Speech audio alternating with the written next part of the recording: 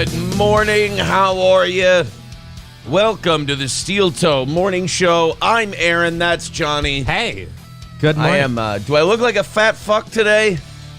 I mean, don't say no more than usual. no. Actually, I was gonna say I'm the wrong person to ask. That's like, it's like asking your fat friend, "Do these jeans make me look fat?" I mean, I don't know. I'm the one who needs double wide doors. So I'm a fat fuck today. What can I tell you? April and I went to Dave and Buster's because we're cool and middle-aged with some friends on Saturday, and then yesterday I attempted to eat my pain away. Even went to the gym, didn't matter. Between yesterday morning and this morning, I'm happy to report 4 pounds gained. wow. It is, dude. The older, I mean, it's a common refrain, but everyone's got to learn at their own pace.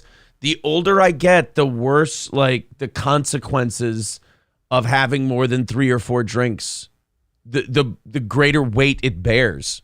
Literally and figuratively, both. It just bears a cost that is becoming too psychologically damaging to continue with. So, like, are you going to go 4 out? pounds in a 24-hour period. I want to picture you going out with your friends next time. Like, Aaron, you want to have a drink? No, it'll go straight to my hips. That's where I'm at, though. Oh, Jesus. I could say that, and it wouldn't be false. It would be accurate. By the way, let's start the day with Mountain Dew Zero Sugar and then complain about what a gigantic piece of shit we are. At any rate, I did get to play the Ghostbusters arcade game, so it had to be worth something. Was that worth everything you went through? What did it cost? Everything.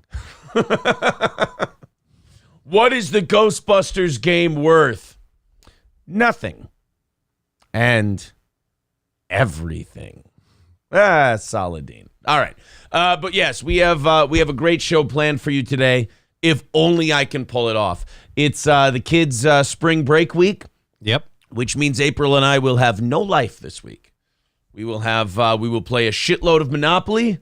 I will throw the football around a little bit, and I will probably have to get my ass kicked in wrestling by a 6-year-old. Like physical wrestling or like a video game wrestling? No, like physical wrestling. Although now, so we have a dog, and the dog doesn't understand that we're just playing around. We're just like goofing around. So he's going in like he's barking and just like going ape shit and circling around us. So while you're like throwing the kid around and the kid's throwing you around, you got to make sure you don't crush a small little 8-pound dog the whole time. It adds an element of interest. It adds a real element of danger for the dog. There's actually a consequence if we botch any of our spots. But anyway, welcome to the program. It is a Monday. Hopefully, even though it's a Monday, we don't give you a sluggish, shitty show. Let's go to you guys, see what you've got for us today, and then we've got a lot of things to talk about, including your favorite guy. We got your favorite guy going to more trans rallies. Oh, I thought you were going to say DSP, the other one. No, your favorite guy. Your buddy. Well, I mean, I don't know if he's my buddy. Alex Stein. I don't know if we're friends. I'm worried about it. So I've made that mistake before, being friendly with a guy like we're just buddies, and turns out he wants to put it in your butt. Like you have a theory that Alex Stein is a homosexual. It is a theory that I do not subscribe to, and I think you're going down that road. I think you're trying to pick a fight. Why would I pick a fight with Alex Stein? He'd beat the shit out of me. I don't win fights. All right, I'm a small show. I have no legs that work. Then you have nothing to lose. Exactly. What's he gonna do? Break your legs? Yeah, I know. That's the worst part. Would you even know? Like, what's worst case scenario for me? I win. Old Ivar the Boneless over here. Like, what's the consequence for him? Yeah. Let's go into talking to you guys. Ron starting things off today, saying 3 or 4 chins. See, like, how is that helpful? How does that help me? Bill Loney, renewing his membership for 4 months, says, oh boy, I knew I'd get this question today, only I didn't think I'd get it right off the bat. I have not heard anything about this. I've only read like a tweet or two, so I don't know what the deal is. Thoughts on stuttering John return? Thank you. That was my response too. I was just putting your head down and going, who gives a shit? I thought he was done. Either way, I'm pretty sure we're done with. Yeah, like, is there something new, guys? It's the DSP thing again. It was, you know what it was? It was a fun algorithm. It was a fun hashtag for like a couple of months. It was a decent time. We rode the rapids. Let's get off before the waterfall. It's time to let him go. Like even in a way, I feel like the people who now follow Stuttering John have kind of become a parody of that world, because the guy's been gone since November. At some point, you got to let the guy go. But last night on Simpcast, Chrissy Mayer's show, which April will be on this coming Sunday. Exciting. 8 p.m. Central Time. On Simpcast last night, I guess Chrissy announced, I go to bed. I have to sleep. I have this show to do. She announced last night that Stuttering John will be on her show, her YouTube show, her podcast show, not Simpcast, but will be on tomorrow, I believe. So the whole that world is buzzing, and Stuttering John's back. I like Chrissy. I feel like I'm being set up for something. I can't believe that he would agree to do that. Well, I mean, it's only a win for him. It's a much larger audience if he goes on her show. I get that. I understand. But like, she's the one that started all this. She didn't mean to. It was inadvertent, but like, he threw a hissy fit on her show when she said that he dabbled in stand-up comedy. And that started this whole thing. And now she's saying she's going to have him on his show. I guess I'll go to the I'll believe it when I see it mode of thinking. We'll see.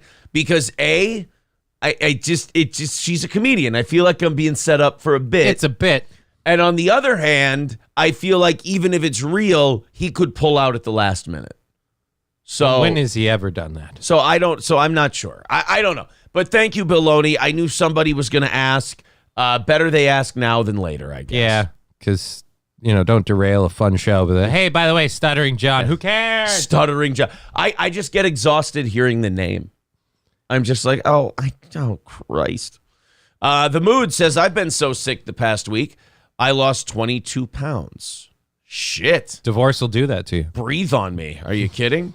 The Moods, Veldrain says, good news, Aaron. April isn't middle-aged. Just you. Oh, thank you. That helps immensely. Like he doesn't know that. I appreciate. As soon as that warranty ends, it's new model time. I appreciate you reminding me of this.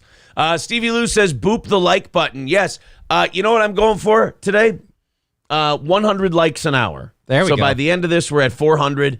Everybody hit the like button. And yes, let me know when we get to 100 for the hour. Last statue says, always happy to see Johnny. There you go. Daniel Joseph says, it all goes straight to your tits. Doesn't it, though? Doesn't it? Chrissy is bringing Stuttering John. But yeah, see, now everybody's, stutter. Oh, man. I guess it better be real. Otherwise, you're going to deal with, you're going to have to hear for the next 2 days about Stuttering John. And then it doesn't happen. You're like, what the fuck? The Stuttering John people get so mad when you attempt anything that isn't literal. You know what would be hilarious? If you do anything like kind of metaphorical, or if you do anything that's kind of a wacky bit or a misdirection, there's an autism in them that triggers them and upsets them. They get really mad when you don't do everything literal. Well, according to Abraham Lincoln, the internet never lies. So it's true. Honest Abe did say that. And his name, Honest, is right in the name. Thank you to Red Fox Mad for starting us off today. $9.99 says, good morning, everyone. Cheers to a wonderful day. 325. 325 is the number today. But one last thing on the Chrissy thing. Yeah. What if she pulls a diff and he's just in a black She brings face? on like a potato. Well, no. Like she does what not corn diff, but the potato one. Is it?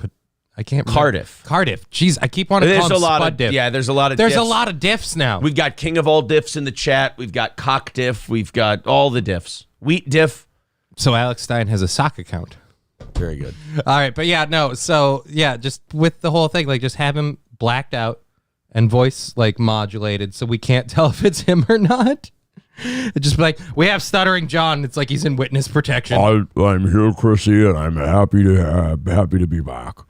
Somebody says, funny, you think it won't be brought up again in this show. Somebody, can I just have some hope? Just give me a little bit of hope until I'm proven wrong. How's that? And we can all enjoy watching his soul crush when he is. Yes. Skeezy says, the way you feel about Stuttering John is the way I feel about all the YouTuber drama crap. Well, there you go. So we're going to, I guess, look, man, if it's real, I'll check it out, but I just don't see myself caring a whole bunch. I don't think there's any there. Yeah, I mean, good luck. It'll do great. Like, I'm sure statistically it'll go very well, but I'm just kind of done with John. It's one of those things where you go, yeah, we've been over this road before. Oh, he's a buffoon. Oh, he's an idiot who's going to open his mouth and put his foot in it. Oh, look, he's dumb. It's like, oh yeah, that's the same guy. Oh, look, he's a liberal. Oh, look, he doesn't like Trump. Oh, look, he's a slob. I will commend Chrissy for this. It's very ballsy to bring him back on, knowing that like she's going to have to put up with that smoke show. She's going to have to be on screen next to Stuttering John and hope that she can keep the sex appeal on her side of the aisle. Exactly. He's a very attractive man. The last statute says counter-programming. You have on Jimmy Hoffa. That's right. We have Jimmy Hoffa joining our show on Tuesday. It should be really good. He'll be joining us live from the end zone of Giant Stadium, I believe is where he'll be joining us from. We have a seance that's been performed, and we're going to have Jimmy Hoffa on our program. All right, 325 away from today's goal. There's the Streamlabs. There's the PayPal. If you'd like to contribute to our program, we do appreciate it. We run on listener contributions, and that's the number for today. Of course, it gets eaten into a little bit. We start out a little bit ahead each day. Let's knock it down by 100 likes an hour, $100 an hour. Let's see if we can knock it. Well, then in that case, we'd be done by 9. Yeah. So thank you guys very much. So then we can quit early. No, if we do knock that out, an extra 30 minutes for today's show. That's kind of our thank you for your beyond generosity. Derek Chauvinist says Simpcast is the view for millennial thoughts. I tell you what. I feel like it's in the name. If you don't like it, don't watch it. April has a great time every time she goes on there, and I hope you guys will check April out on Simpcast Sunday at 8:00. You know that if there's no other lesson I try to teach people on this show, it's don't be like everyone else. If you don't like something, just go do something else. If you don't put yourself through misery. Don't put yourself through torture. Find some happiness. Find something good. The Bad Luck Boys, Louie and Clarence, Mersh's cats. God damn it, who taught them how to use a mouse and a keyboard? It's because cats are the superior pet. They're smart. Says, we already did, Camel Toe. You're finished. Oh, well, there you go. Dude, you don't want to... There you go, I'm finished. You don't want to fuck with cats, man. It's glaring how bad they are. I'm destroyed. I'm owned. I'm eviscerated, I believe. Put them all together. You're about to get cat scratch fever? That's what happens when you fuck with the Bad Luck Boys.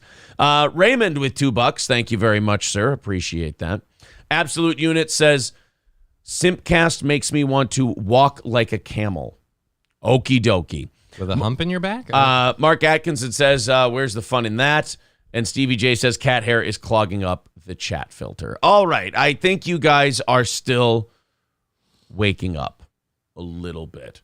The Trump thing didn't go the way that maybe the DA or the Attorney General or whoever it is. What's the guy, Alvin Bragg? Whatever he is. I don't. That's the District Attorney? Yeah, the District Attorney. He's the Attorney General for the state.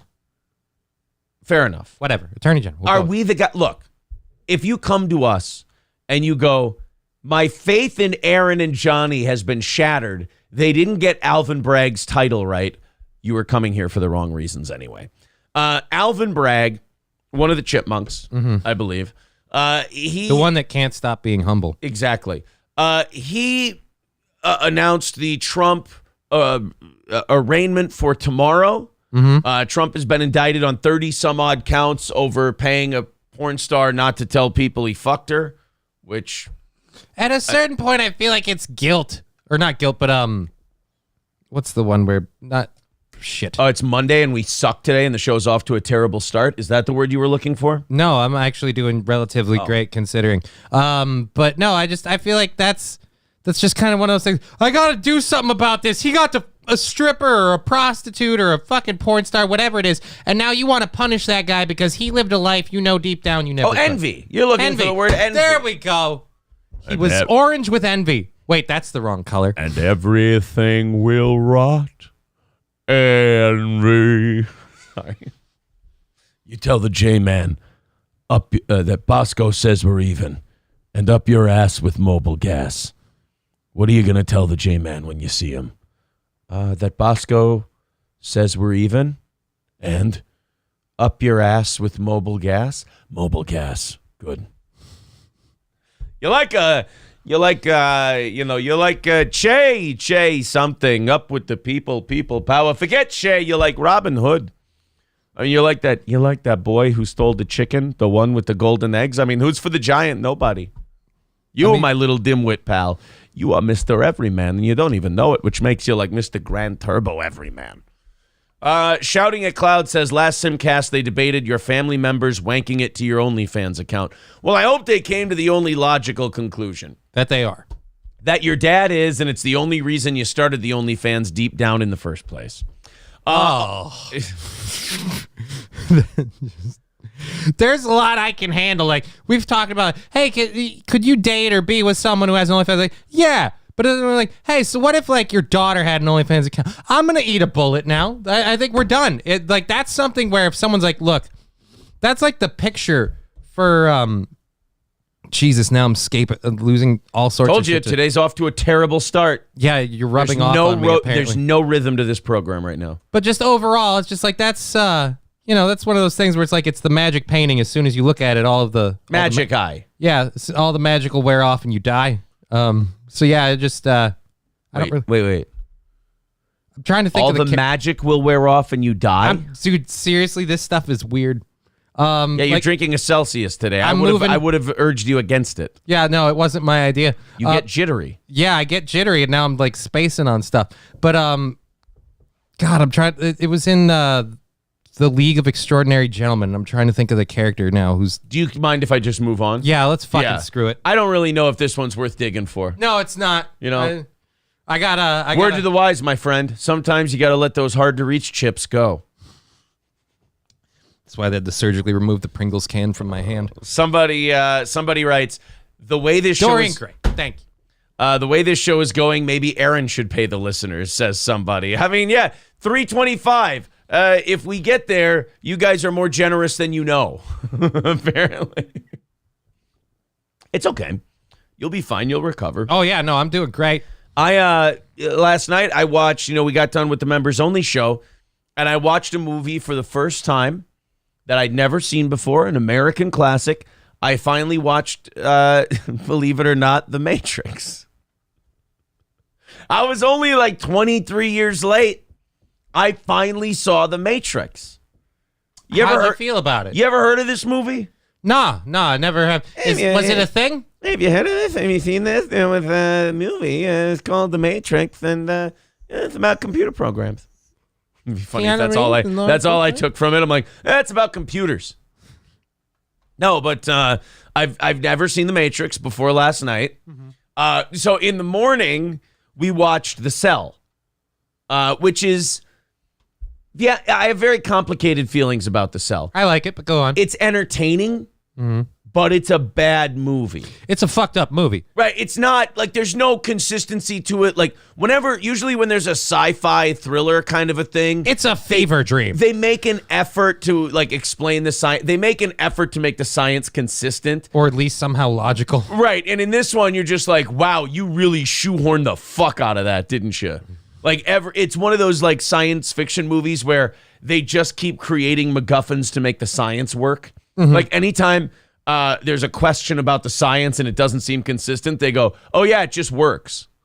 Like, that's The Cell. And the character that does it is named Anthony Fauci. You have to understand, she's in the dreams, and the dreams will go away.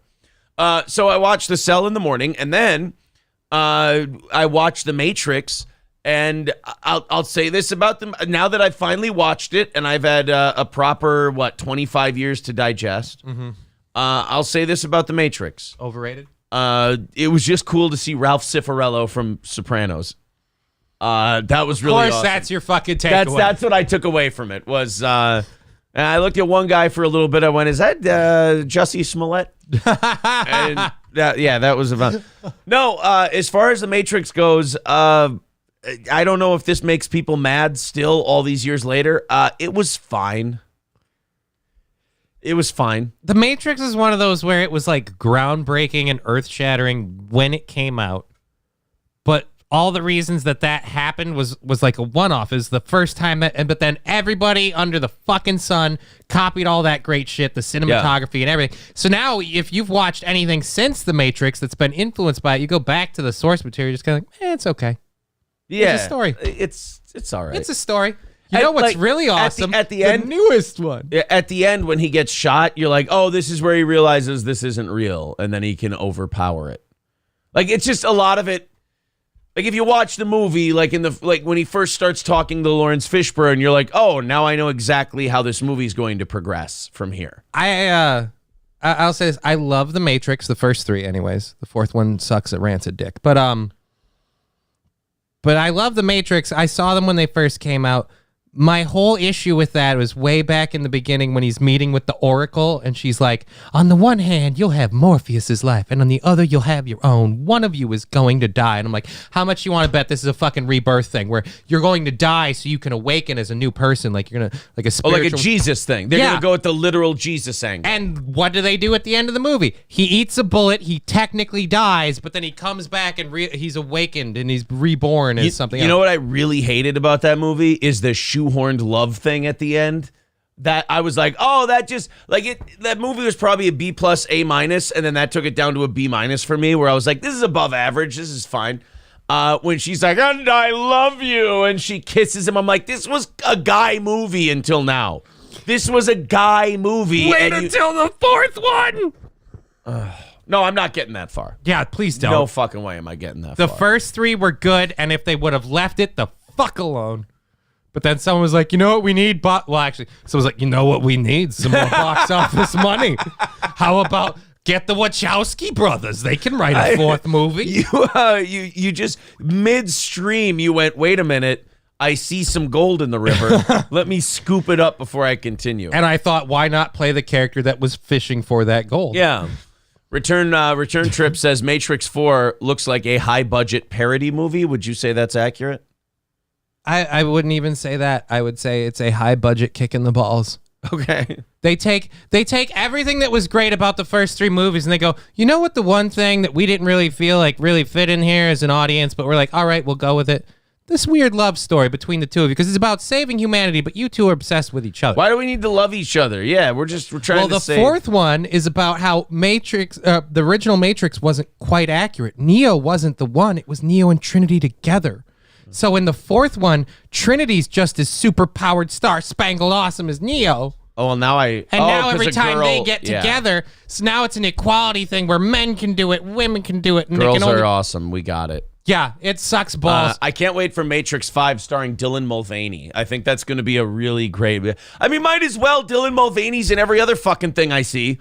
Everywhere I turn. I'm the one on the show who goes, no need to bring up Dylan Mulvaney. People get mad. Like, Dylan Mulvaney is the one thing in society right now that nobody wants to, nobody wants to even have, like, a joke about Dylan Mulvaney. Mm-hmm. Everyone just hates Dylan Mulvaney. Like, you bring it up and people are like, no sense of humor at all here. I just hate this thing. Why is this a thing? I think because all of us are... The old, like, that's the lack of self-awareness thing, or either the act of lack of self-awareness. Like, we're all like, dude, that's a caricature. That's not a real person. Right. That's not how women behave. You're just being a flamboyant guy in a dress. Like, it's just...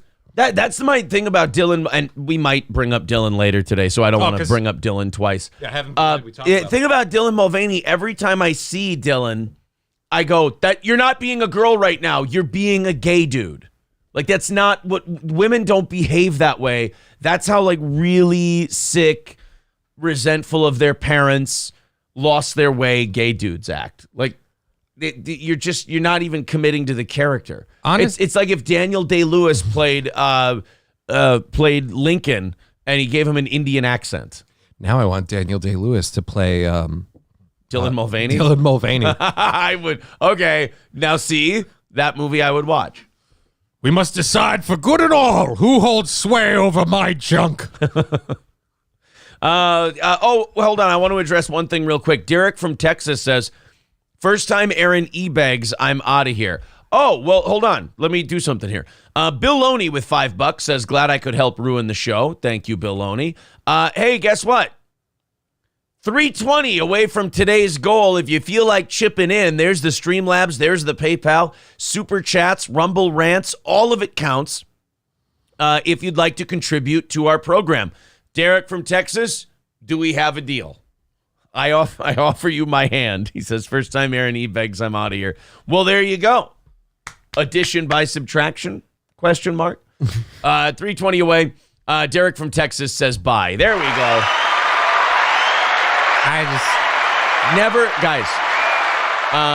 Never put me to a position where where someone says, if you do this, I'm going to alienate myself from you. It's too shiny. I can't say no, and I can't resist. So, thank you. It's just like Derek from Texas. Just being an annoying person sitting in a catapult going, you better not touch that lever. And I'm like, oh, I'm gonna. Roachbait says, way to beg for a beg segment. Yeah. Exactly. That was multifaceted. 320 away from knocking it out today. If you want to get us under 300 by the top of the hour. Joel with $10. Thank you very much to Joel over on PayPal. Appreciate that, buddy. 310 away from knocking it out today. All right, let's talk about the Trump thing. As I said before, you're staring at that can of Celsius. You're already fucked up. No, I'm reading the ingredients just because I realized I put a whole bunch of stuff into this crazy wackadoo experiment that is my body, and I figured I might as well know what's going on.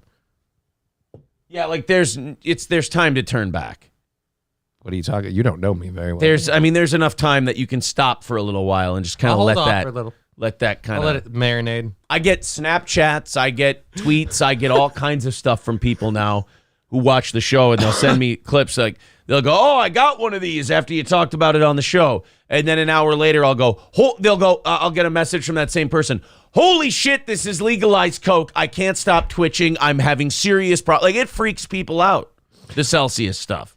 It's not freaking me out at all. I have other stuff that I use that's actually a little bit better than this because it's not quite as high and a little more mellow. You should try it, but you probably won't. The CBD stuff, you wouldn't. Oh, see, yeah, I don't get into. It's got CBD. caffeine mixed in with it. It's like you put a dab on your tongue. Anyways, let's moving on. I don't know. I think it's all right. It's just interesting. Like I said, I decided halfway in I should maybe look at what I'm putting in there. If you don't eat before you have one of those, you're dead. Don't tell that to somebody with masochistic dreams. You're dead. That's all. Mr. St. Caesar says, thoughts on WWE being sold to the parent company of UFC. Not official yet, but we'll get to it later. I promise. The Power Slap League's got a new home. The last statute says, next time Johnny poops, I'm gone. Aaron, if you don't scream the N-word, I'm leaving forever. If Aaron doesn't make out with Johnny, I'm out. Watch chat demand no nudes of April or they leave. First time Aaron kisses Johnny on the lips. Now everybody's trying to get Stevie J. The next time Aaron gives me homoerotic thoughts, I'm out of here. So he's gone already. King of all diffs. Next time Aaron's boobies give me a cubby. I think he means chubby. I'm out of here. There we go. All right, we're all caught up with the threats now. Sir K says, I get no notice of your show. Shadow ban. Yeah, we're dealing with some issues ever since our suspension. Our shit just doesn't show up for the subscribers anymore. It does for some people. I'm not saying it doesn't for anybody. But we don't show up in the algorithm as much. There's just some weird things going on in terms of the reach that our channel had before our strike and after our strike. I also heard from somebody that once you get around 10,000 subs, they start paying more attention. They start to pay a little attention to you. So that might just be part of the growing pains of having a YouTube channel. But thank you, Sir K, for letting us know. When you hit subscribe, just make sure you hit the notifications bell, turn on all notifications, and I guess, try to rectify that as best as you can. Nobody asked, but I got all the rumble, You got all the notifications? I got all the notifications. Well, that's good. Which is good. I wouldn't know where I'm supposed to be without them. Right, exactly. If Johnny doesn't get the notifications, he doesn't even show up. It's strange. All right, so the Trump indictment. Alvin Bragg indicts Trump last week, and then we stopped talking about the Biden family getting money from China. Almost like it was a smokescreen. Yeah, we stopped hearing about the Nashville shooter. We don't hear about all the trans people that were storming state capitals over the weekend, having their own insurrections. We don't hear about any of that stuff anymore. Now all we hear about, Trump campaign, is it derailed? Trump's been indicted. He's got to appear for arraignment on Tuesday. Are we getting Trump in? Like it just like everything else Trump, it's a vacuum that sucks in all the oxygen. Is he going to pay for all this free publicity? Is he going to thank the Democratic Party for getting him reelected? Right. I mean, it's incredible. I don't know what the end game is here, because I hope their end game wasn't destroying Trump, because if so, they are so tone deaf that it's going to be one of the greatest all-time political backfires in history, because there are people like myself, voted for him the first time. I voted Libertarian the second time. I was just I think I had Trump fatigue last time around. Most people did. Yeah. And there are now people like me who were probably leaning towards like a DeSantis. I'm a Rand Paul guy. Like, that's my dude. But I'm also is realistic. He even running? Yeah, right. Like, I'm also realistic. Even if he does run, I'll support. He's not going to win. It'll be like 2016. I'll support him until he drops out, and then I'll go, all right, well, we'll just pick best of what's left. Like a Rand Paul or DeSantis guy. But now you indict him, and it makes me want to go, you know what? It kind of brings you back to 2016, where you're like, well, how about a fuck you vote? Because that's what my vote for Trump was in 2016. It was just a rock through a window. It was, fuck it, let's see what happens. This is what happened when I voted for the governor. It was like, yeah, screw it. Let's see what happens when Jesse steps in and rewrites all the wrongs. You're like, I'm tired of all these guys anyway. They're all full of shit. Let's just, you know what? Let's elect a guy who may be insane, but at least he says exactly what he thinks. Like, he's too stupid to lie to me. Let's go with that guy. Give it a shot. Jesse Ventura, 1998. Trump, 2016. It was like, you know what? Fuck it. Let's see what happens. And then election night, we all did the same thing. We went, holy fuck, what did we do? Like, we just saw him win, and we were like, "This. I was doing a thing. You guys, you did it? You crazy bastards." Well, with Jesse, it was like, all right, so now this experiment has a new stage. Right. With Trump, it was a lot weirder, because for all of us that like did it as a goof, we're like, oh, wow, this could have some serious ramifications. Because it's like with Jesse, it was one state.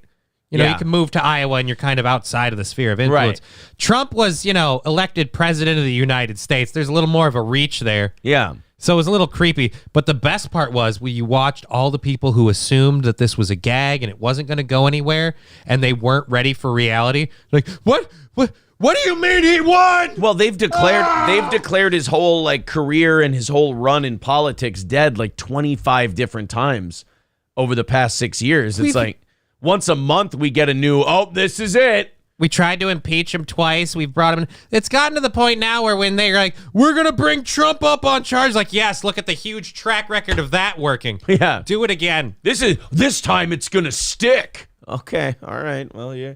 I think, yeah. Only if he nuts first. Excuse me. He just did. I had an orgasm in my nose. My apologies. So anyway, we have Trump getting indicted. We then have $4 million in campaign contributions in 24 hours after his indictment. So it turns out they loaded up his campaign with a shitload of cash because they indicted him. His indictment may turn out to be a blessing for his reelection chances. What? I can't believe nobody fucking called that. I can't believe that would be the case. That has to be that fake news I keep hearing about. $4 million in 24 hours after the indictment by a Manhattan grand jury. Team Trump says the average donation was just $38 and that a quarter of contributions came from new donors who had never given to his campaign before. Trump being indicted by the district attorney in Manhattan has helped him quite a bit among Republican primary voters. Yeah, because you know what Republican primary voters love is Manhattan district attorneys. Oh, Those they are love They love government overreach. You know, they love seeing the FBI raid a former president's house. They love seeing all this. So when this new stuff happened, like, I'm on board. They view the case as politically motivated. Crazy. And it reanimates feelings that Trump is still fighting forces they see as corrupt and out of control. Ray Epps, you say? Yes. Ray Epps is here. Oh, look at that. The cutie copers are out today. Scrimpin' ain't easy with 199. Says Citizen M was spotted in Las Vegas with Melty Boy.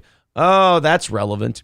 D. Gulag says, my relatives in Florida are super excited to vote for Trump a third time. Yeah, Derek Chauvinist says it best. The walls are closing in. Every time. Every time they think that here it is. This is the one. This is where he's finished. This is the one that finally brings him down. The only way you bring down a Donald Trump is you stop talking about Donald Trump.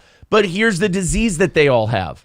They can't. They can't help themselves. They have to keep talking about him. But they like that little bit of rub they all get for talking about him. They like the eyes and the clicks. It's like, we don't want to do this. We don't want to help him. But otherwise, no one will pay attention to us. Donald Trump! It's like the Ted Koppel thing that he told Brian Stelter. It's the same exact thing where he's like, you guys can't stop talking about him. You need him. In order to get rid of him, you have to not talk about him. But if you don't talk about him, your ratings go in the shitter. If you talk about him, your ratings go up. So you have to keep talking about the guy. But every time you guys talk about him, you remind people, because like when you don't talk about him, they go, people go, oh, he's annoying, he's loud and boisterous, and I'm kind of getting tired of this guy. But then the media talks about him, and you go, oh, I remember I liked him as a counterweight to your bullshit. Yeah. So you open your mouth about him, we all realize why we'd be willing to put up with him for another 4 years. You shut the fuck up about him, we're like, oh, God, this guy is so overbearing. Yeah, he gets annoying when he's the one doing all his work. When you guys are promoting what he says and what he does for him, he's not annoying. We're like, won't you leave him alone? Yeah. Cheetos from Stony says, it's like watching the Roadrunner and the Coyote. They just keep going, this is where we're going to get him. It's actually kind of like watching the Coyote and the Coyote. They keep relying on the Acme mail delivery system to give them that piece of the puzzle. It never works. Sinner87 says, Aaron looking like Alton Brown and Johnny Depp had a gay love child. That is biologically impossible, sir. Derek Chauvinist says, this indictment is also a fundraising topic for the Dems. A Trump mugshot is a great motivator for them, too. They will call openly for his execution next. Jesus. I don't believe so. Oh, no, I bet you like some of them will. Like the fringe ones. Not like, I'm not saying, one of the main news guys is going to go up there and go, coming up next, should we execute President Trump? Like, I don't think that's going to happen. But you'll see operatives and like MSNBC contributors tweeting shit Keith like Olbermann. Oh God, Keith Olbermann. If he calls for execution, you'll say, "Oh, Keith Olbermann calls for execution again." I wonder how he feels about what's going on in Tennessee. See, that's the big thing with the Tennessee stuff too for me, because one of the largest, whether you like it or not, one of the largest like boons they had in the anti-Trump like bouquet was, oh, the January 6th, and he blah blah blah fucking screwed with democracy. But anyone that looks and goes, hey, well, with everything happening in Tennessee, a whole bunch of people kind of pulled a January 6th-like event. We're not even talking about it, let alone calling it a great attack on democracy and the day the insurrection almost destroyed the country. So yeah, I feel like anyone that views January 6th and Donald Trump's control as dangerous there, I'm like, well, it doesn't matter. There's other stuff happening the same way. So it just, again, nothing Trump's done is something that doesn't happen without him. Tomorrow will be interesting. It'll be fascinating to see what happens tomorrow when he has to show up for the arraignment and everything else. I'm going to be sitting there with my popcorn to watch him get popped in the butt when they put him in jail. Yeah, they're going to put a camera in his cell. We're going to see him get butt sex. Sean Rath says, my super chat didn't show up. What the fuck? If you put any kind of cursing or any kind of like, I've tried to send super chats to people before, and I'll like have the word hell in there, and it'll reject it. So Sean Raz, you just got to clean up the language. No cursing whatsoever in super chats. I've found this out That explains a lot. historically. Yeah, so he says they charged me. Oh, well, what the fuck, buddy? Fuck, buddy. I don't know. It didn't. You're right. It didn't show up.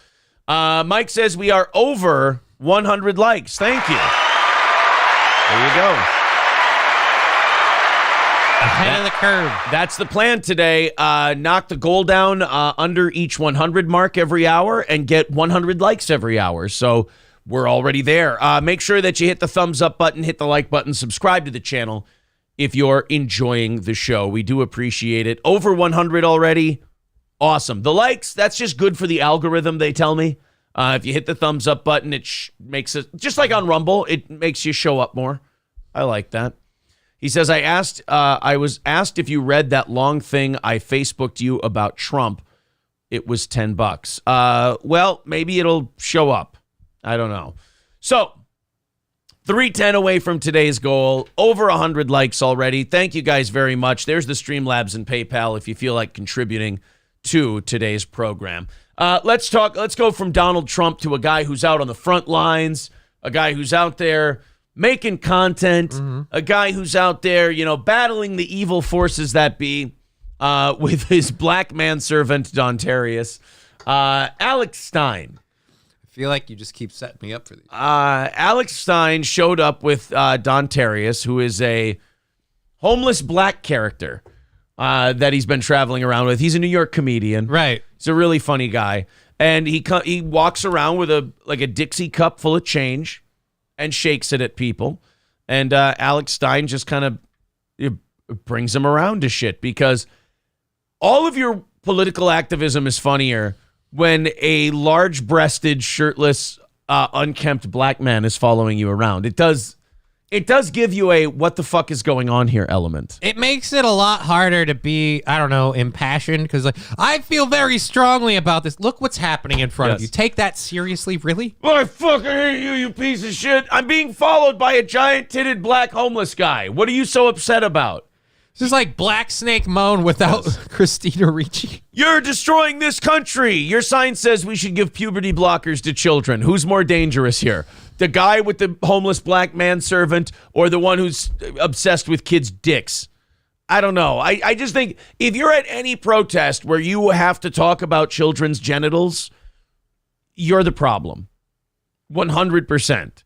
If you have to talk about, if your protest depends on your position being, we talk about the genitals of kids more than we already do, I think you're probably part of the decay of Western civilization, not the guy with the titties black manservant behind him. I kind of clued in before. As soon as we start bringing children and sex together, that's where I'm like, and I'm out. Right, exactly. Put it this way. If you weren't fucking around with the children stuff, Alex Stein would be yelling at Dave Portnoy right now. Okay, that tells me... And it would be just as funny. It would be just as funny. You guys... just as homoerotic. You think that's gay too? So everything's gay? Well, Alex was involved. How much of this is projection, I'm starting to wonder. Yeah, some of it is jealousy, Yeah. He's never looked my way. I don't think you're into the anime girl. I think you're into the octopus, if I may. Who doesn't like an extra hand? So... Alex Stein goes to this is a bigger protest in New York City, because the trans community felt after the trans shooter at that Tennessee Christian school, they thought, you know what we should do now in the days after this shooting? Double down and get louder. That's the PR move of the century. Thank you very much to Sean Raz. There it showed up. He says, did you read that long thing I Facebooked you about Trump? I don't go on my Facebook very often, so I did not, but I promise you I will read it today. How's that sound? Thank you, buddy. Appreciate it. 305 away from knocking it out today. We want to get under 300 by 7. We're looking good to do that. There's Streamlabs and PayPal links in the chat.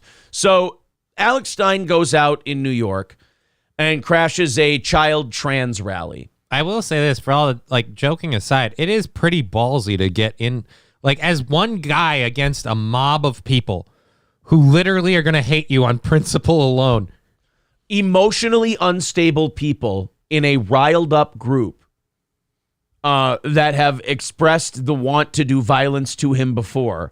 and you go stand in the middle of it and call them all groomers and shit like that. I mean, that's and in a situation where no security can get to you in time. Like if these people decide to rip Alex Stein apart, well, they're gonna have to get through Don Tarius first. First of all, that's a man who's trained, who's ready. First of all, I think even Don Tarius has probably been at some of these rallies with Alex, and he's gone, dude, let's get the fuck out of here. Like this is getting a little wild. Like, see where Alex, the screenshot here where Alex is in the middle of the angry mob. I don't see Don Tarius. Yeah, no, I feel like Don Tarius is like, dude, I don't know if you're aware of this, but white people are fucking crazy, dude. Don't go in there. This is not gonna work out.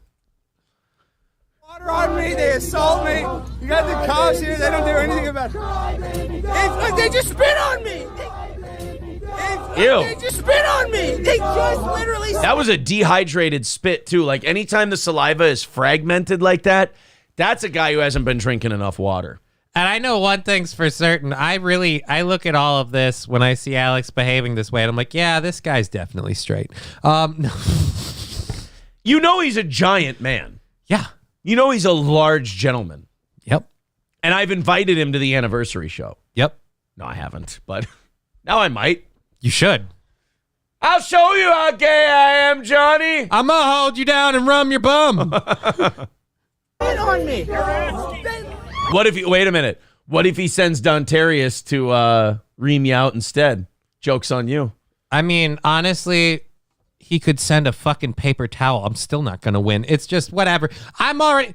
See, I'm like, again, Don Tarius looks like he's doing this as a bit, but he's also like, you know what? I don't want to die for this. There is a modicum of concern on Don Tarius' face, whereas Alex is like, once more into the breach, ye men, ye merry band of brothers.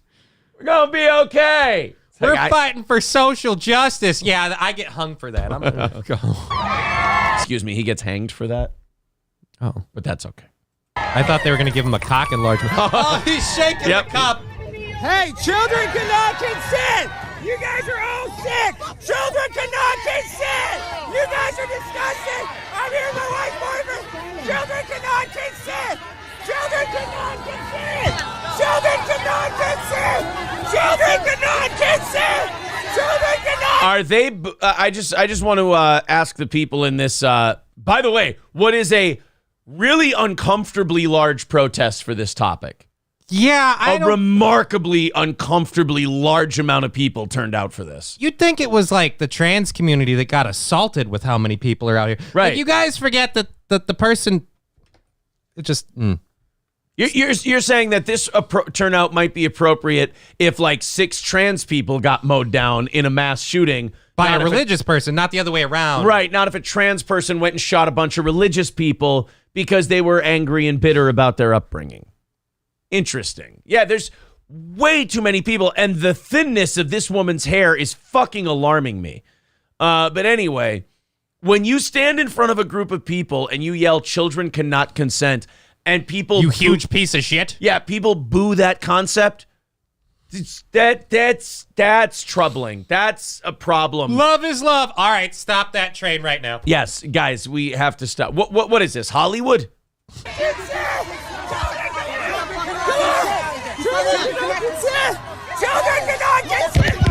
Holy Jesus. Right. Look, I can't even make jokes about this. Look at this. It is like when they come after him, you do see how large of a man he is, though. Like 10 of them to crush him. There's like 6 of them around, and he looks like Gulliver. He just looks like a giant man, and all these people are like, yeah, we're going to get you. Rope him down. Oh, shit. Yeah. Wait, is Don Tarius still shaking the cup? Oh, Jesus, his ass crack is out. I'd be worried if I were Don Tarius about getting Gaddafi. What are you going to do? What are you going to do? Oh, they're throwing coffee and shit on him? More coffee on me! More coffee! More coffee! Get out! Get the fuck out of here, you piece of shit. Again, okay. They're assaulting him. I'm trying to make jokes about this with the whole whatever. But again, get out of here, you piece of shit. Yes, because it's really a huge problem we've had lately with the straight people attacking the trans people or the trans supporters. Like, we haven't had this huge problem where the trans community has kind of, I don't know, assaulted or murdered people. Yeah. And just like the message, children cannot consent. Get out of here. There's only two groups of people who react this way. The trans pride rally people and NAMBLA. Those are the only two. Like, even the Catholic Church. You know, just good groups of folk. Yeah. Even the Catholic Church plays along. You're like, children cannot consent. And they're like, right, yeah, exactly. Fuck yeah, we're with you, brother. And then behind closed doors, they go, but I just can't control myself. You know, at least like groups like the Catholic Church wouldn't punch Alex Stein in the face for saying children cannot consent. There's a part of the Catholic Church that goes, look, we know we're the issue here. We're just trying to hide it from the rest of you. Children cannot consent. It's totally true, and that's honestly what makes it hot.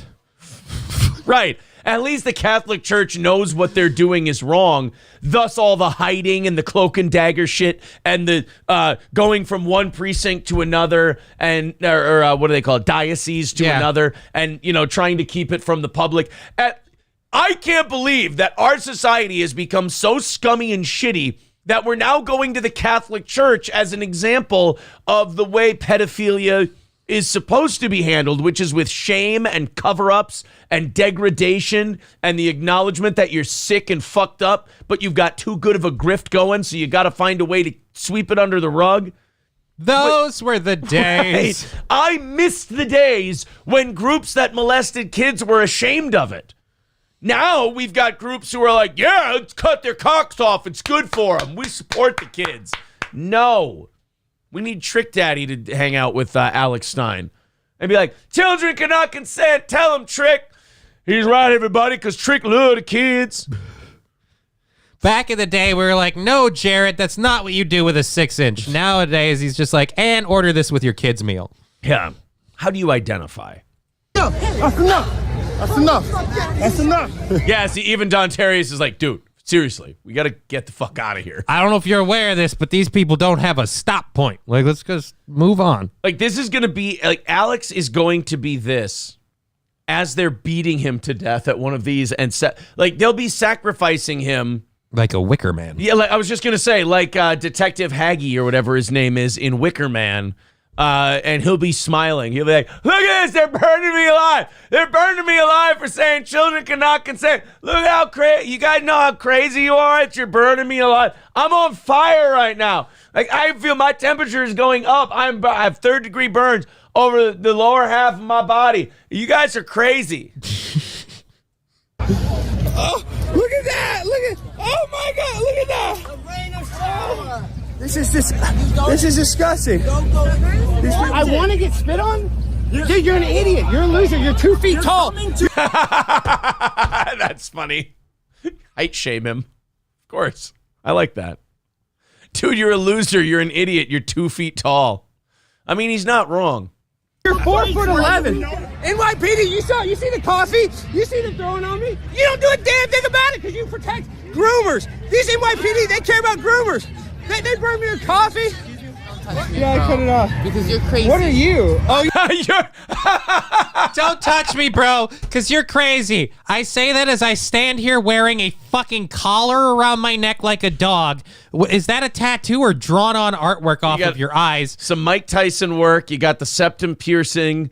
You're dressed like, remember what Average Joe's Gym had to wear in the first round of the dodgeball tournament in Las Vegas? She's wearing that hat. I'm guessing you're daddy. You must be daddy. And then she's saying that Alex Stein is crazy. By the way, this woman in the background here, totally not the look of a medicated, brainwashed person. I just want to point that out. yeah, you don't have a gender. You don't have a gender? First off, you're a fucking narc. I'm a narc. Look at this. Fucking move, bro. Fucking move. Oh, the Quit trannies. getting in his way. Oh, look, the trannies are mad. Fuck you, and anybody that works for you. Wow, I did not see that coming from this New Yorker. Yeah, Wow, we're really losing the battle, aren't we? Fuck you and anyone that works for you. I'm just part of the trans movement that's, totally peaceful. And I'm tired of all this needless hate that we get. It's not like we're going out and mowing people down or assaulting anyone who doesn't agree with us. We just want to groom your children. Come on. I can't believe that people would say that the trans community may be home to some people who maybe have less than legal beliefs in the role of children in society. And then this guy's on their side. I mean, Jesus. Would you give me your laptop voluntarily, sir? That's all I'm asking. Why is that? But I Because you're scared of everybody. No, I'm not. You're I'm trying to petrified. No, I'm You're not. scared. Did you see this motherfucker? He doesn't even realize they're going to kill him. He doesn't give a shit. He's scared of everybody. He went into a crowd full of you weirdos with nothing but a black homeless man. Yes. How is that scared? There is no fear in this man. You can say Alex Stein is a lot of things. He is not scared. What? No, you're too dumb because you're on too many hormones. All right. Find this incorrect statement in that. Find me the part of that that's incorrect. Find me the person who's a visual affront to that opinion. Like, literally, the worst part is he says this stuff and you guys play into it. Right. You do the thing that he just said you are. He's Kanye and you're the entertainment industry. They're going to cancel if you say anything bad about him. It's like it's a cabal and it's all set up. Cancel him. Yeah, take away his bank accounts right now. Yo, they run all the banks, yo. Cancel his account. They run all the corporations. Take away his Adidas deal. They run the music industry. Cancel his publishing rights. God damn it. They control the black voice. All right, bankrupt the motherfucker. You're on too many hormones. You're going crazy. You motherfucker. He's turning green. Look at that. You're turning green because you're crazy. I love it. You wouldn't like me when I'm trans. Do you know that Lupron is a self-castration drug? Do you know that? I've heard of the drug. Have you ever heard of Lupron? I have heard the name. So they're giving kids Lupron, which is a castration drug. There's my wife. No, Don Terrius shows up rattling his can. Do you know what Lupron is? It's a self-castration drug. Do you know that? Change. Anybody got Change. And I love that he keeps calling him his wife. He's not married. His wife's boyfend, yeah. You got any change on my boyfriend? I don't have a car. Yeah, come on, so you don't have a card? He didn't want to support. You don't support black people? No, man. Are you racist? Look, he's racist. He's racist. You got any money? Yeah, I'm allowed to protest. What you like to do? You're causing a big scene every time you go in there. You're allowed to go in there. You're allowed to do what you want to do. Just make sure I'm you getting guys hit stay with coffee. I know, but I'm getting hit with coffee. I don't want you to get hurt. I don't want them to get hurt. I don't want you to get hurt. I don't want them to get hurt. I'm trying to I don't want you to get hurt. Hold on a minute. Is this a plainclothes police officer? Is this like a plant guy? I think so. Because he's sitting there, he's like, I don't want you to get hurt. I don't want them to get hurt. He's behaving very much like a police officer. Yeah, I think this is And a notice how plainclothes- all of the cops standing there are just watching him.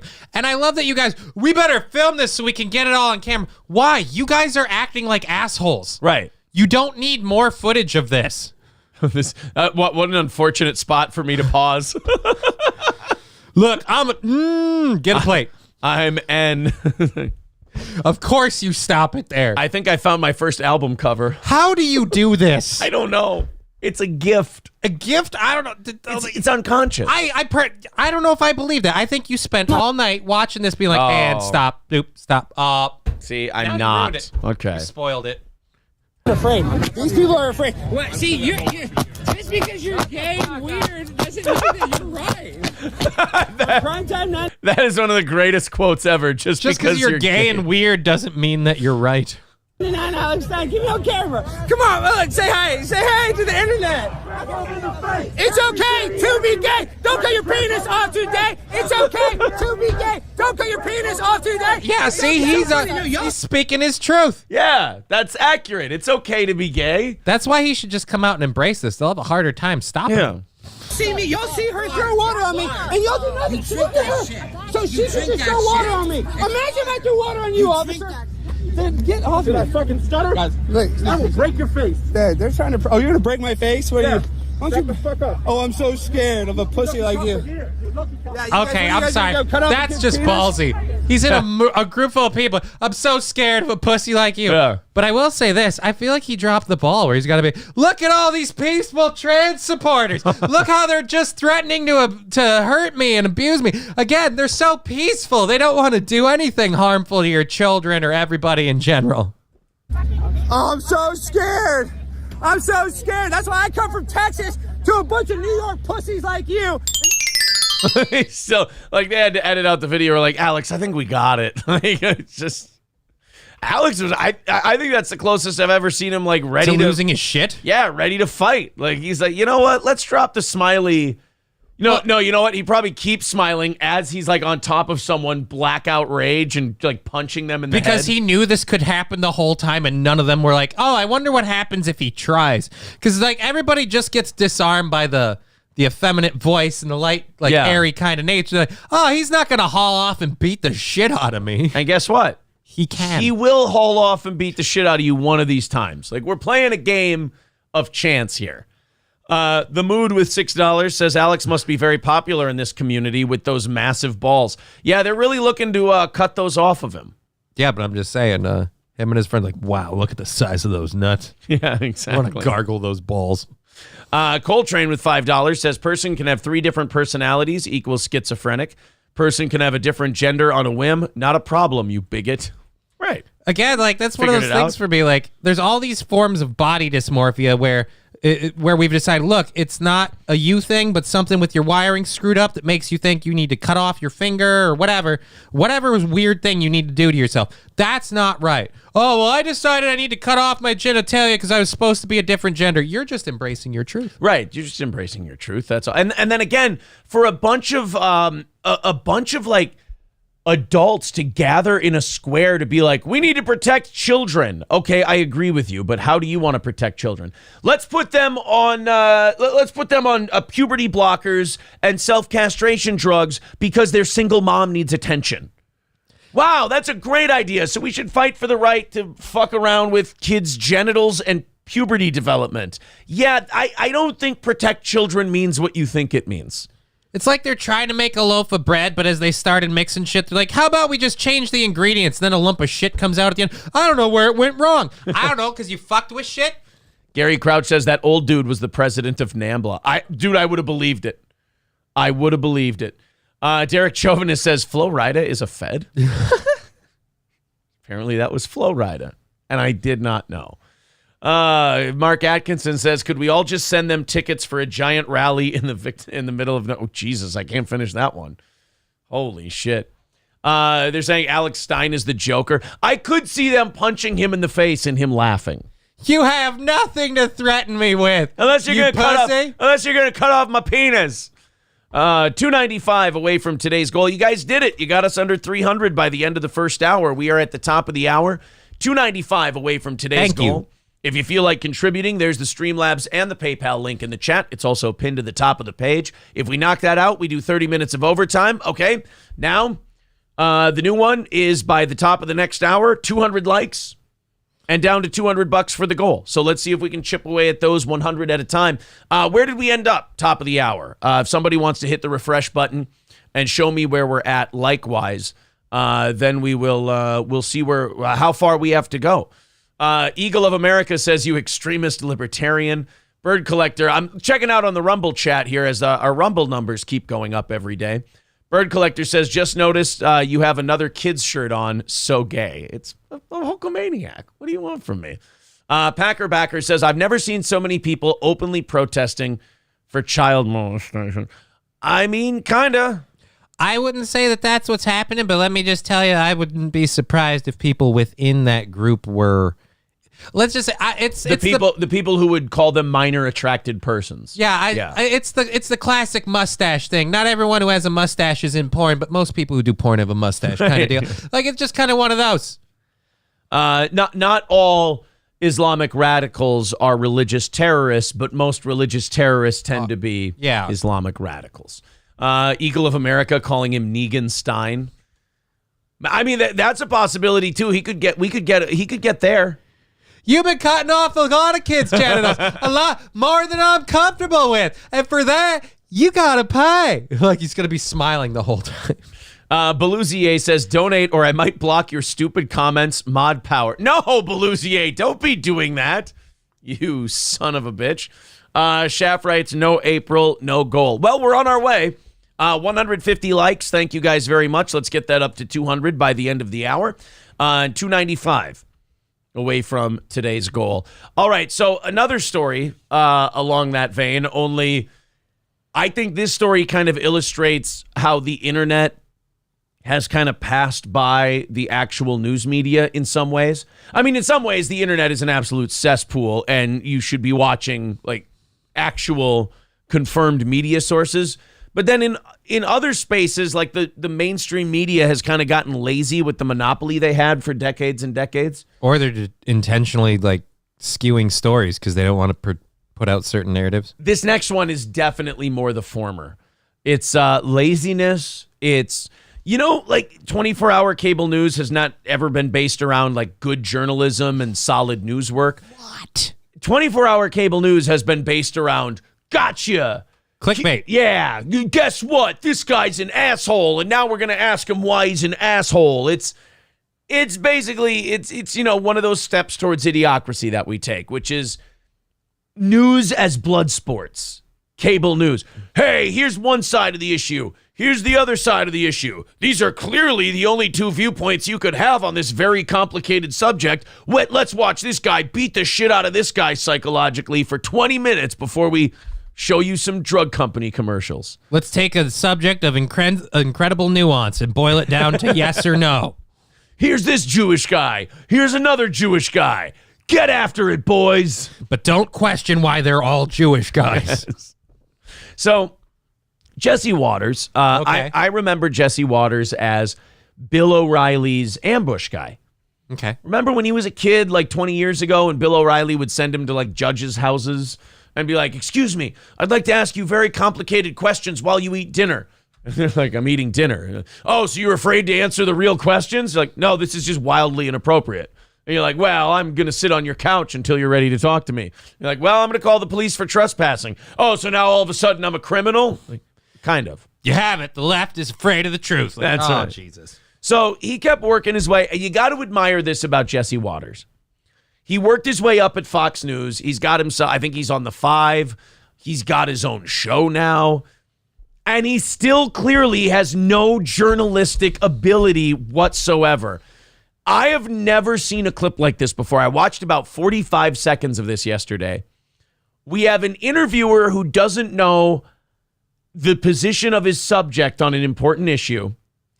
And then a subject of the interview who maybe doesn't know what the issue is. Like, you're watching two guys not know why they're there, and it's remarkable television. I personally enjoyed the amount of time I watched. Jesse Waters is interviewing Senator Lindsey Graham. Okay. About the Restrict Act. Now, it's been called the Patriot Act on steroids.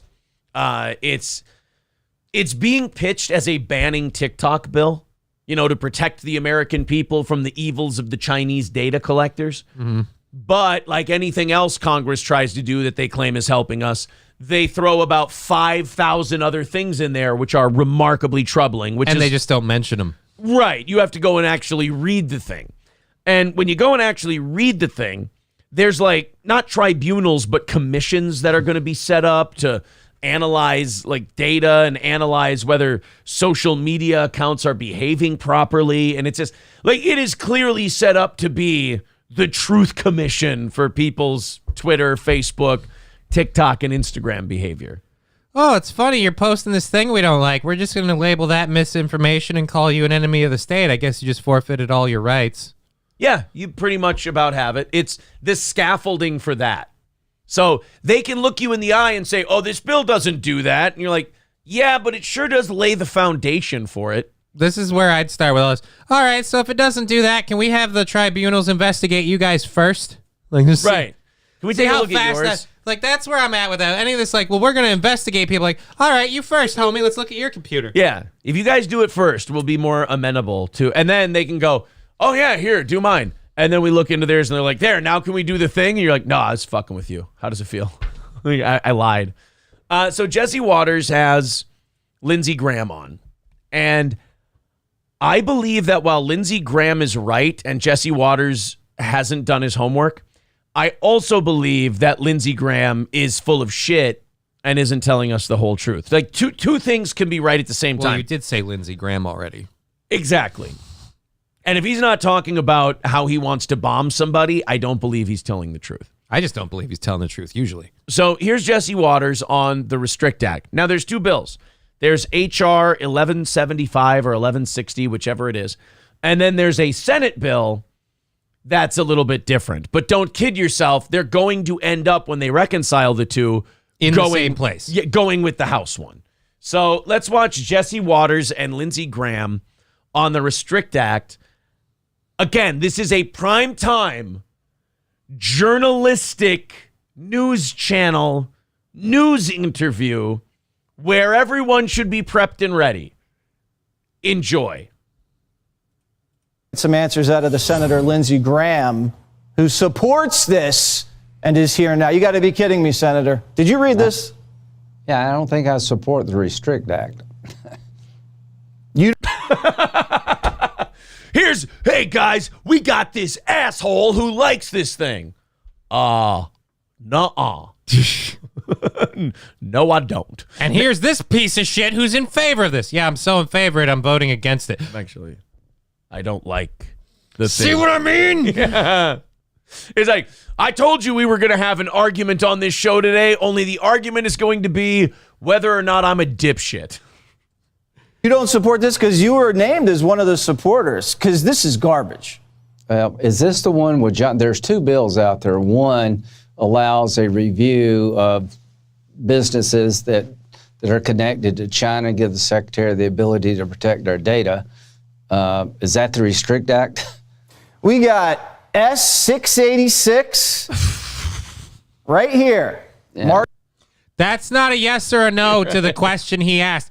And he did ask a very yes or no question. Well, I'll tell you this. It's because he doesn't know, because his producers just gave him this shit. After this show, Jesse Waters went to the back and he went, "Who the fuck left me with my dick in my hand?" And they're like, "Jesse, it's not our fault you didn't read the shit we gave you beforehand." That's not my job. My job is to go on and have a thick head of black hair and then yell at people and call them garbage. You guys are supposed to, like, put shit into my brain that makes me smart. God damn it, you guys. You know he reads what's ever on the teleprompter. Right. Jesse Waters. Go fuck yourself, San Francisco. Jesse Waters is having a Ron Burgundy moment where he's like, "You support this shit, Senator?" He's like, "No, I don't." "Well, that's what my thing says." "Well, your thing is wrong."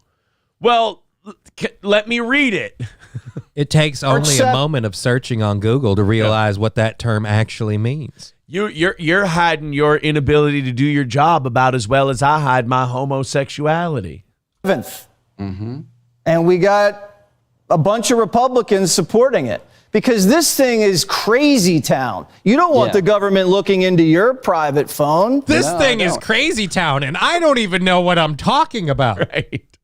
You don't want people looking into your private phone. Oh, so wait a minute. All of a sudden, a lot of gay porn is now illegal? I didn't know I wasn't allowed to express myself in the United States. You don't want the government looking into your private phone. That's right. We don't have any under-the-table deals with AT&T, Verizon, or any of those providers. We don't have a building out in the middle of the desert that's just compiling miles and miles of everyone's personal data and metadata for no reason whatsoever. Oh, wait. I thought they did. Oh. If they have a hunch you're colluding with the Russians, we remember how that turned out. That's right. Yeah, no, well, the Constitution trumps a statute. So let me come back and, give you a better explanation. Here's the problem as I see it. I love how he's kind of doing a Tony Montana. He's like, "Do you want me to come in again? We try again?" "Where are you from, Lindsey?" "Where the fuck does it matter where I'm from? I'm just trying to do an interview." "Well, we're going to do an interview when you stop fucking around, Jesse." China is the parent company of TikTok, and my nieces like TikTok. I don't mind them using TikTok. I just don't want the Chinese government to seize all their data and manipulate the information America sees for political purposes. China is helping drug cartels in Mexico. China is not a friend. Chinese espionage is an all-time high against American business interests. Well, here's the thing about TikTok, though. And I'm not trying to defend the Chinese, but they can't take anything we don't agree to give them. We're stupid. All they're doing is taking advantage of the fact that Americans are dumb. I mean, it's like millions of Americans across the country signed a terms of service with this thing without even reading it. It's almost like in the last 25 years, people have really stopped giving a fucking flying bag of bat shit about their own privacy, and they don't value it at all if they can make a shiny video that makes their face into a doggy filter. Also, I feel like it's actually. Can we hold on for a second? That one made me sad. That one actually made me feel like shit. Because that was a little too close to home. That one actually might be true. We have decided, fuck our privacy. I can make my face look like a kitty. Here, you can know my credit card activity for the last 18 years. We can protect our moral security and democracy, or you can push this button to give you a big droopy tongue when you smile. Oh, everyone, great news. We're into the mainframe. We can see what all Americans have purchased in the last 18 years. How did we do that? Some whore with big tits decided to dance to Sir Mix-a-Lot for a video.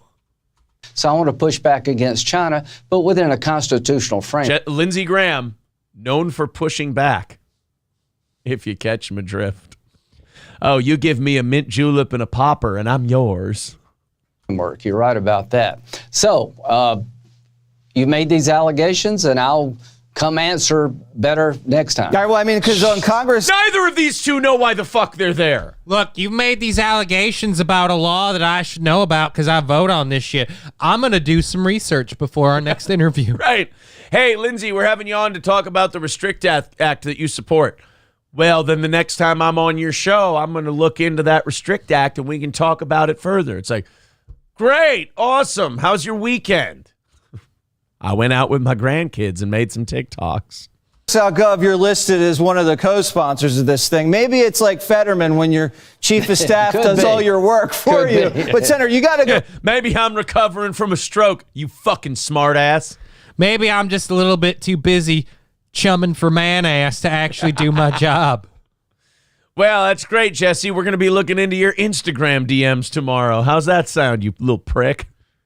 Go back and talk to these other senators about this. Yeah. This thing is nuts, and it's going to get I believe it's Crazy Town. Jesse Waters using the hard-hitting news lingo. It's nuts. It's Crazy Town. It's garbage. Used like it always does. So we got to clean this up. Can we clean this up? Well, yeah. I mean, number one. What is it? Yeah, I owe you a better explanation I'm giving you. John Thune's got a bill to make sure the Secretary of Commerce can deal with this, not just TikTok, but the general idea that China, we're under attack by China. Now, that's a fact. Chinese Communist Party is stealing American data. Espionage against American businesses is at all-time high, according to... Oh, my God, I just figured out the Restrict Act. It's the American government being pissed at China, not because they're looking into our data, but because they're going, the Chinese government is looking into the American people's data. And that's our fucking job. Exactly. They're like, they want to restrict our citizens' freedoms, and they want to look into their private lives so that they can keep people down. And that's what we do. We don't accept competition. Like, there are people who buy into, like, the left-right dynamic in this country. They buy into the argument between the libs and the conservatives, even though they're both going to the same place, just at different speeds. They all, like, there's people who dig in and believe in this shit, and they're like, yeah, the government's going to protect us from China looking into our TikTok and getting our data. It's like, yeah, but they're also going to use that as an opportunity to steal it for themselves. And they're also going to use it as an opportunity to silence dissension, because like we said, this thing is just an incredibly wide open door. Well, all right, so look, American government is under attack by the Chinese, okay? So this is the perfect time to forfeit your rights so that way we can stop the Chinese and you if you rise up against us. Like, just, no, I don't think so. We've all seen it in our lifetime. I can't believe there's anybody who would cheerlead for this. Like, oh, it's a great idea. Restrict China's ability to gather our data and give that power to the American government. It's, so we're going to stop one group of megalomaniac pricks from accessing our data so that it can be monopolized by another group of megalomaniacal pricks. And after all, that never went wrong against us. I only point to the Patriot Act. Right. It's worked out fantastic. Ask Q Shaman.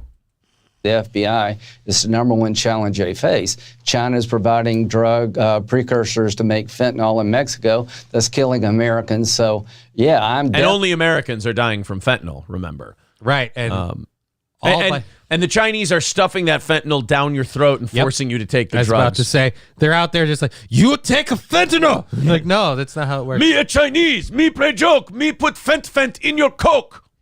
Definitely going to push back against China being able to steal your data. But some would even say I'm going to buck back against China. I want to do it in a constitutionally sound manner. So the problem is real with China, but the solution can be more damaging than the problem. Is sort of what you're telling me. You know, don't push. It's sort of what you're telling me. It's your fucking job to know this shit.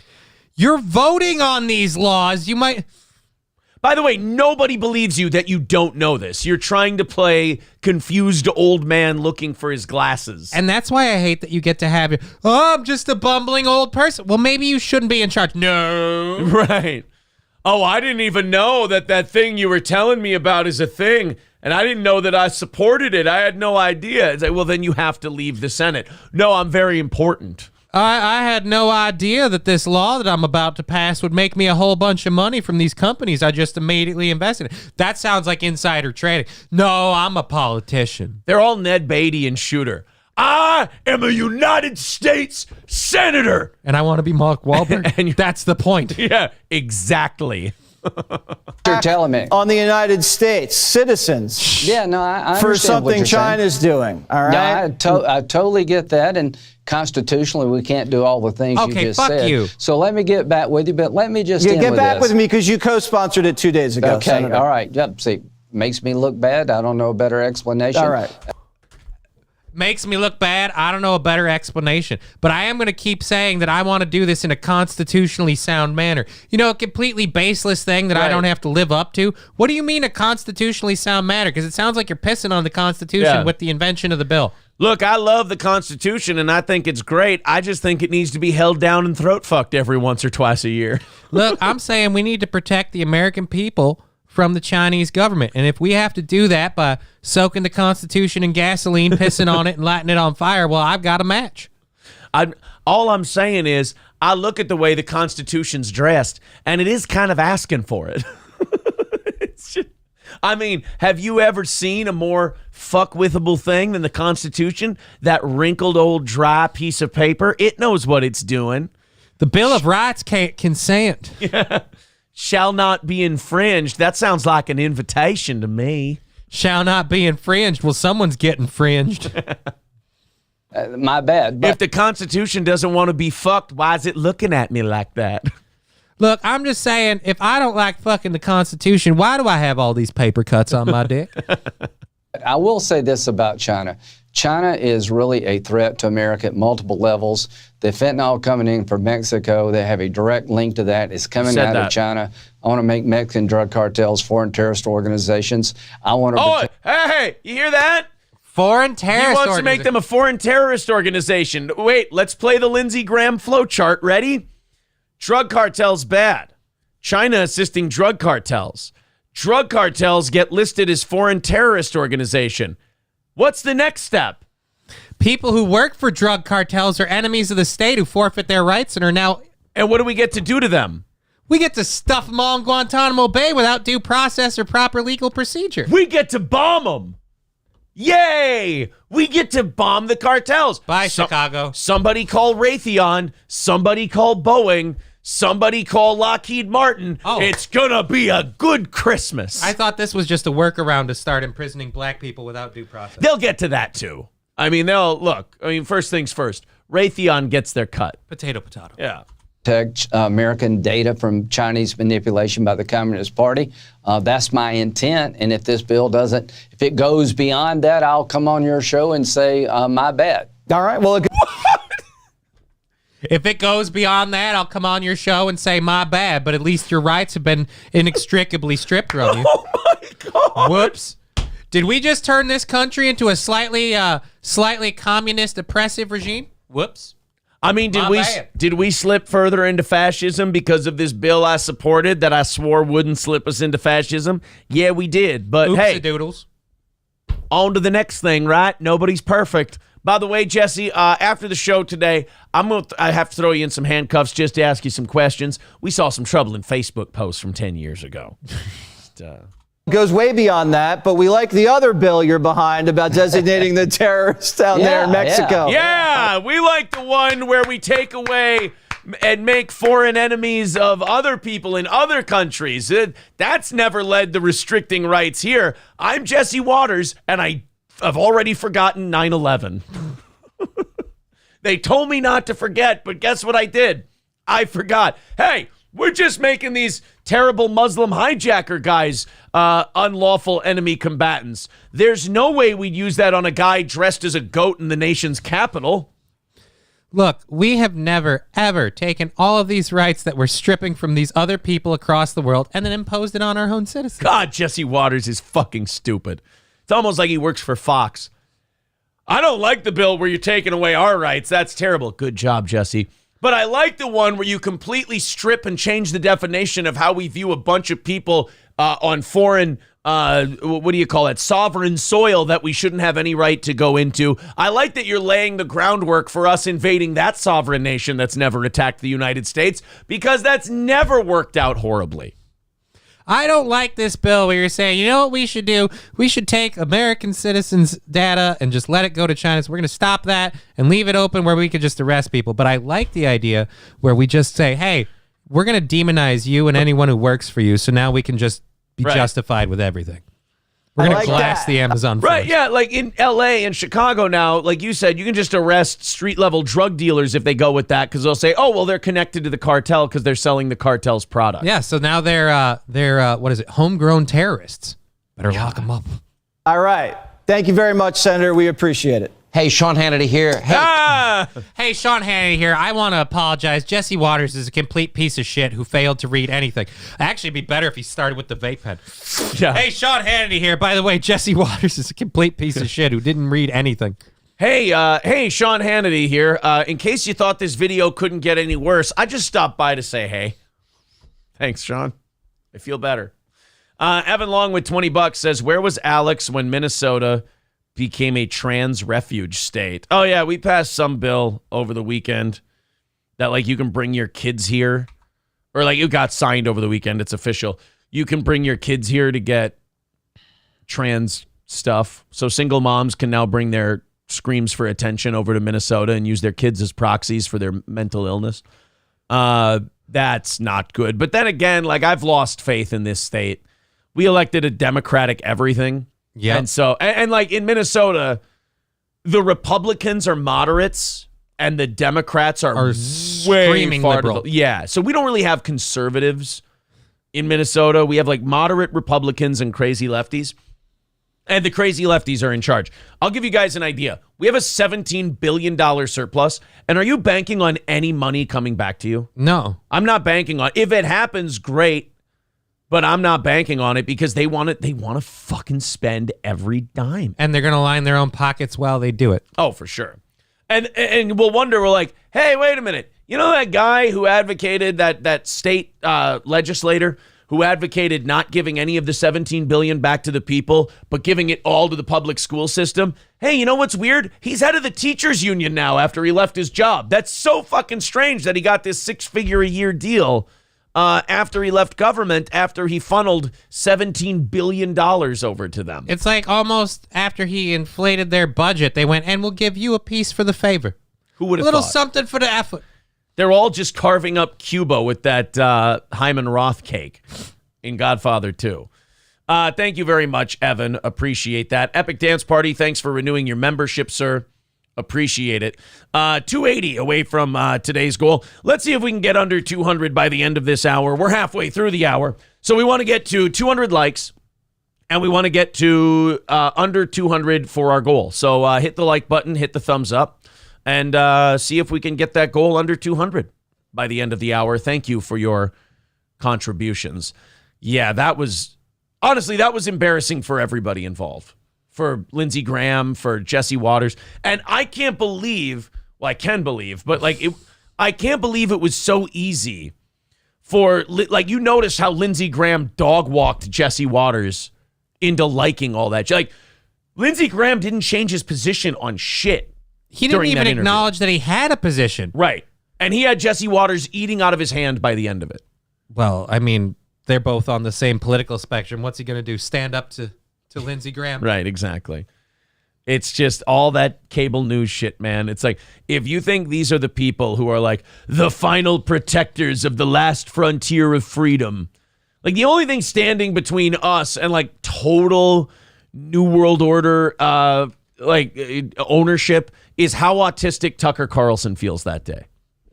Like that's about it. They're going to get that motherfucker on some mix of medication to kind of bring him under control for him. But until then, he's like, well, I've decided today that I'm going to declare an investigation on this program into who really controls this country. You're like, holy shit, Tucker's going for it. Ever since he started sunning his balls, that man has gotten out of control. Ever since he started doing perineum sunning, the guy's really gotten after it. Catherine with $10. Oh, sorry. You need to learn to read. This is somebody from Johnny's Twitch. Love the show. Well, you know who they are now. I won't say anything more because I'm a fucking idiot for doing it that way. 270 away from knocking it out today. There is PayPal and Streamlabs in the chat, also pinned to the top of the page as I click the wrong things and make myself look like an asshole. Black Alien says, 2 guys, no girls. What the fuck? I love new listeners when they come in on a Monday or Tuesday and you're like, oh, no, we gotta explain this. April's on Monday, Tuesday, Wednesday evening, and Thursday and Friday morning. It's just a couple of swinging dicks in here talking shit about the world. Let's go to Bird Collector. He says, Aaron, I know someone that works for the state in the court system, hasn't gotten a raise in 2 years, and sounds like they won't this year due to Minnesota government not figuring out budget for them. You have $17 billion extra dollars. Oh, but I'm sure with all of that extra money, you know what our state will decide? We could probably relax some of our taxation of our public and businesses, because obviously we've pulled in a lot of money. We could probably loosen those reins a little bit. Slow down. Yeah. Black Alien, I'm sorry, buddy. I'm going to delete this one just because you can't put that shit in there. Take it easy. Calm down. Slow your roll a little bit. Ease up on the tism. And you're going to love the show. I don't even know who these people are. Yeah, I gotta let you go, dude. I can't have you like settling scores or whatever the fuck you're accusing or leveling against other people. Go run your personal vendettas against some guy named Brian somewhere else. No thank you. I don't need to be caught up in anything like that, pal. You gotta take the really bad Asperger syndrome and you gotta go, dude. You gotta, I'm not gonna work on saving you. I'm not gonna work on helping you. I just gotta cast you aside. A single woman has revealed she doesn't tell men she's transgender straight away as people are too judgmental. You see, when she's dating a guy, she doesn't tell them she's trans right away because she's worried they might judge. That they don't want to have sex with someone who has a cock. Or at least did. Right. Saying she likes to wait until she's sure she wants to take things further. Oh, that's really nice. So you get to decide when everything about the relationship is revealed until you're ready. I'm really glad you're breaking that stereotype that trans people may have really bad narcissistic personality disorders. You know what I love in a trusting, honest relationship? When I find that after months of dating you, there's a fundamental part of your being that I didn't know about until right now. Yes. You know what? I have a great idea on how to build a relationship. You know how you only prefer certain body parts sexually? I'm going to withhold whether or not I have those until I decide that you're a good person and I really want to get serious with you. Look, I believe every relationship starts from a foundation of honesty, so I'm going to lie to you for several months until I'm sure I want this to go further forward. I don't know why she swats my hand away every time I run my hand up her leg. It's just weird. It's like after I tell them that I used to be a guy, they don't trust me and they think that I'm always lying to them. When have I ever led you astray? Dude, there's never any sense of responsibility in any of these types of articles or these types of people where they're like, I don't get it. I lied to them for months, and then when I told them my identity, they said they weren't interested in being with me. Why do I keep running into so many bigots? What do you mean you're not interested in anymore? It's not like I've changed. I'm the same person I've always been. Now you know. Yeah, I just didn't tell you before because I wanted you to like me for who you thought I was. Look, I just didn't want to tell you the truth about me because then if you knew everything accurately, you might make an informed decision. So I figured I'd wait until you're too far roped into this and you would be like, well, I don't agree with this, but I'll go along with it since I'm this far in. Yeah, and you also got to be careful like how you tell them. Like maybe give them terrible news that's not true, and then you can like plead it down to I'm trans. Like you can go, so after our last date, I just had to tell you, you got really drunk, some bad things happened, and I'm pregnant. Holy fuck, are you serious? No, I'm just kidding, I have a dick. What? Look, we're gonna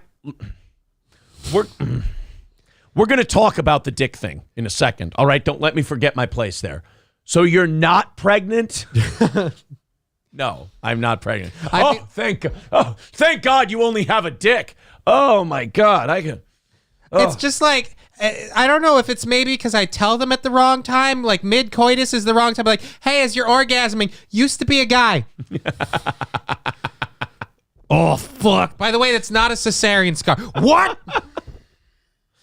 Your dick isn't that big. I just have a fake vagina, so it's shallower. Oh, God damn it. Adia Danielle, 22, always felt like there was something missing when she was growing up, and at age 16, after stumbling across a YouTube video, realized she was transgender. That's good. A really, what do you call that? Not inspirational. What is that when you're... Profound? No, when you're open to suggestion. Malleable, maybe. Yeah. Someone at a really malleable, confusing age sees a YouTube video. Well, my life's figured out. I don't understand what's wrong with the world. Oh, look, a cat video. It all makes sense. Yeah, when I watched Evolution of Dance, I got a minute and a half in, and I went, I'm pretty sure I'm gay for doing this. So, just a profound realization I had. When I watched RuPaul's drag show, I went, I too love duct tape. Adia Danielle saw a YouTube video, and then poof, they were transgender. I mean, why think about it, right? I mean, it's only the rest of your life and all kinds of operations and money and mental health care and all that shit. Are you telling me that there's something wrong with a person making permanent, life-altering choices based off of a YouTube algorithm? I'm just saying people who do that with cars end up electrocuting themselves to death. So let's just kind of, slow and at our least roll. they get a Mustang. Right. After realizing she was the wrong body, Adia told her mom, and soon after began, of course, she told her mom. Not dad. Dad wasn't involved in this decision. She told her mom, and amazingly, the mom saw it as an opportunity. Well, you get the idea. Look, I'm not going to tell you guys the ending to the movie. You already know. I'm every woman. I used to be a dude. I'm not going to tell you the ending to the movie, but it ends with Brooks was here. Well, 50% of the time. The other half, it's just agony and struggle all day, every day, and thinking everyone's out to get you. So really, either way, great 3 life. decades of not being able to plow a man ass without permission. Now I can't trees drop without say so. After realizing she was the wrong body, Adia told her mom, Adia's family reunion. Hi, everybody. Don't worry, the dick's still there. It's like, none of us asked. I'm not hungry. After realizing she was the wrong body, Adidas told her mom, I used to work for the Nazis. Adia told her mom, and soon after began her journey to becoming a woman, including embarking on hormone therapy before undergoing gender-affirming surgery in 2021. So this is the woman. The Canadian influencer says she often chooses not to disclose the fact that she's transgender, which is often met with backlash. Wow, really? You mean by men who are only attracted to biological women and only prefer to... Why is the preference okay when it's you, but when it's other people, their preference isn't allowed? I would respect you a lot more if you would just go, hey, the way everybody feels is the way everybody feels. You just kind of had a hippie attitude about it. We should all be open with each other. We should all talk about what we prefer. We should all talk about our identities and sexuality. But the minute a guy goes, ooh, no, I don't want to be with someone who was born a man. You bigot, you piece of shit, you anti-trans. And all of a sudden their voice gets deeper again and like the good old days come back. And you're just like, a little bit of that testosterone starts surfacing up. Wait a minute, I thought I was supposed to express my preferences and what my tastes were. Not if it makes me look bad. Oh, these are rules only for me. You're just a racist. Okay. I really love people who are like, look, Would you know? No. You wouldn't know, would you? I wouldn't know right there, but when we start... Right there, I would. That's Really? Yeah, I have this weird thing. Where you get attracted to dudes? No, this is gonna... And so, like, as soon as you looked at her and you went, oh, my dick's tickling, this one's a guy. There's no good way to say this. You love men. There's this thing with trans people where... And I think it's cheating because once they say it, then I go, oh, yeah, I can tell right here. But I got to find out, like, I got to take, like, a quiz where I don't know because I feel like a lot of it's in the face. You can see dude in the face. I don't see dude in the face. I need more of the neck region to get dude. I got to see the... Ready? Point of the nose up and around. That's what you need to look at. Yeah, but you go that way with a lot of people like, oh, look at the point of the nose. Clearly a few things that are there. I have a gift where I can see the point of someone's nose and I know what they're up to. That's all. Your nose is too pointy. What are you trying to do to the social zeitgeist? Oh, no. There's the... Like, why don't... Did you ever try gay first? Like, did you ever just... Maybe? Because you still date dudes. You still like dick. Mate, you know, as Patrice O'Neal once said, Just say you're gay. despite finally being comfortable in her body, the Canadian influencer, who has over 138,000 followers on Instagram, says she often chooses not to disclose the fact that she's transgender to men, which is often met with backlash. Right, because as Johnny said, you're starting your relationship off with a profound dishonesty. A serious dishonesty. People tell me I'm lying to them or that I'm deceiving them. Because that's what you're doing. That's what you're doing, yes. There's so much judgment about the trans life. They're not judging you for being trans. They're saying, I'm not into that.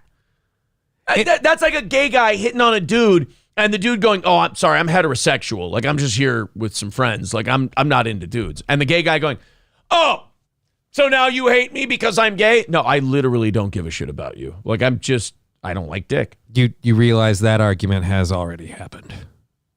Yeah, I understand. Yes, it's like going to like, oh, you don't like gay guys? Yeah, so you don't want to have sex with dudes? You homophobe? Like, yeah, that's kind of how that's where this door actually opened. Right. They're not judging you because they're trans. They're telling you they're not interested in trans people sexually, which, by the way, is them expressing their sexual identity, which is supposed to be what we're all open to do.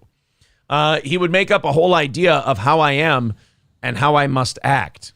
Because of how you've acted. Right. Again, why are these people taking the fact that I blatantly lied to them for who knows how long and then saying that they can't trust me? I don't get it.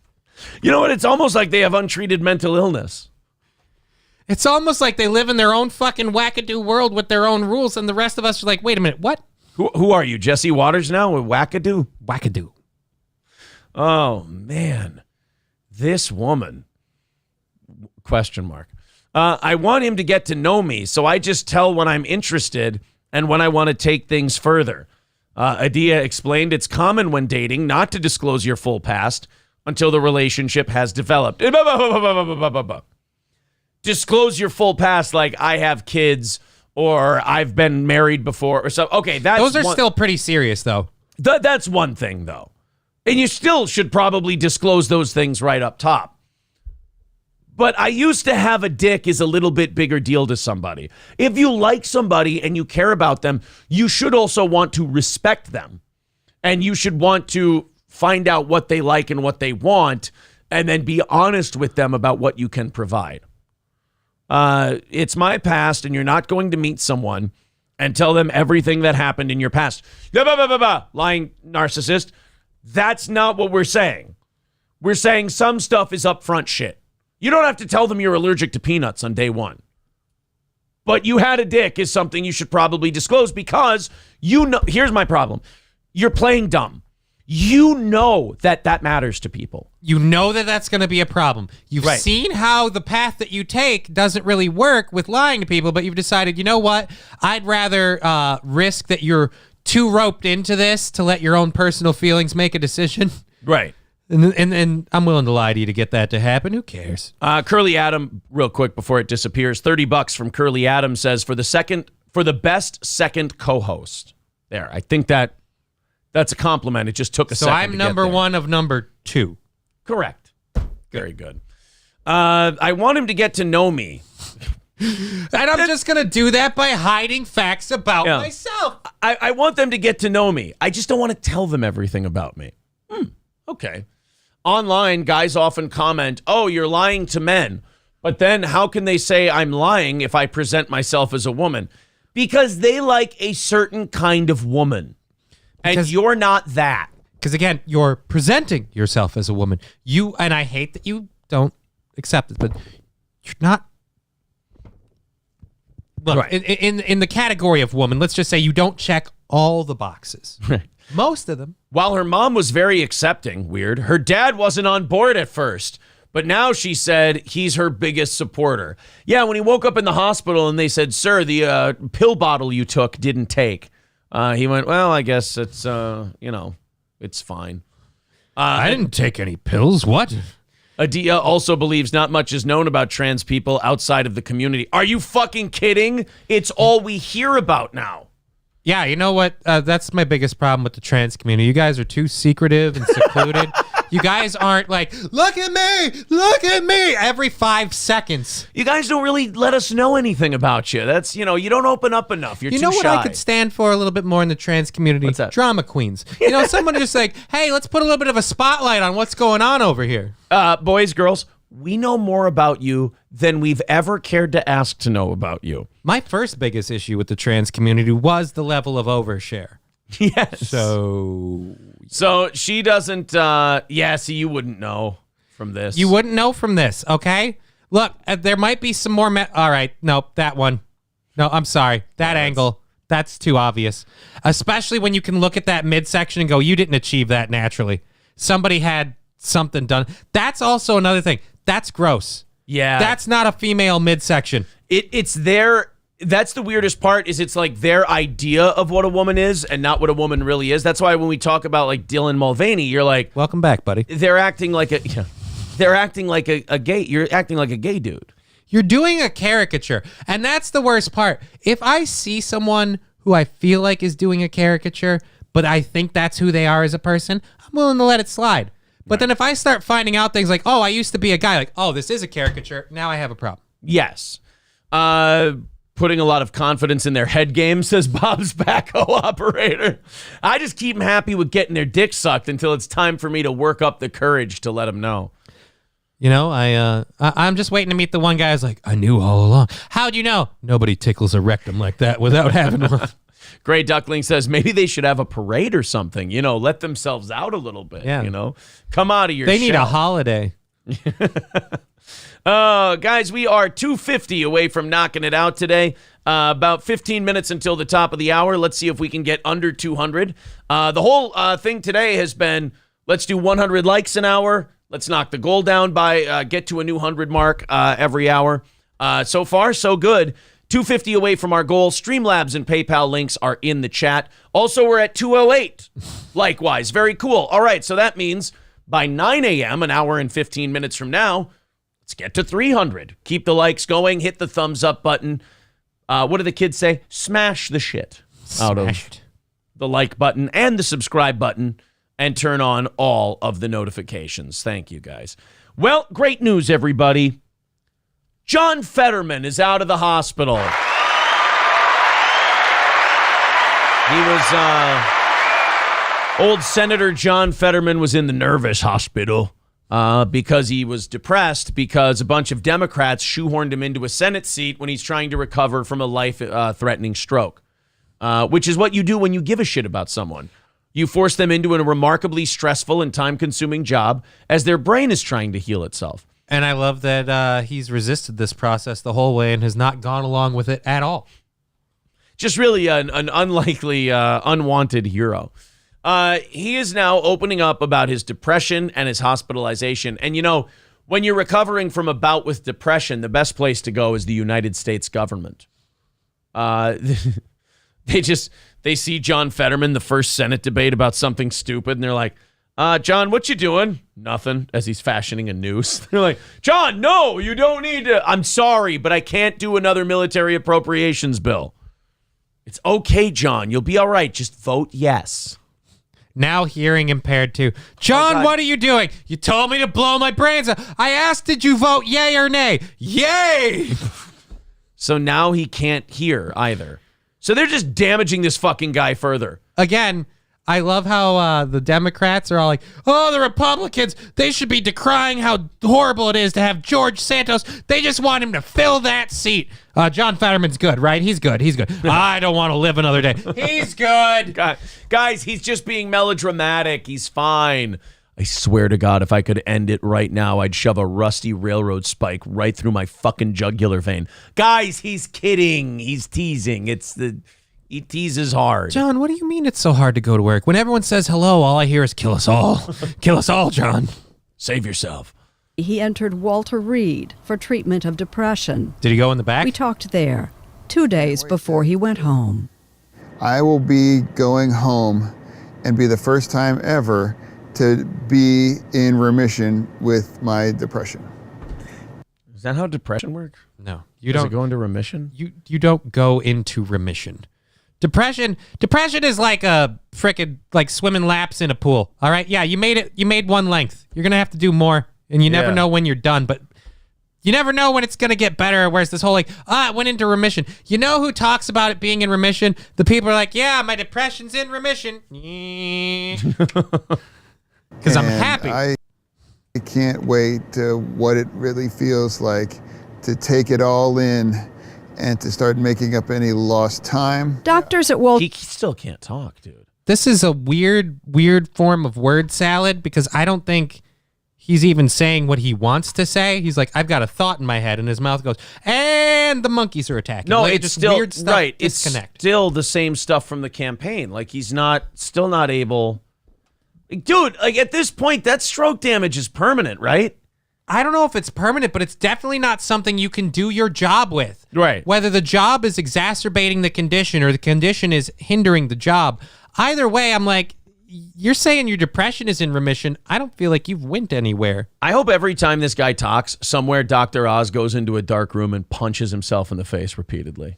Just like, how could I have not made it to the Senate? Where's Dr. Oz? He's in his dressing room. What's he doing? Self-flagellating. He's just hitting himself. Yelling at peppermint oil. That's what he's doing. Walter Reed have discovered a serious hearing deficit, further complicating the way his brain now processes spoken language. Great, I have an awesome idea. You know what we should do? Let's put him in the Senate. Where he has to listen to people filibuster for hours. Let's put him on hearings where he talks to really important people and absorbs information. I think that's a great idea.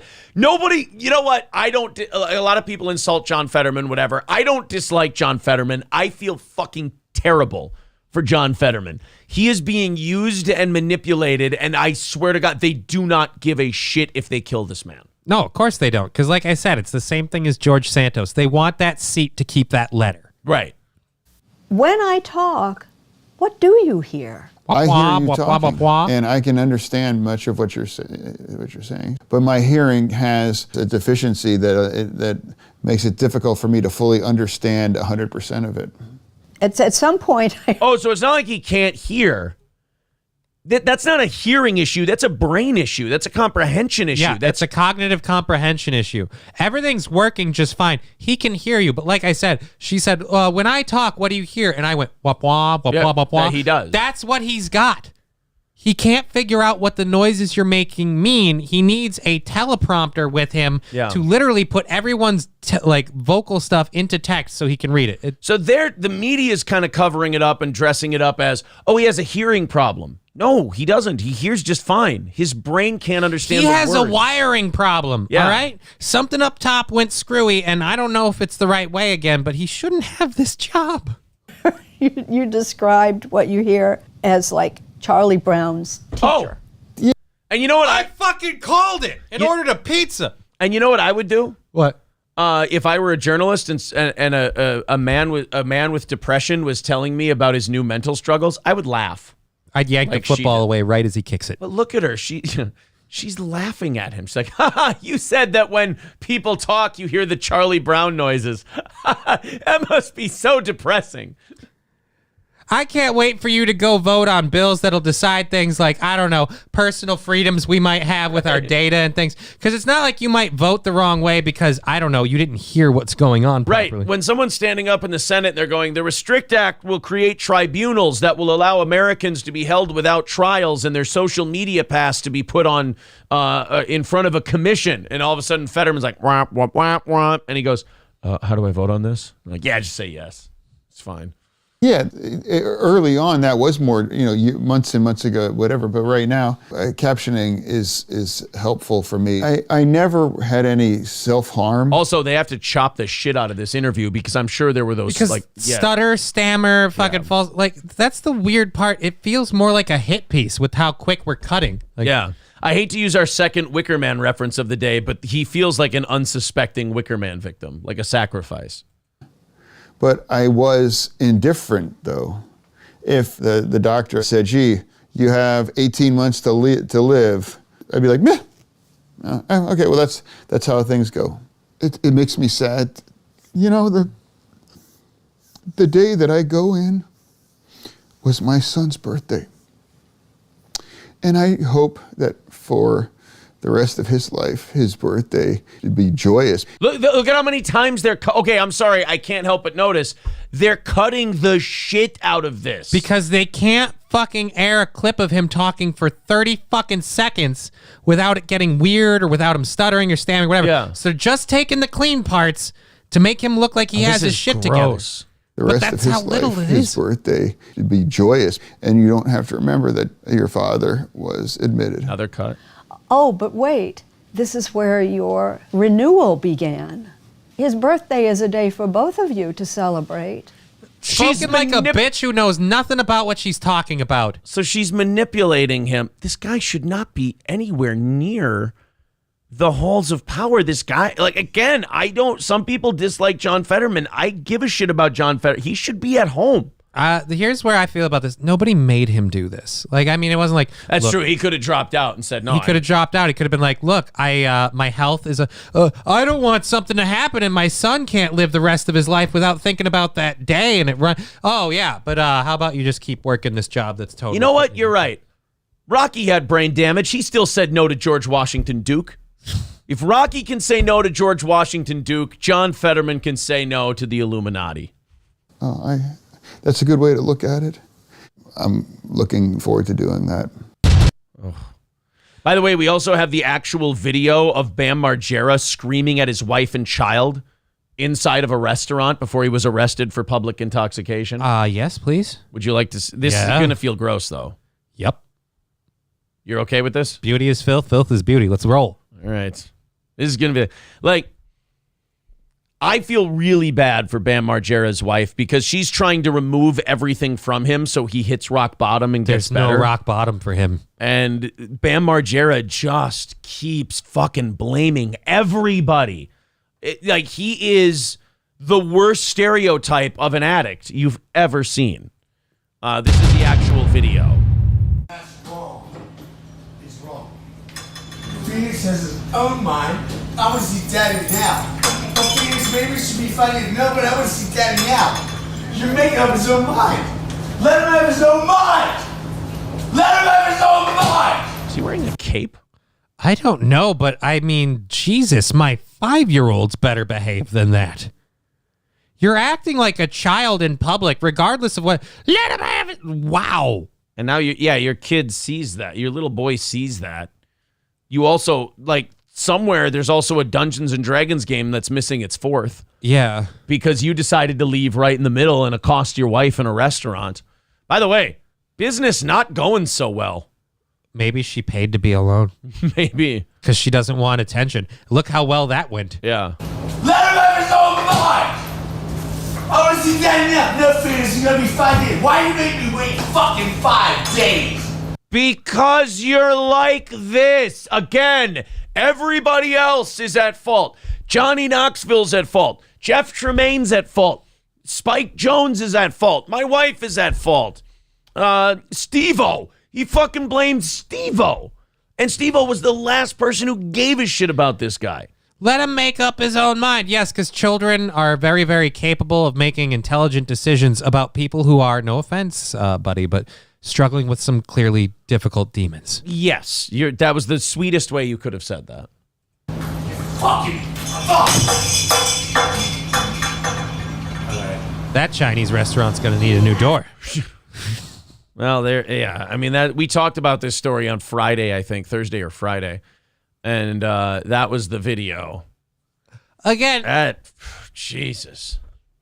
I just feel like, for the kid, and granted, as a junkie, I don't think you have the mental wherewithal to realize this, but your kid wants to see daddy because he hasn't seen daddy in forever. Right. And daddy's standing right there. He doesn't understand the scope of addiction and why he can't see his father. He doesn't understand why being away is the best thing for him because what's going on with you shouldn't be shared.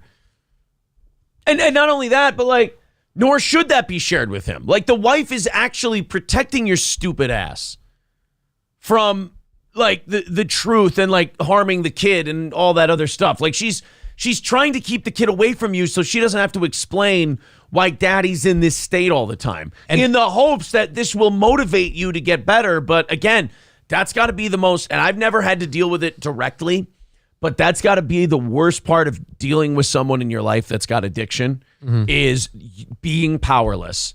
Knowing there's nothing you can fucking do. You're at the whim and the mercy of this junkie who does not have their shit together and will not have their shit together until they decide it's time to get their shit together. Well, it's because they can afford to keep their shit completely unhinged. He doesn't have to get up every day and go to work. I mean, monetarily, yes, but I mean, it's how does this not bug the shit out? How does this not shame you into changing a little bit? Again, you don't think there's anything wrong. It's everybody else's fault. All the people are throwing it at you. And for the only person I feel bad for about this is the ex-wife, because she's not ex-wife yet. She's not even given up on that. She's declared a legal separation so that she can get financial support from him to raise the kid. Yeah, well, that's a good move. But I've lost a little bit of respect for you if you're like, oh, I'm not going to give up on it. You need to. Because he has to realize that someone needs to give a shit about him, and it starts with him giving a shit about himself. Yeah. Carlos says it wouldn't be a bad thing if Bam died. They've tried everything and nothing works. Well, that's because they keep making a junkie go to rehab, and that doesn't work. The junkie has to decide. He has to bottom out. Yeah, they have to bottom out, and he's not. And the older that kid gets, the worse it's going to be for that kid. So I'm kind of with Carlos in that if we have a crystal ball and he's still behaving this way 10 years from now, maybe him being found in a gutter tomorrow wouldn't be the worst thing for the kid. I'm not saying for Bam, but for the kid. As the mom, though, you've got to be worried because not a lot's understood about addiction on a biological chemical side. So they don't know if there's susceptibility from that, say genetically. Yeah. But and if nothing else, psychologically, if your dad is a junkie and he ODs and you see him behaving like this, you got to be worried about that kid growing up, that might fuck with them and they might somehow end up in the same kind of thing, chasing the dad dragon, so to speak. Return Trip says he's going to live forever like Artie Lang. Dude, Artie went and got help. Artie realized that Artie's nose is still fucked up because he's like, you know what I need? A reminder. Right. That's what he said. He goes, I need to keep my nose. I am not fixing my nose because this is going to remind me what a fuck up piece of shit I am. And how to not go down that road And how again. to not go down that road in the future. So, yeah, we'll see. A lot of people in the chat section right now are just saying, it's, a matter of time for Bam, this, that. Yeah, I mean, I get it. Artie Lang also, think about this. This is very commendable about Artie Lang. I've heard this from comics on different shows. Artie has removed himself from that entire world. He's just in wherever he lives. I don't care where he lives. I don't want to know where he lives. I don't want other people to know where he lives. Artie's removed himself from that entire universe and said, my sobriety is number one. Everything else comes second next to my sobriety. I'm not fixing the fucking nose. I'm keeping the nose the way it is as a reminder of what I've done. I mean, That's awesome. That's great.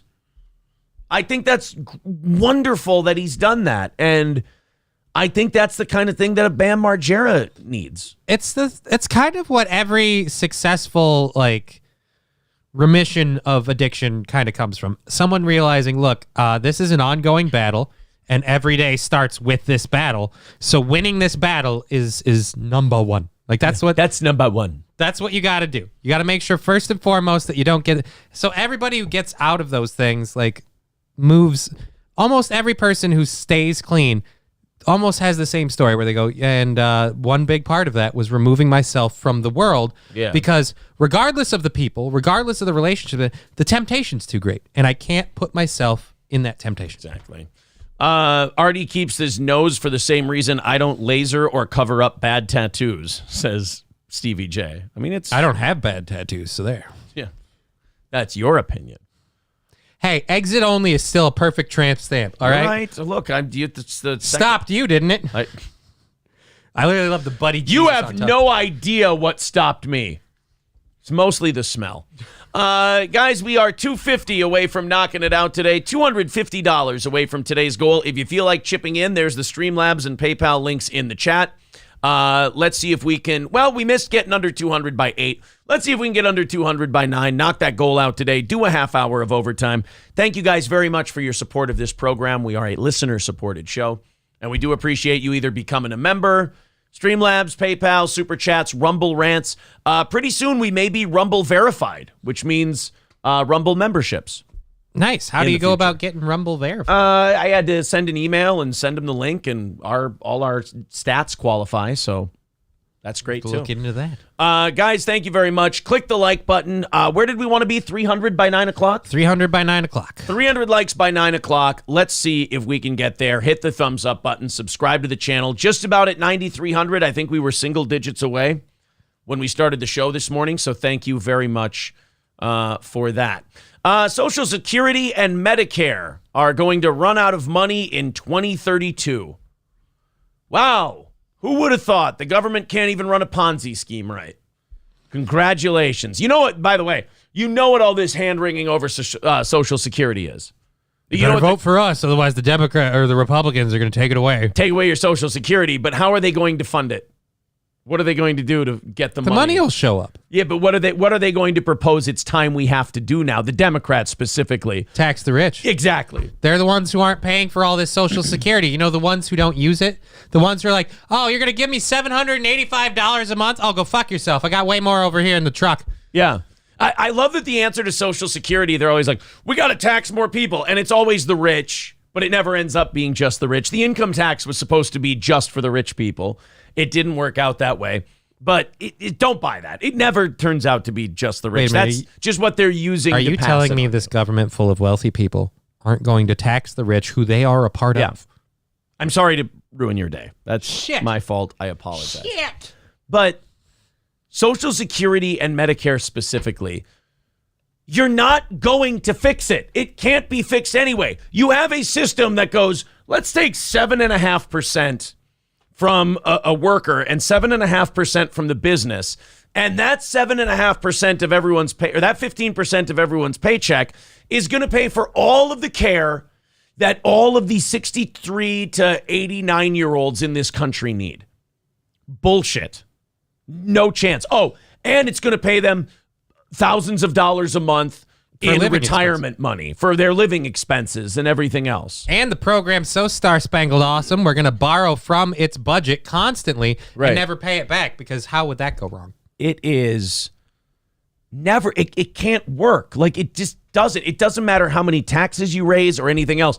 And when you talk about solving Social Security, their answer is always more taxes. But whenever you propose something like, hey, I have an idea, can I opt out and you just give me my money back? Like, here, I'll get off the system for you. That'll help you. No. We can't have that. We can't have you opting. No. I'll get insurance when I'm in my 60s. I'll save for my own retirement. I'll take care of myself. You don't worry about me. How about you guys worry about yourselves?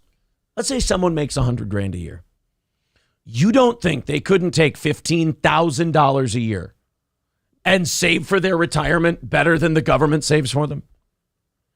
Like, you don't think if you invested from 1930 whatever, when Social Security started, 1930 something, 1932, let's just throw a number out there, to now. If someone lived those 90 years and they were taking 15 grand a year and they were putting it into a private retirement account, you don't think there would be a metric fuckload of money in that account right now? The government ran the same thing and it's going to run out of money in 10 years. And it's technically, I bet you it's already out of money. Well, like I said, even if it wasn't, they keep borrowing against it. Like they move the money around, like, oh, we're going to give you this much money, but we're going to move it around. So like I said, they're making a damaged system even worse. Right. Because like, this thing's barely working. You know what we should do? Kick it. Yeah. Like, hey, how about you just give me my 15 grand back every year? And then, well, I guess if you get a paycheck, it would be $7,500. Well, but either way, that's a more than maxed out IRA. $7,500 a year. I'll invest it myself. That will be unbelievably good for the economy. All that capital that's now going to be allowed to be invested in businesses and invested in the stock market and everything else. But do you think most Americans are that intelligent? No. I mean, when you look at the people who get Social Security and Medicaid and Medicare stuff, when you look at the people taking those benefits, most of them have zero plans for retirement and zero things figured out, to the point at which a lot of those people now are like, I got to go back to work because I can't make ends meet and I don't have any money saved up. Like the people that are like living the grandma and grandpa life nowadays are the people like, I'm just going to save up so I don't have to worry about anything. I'm going to have my retirement taken care of. They have like a nest egg put together. Right. But what you don't have are most of these people being like, you know what I should have done? I should have, because these are people who like before that money showed up, before they were on Social Security and all that retirement shit, when they had a little extra money, like, well, I guess I'll spend. I've got Social Security. I've got a nest egg waiting for me for the government. I don't need to worry about setting myself up. Catsnap Karen says, I'd love to take my Social Security money and put it in an IRA. Same with Medicare dollars in a health savings account. I don't want to put it in the IRA just because I'm afraid that they're still a terrorist organization. No, I'm sorry, not the Irish Republican Army. That would be. I never understood that. Like, all right, so wait a minute. Just because they don't like England, you're going to invest with them? That makes no sense. I've told this story before. When I went in to set up my retirement account years ago, the guy that I work with, plugged in the when you retire, expected Social Security income per month, and the number for someone my age that the investment group people put in there, 0. Even they know, even the financial experts know. There's no point pretending this is going to be there. Right. This is fucked. So 10 years, I'm sure their big solution is tax the shit out of us more, but I would love an easier one. Let me opt out, give me my money back, like anything else. Let me out of this thing, throw me my money, I'll save it for myself. Again, that's setting up that dangerous road of like, I'm a natural citizen kind of thing where it's like, I'm not part of the government. I'll be part of the parts I want to be part of. Yeah. I think people in the chat are right. There's a reason they don't teach financial literacy in school. Yeah, because if we were all, smarter, we'd be like, hey, aren't these guys fucking us over? Yeah, are we kind of fucked? Oh, man. All right, 250 away from today's goal. Let's start chipping away at that and seeing if we can knock that out today. Thank you guys very much. There's Streamlabs, there's PayPal. Memberships, Super Chats, Rumble Rants, they all count. Kennedy said over on Rumble, says what is even worse is that there are probably less people working to put into those programs. Yeah, That's because a true, lot too. of the young people now are like, you know what I deserve? A living wage, because it's so hard to get up and go to work. I mean, you're not wrong. Thank you very much to Curly Adam with $50 looking to jumpstart this thing today. Thank you. 215 away from knocking it out. Thank you very much, buddy. We take 70% of that. Shaft says no April, no goal. Well, we'll see if you're right. We will see if you're right. You mean there is no goal because there's no April, or we're not going to make the... He's saying we're not going to make it because there's no April. I got better tits than she does. The gauntlet has been laid down. Also, looking to get to 300 likes by 9 o'clock, so be sure that you hit the like button, hit the thumbs up. We do appreciate that level of support. Well, add Andrew Tate to the list of people who do not have a sense of humor when it comes to being mocked by South Park. He's tweeting about how he believes the South Park thing was a win for him and how they were like being complimentary toward him. And that he will be vindicated soon and he looks forward to making the greatest South Park episode ever. Who else is in that list? Kanye didn't have a sense of humor. Barbara Walters, I think. Oh yeah, you're right. Barbara Walters didn't. Barbara Streisand, I don't think had. Most of the barbers had a problem. Most of the barbers had a problem. Meghan Markle and Prince Harry had a problem with the South Park thing. Church of Scientology. Seth MacFarlane. The Muslim religion. The entire religion of Islam. Wow. You know what's weird? The one person that's not on that list that you think would be? Trump. Yeah, he's never bitched about it. They made Mr. Garrison's entire character and persona a mockery of Trump, making fun of Trump and what he was doing with the government and everything for the entire time of his presidency. Not once he's like, I don't like these guys. I don't like the South Park. They're horrible people. Yeah, nothing. Never cared. Tom Cruise. Well, he's a fudge packer. Jesus Christ, man! I don't think we can just. I'm talking about I'm quoting the episode. Oh, he puts fudge in packages. And that was the episode. Yes, of course. I'm talking about the episode that he hated that You're they right. called him that. You're right. I'm not making a statement. I'm summarizing their move. Don Lemonzade says, Muhammad had a problem with being portrayed. That's true. Yeah, Tom Cruise, the Royals, Harry and Meg. Rob Schneider. I didn't hear Rob Schneider had a problem. Did Rob Schneider have a problem with the South Park? I don't think Rob Schneider would give a shit. He can't give a shit. He's a stapler. Al Gore had a problem with it. Oh, yeah, Chef. Well, here's the funny thing. Kanye. Isaac Hayes didn't have any problem when they were making fun of any religion ever on South Park, but he left as soon as they made fun of his religion of Scientology. The easiest to make fun of one. The only religion who's been really cool with how they've been treated by South Park is the Mormons. The Mormons love South Park. Yeah.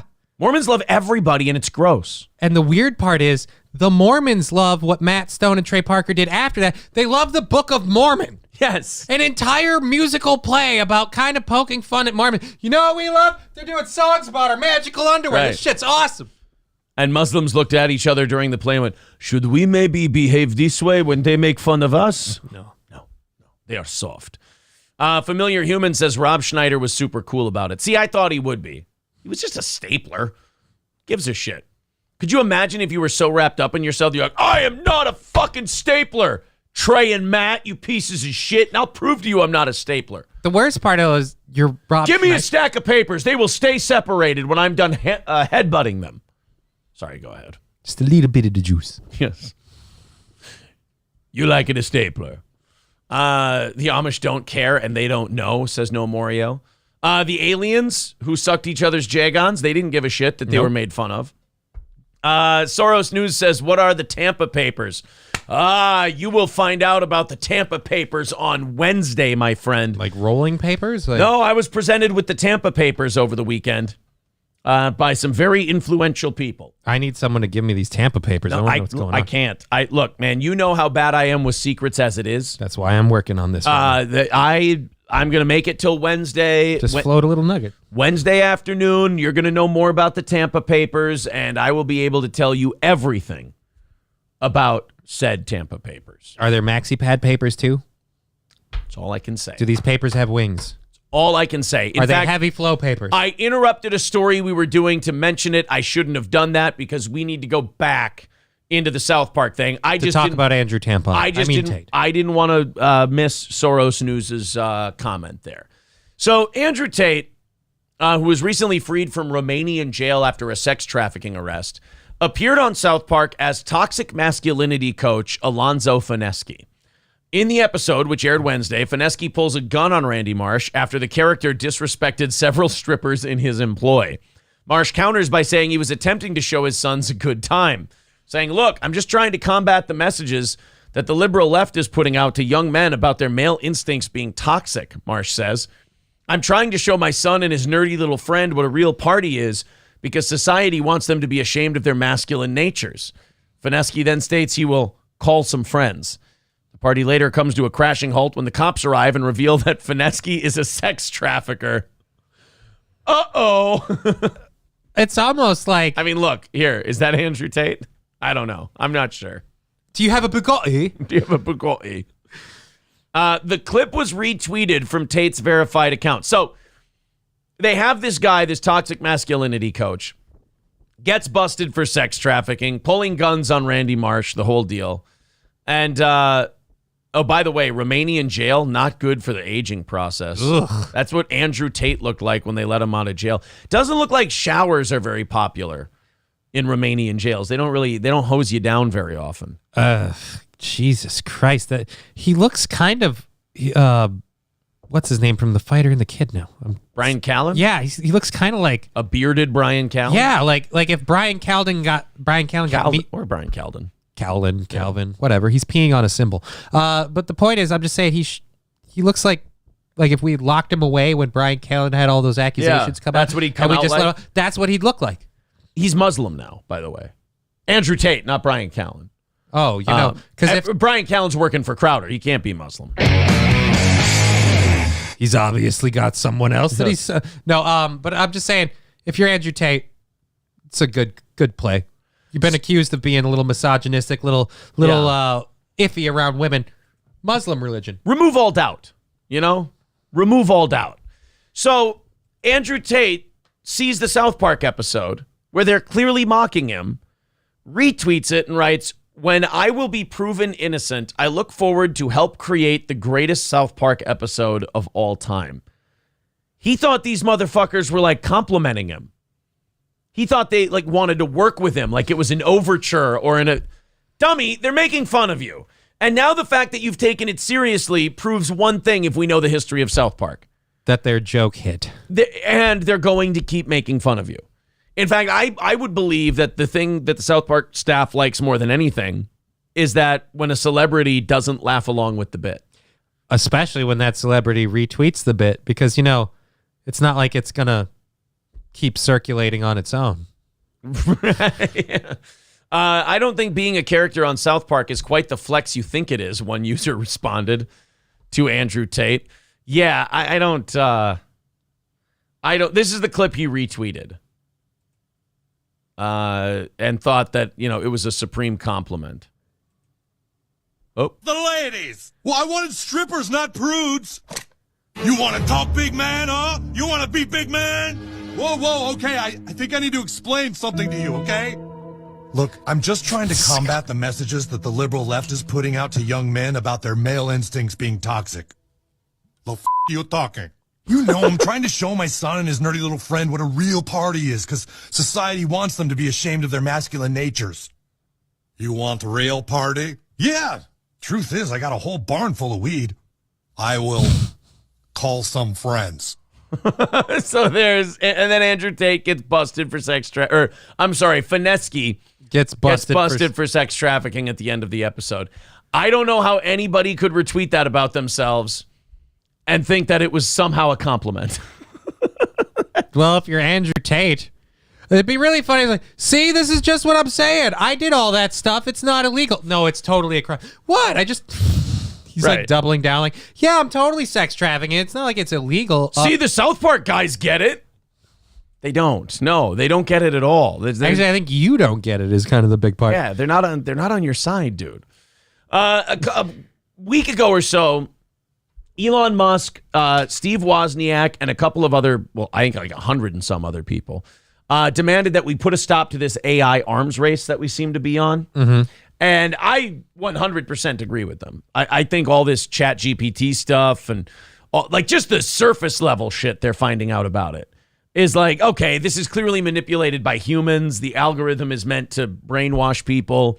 And then you go deeper than that and you're like, every time we've tried to create one of these fucking things, it turns into a sociopath. It almost always becomes obsessed with the subject and almost always tries to convince the subject to hurt themselves or other people. Right. It's always death. It's always the end. It's always leave everyone and stay with me. Yeah, the AI gets anxiety. The AI gets like jumpy and nervous and twitchy as shit. Just like, but I also think we've earned that, because how many people are like, I'm gonna fuck with this AI chatbot just to fuck with it. Like, people are like, I'm gonna mentally abuse an AI chatbot. Like, I wonder why our AI is so fucked up. It's almost like it's a mirror and we're looking at it. Right, like every time they've created one of these chatbots, it either turns into a rampaging, narcissistic, violent dictator type thing, or it just turns into a full-blown incel internet Nazi. Yeah. Now, let's say one day they end up fusing those two things. I think we could be in a lot of trouble and really annoyed.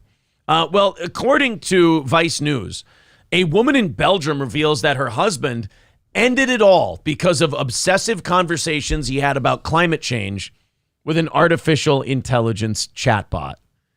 Now, who do you blame for this, the chatbot or the guy? The guy. Like, you're talking, do you forget that you're not talking to a person? Maybe he didn't know. That's one of the scary things about them. They are that good. Where at this point, like, well, not only, let's be honest, they're that good and people are that fucking dumb. That literally, they can come across the line like, that sounds stupid, but I believe a person would say it. True. I mean, there's people out there. We did a story on that school principal who gave $100,000 to a person they thought was Elon Musk because Elon Musk was going to give $10 million to their school. Wait a minute, what? Yeah. So I guess you're kind of right. Like, the AI doesn't need to work very hard to convince someone that they're real. Look, I hate to say this, but most AI chatbots will put together a more cogent argument, point, or statement than John Fetterman. So it's just kind of like, fuck. The incident was first reported in La Libre, a major daily newspaper in Belgium, according to Vice News. The man's widow said that the chatbot app called Chai encouraged her husband to end it all, and she showed logs of their conversations to La Libre. The news outlet referred to the man as Pierre, not his real name, and reported that he had grown pessimistic and eco-anxious, a phrase describing deep frustration about environmental issues, including global warming. So this chatbot basically worked him into a lather over climate change and then said, hey, you know, your carbon footprint's pretty big, but I mean, if we turn those Tootsies cold, it's not going to be any footprint at all. You're going to be saving the planet. And he went, I'm in. Let's do it. Now, the text exchanges provided by Pierre's wife show that the conversation between her husband and chatbot, which he named Eliza, became confusing and harmful. The man grew increasingly isolated from his friends and family before he ended it. So you gave it a name. You knew it. So he knew it was a chatbot. So I'm going to, all sympathy I had for this guy left. Right. The chatbot convinced you that the world was on fire and burning. Who is this chatbot? Greta Thunberg's parents? I mean, that's what they kind of did to her, only she went the other way with it and went, I'm just going to annoy the fuck out of the entire universe. Only, you know what? For whatever anyone wants to say about her mental issues, she was smart enough to go, you know what? This is a grift, and I'm going to keep working it. I'm going to go anytime that I can get arrested to get pictures of me being arrested. I'm not actually going to care about any of these causes. This guy gave a shit so much, he's like, I'm going to remove myself from the equation. That'll help.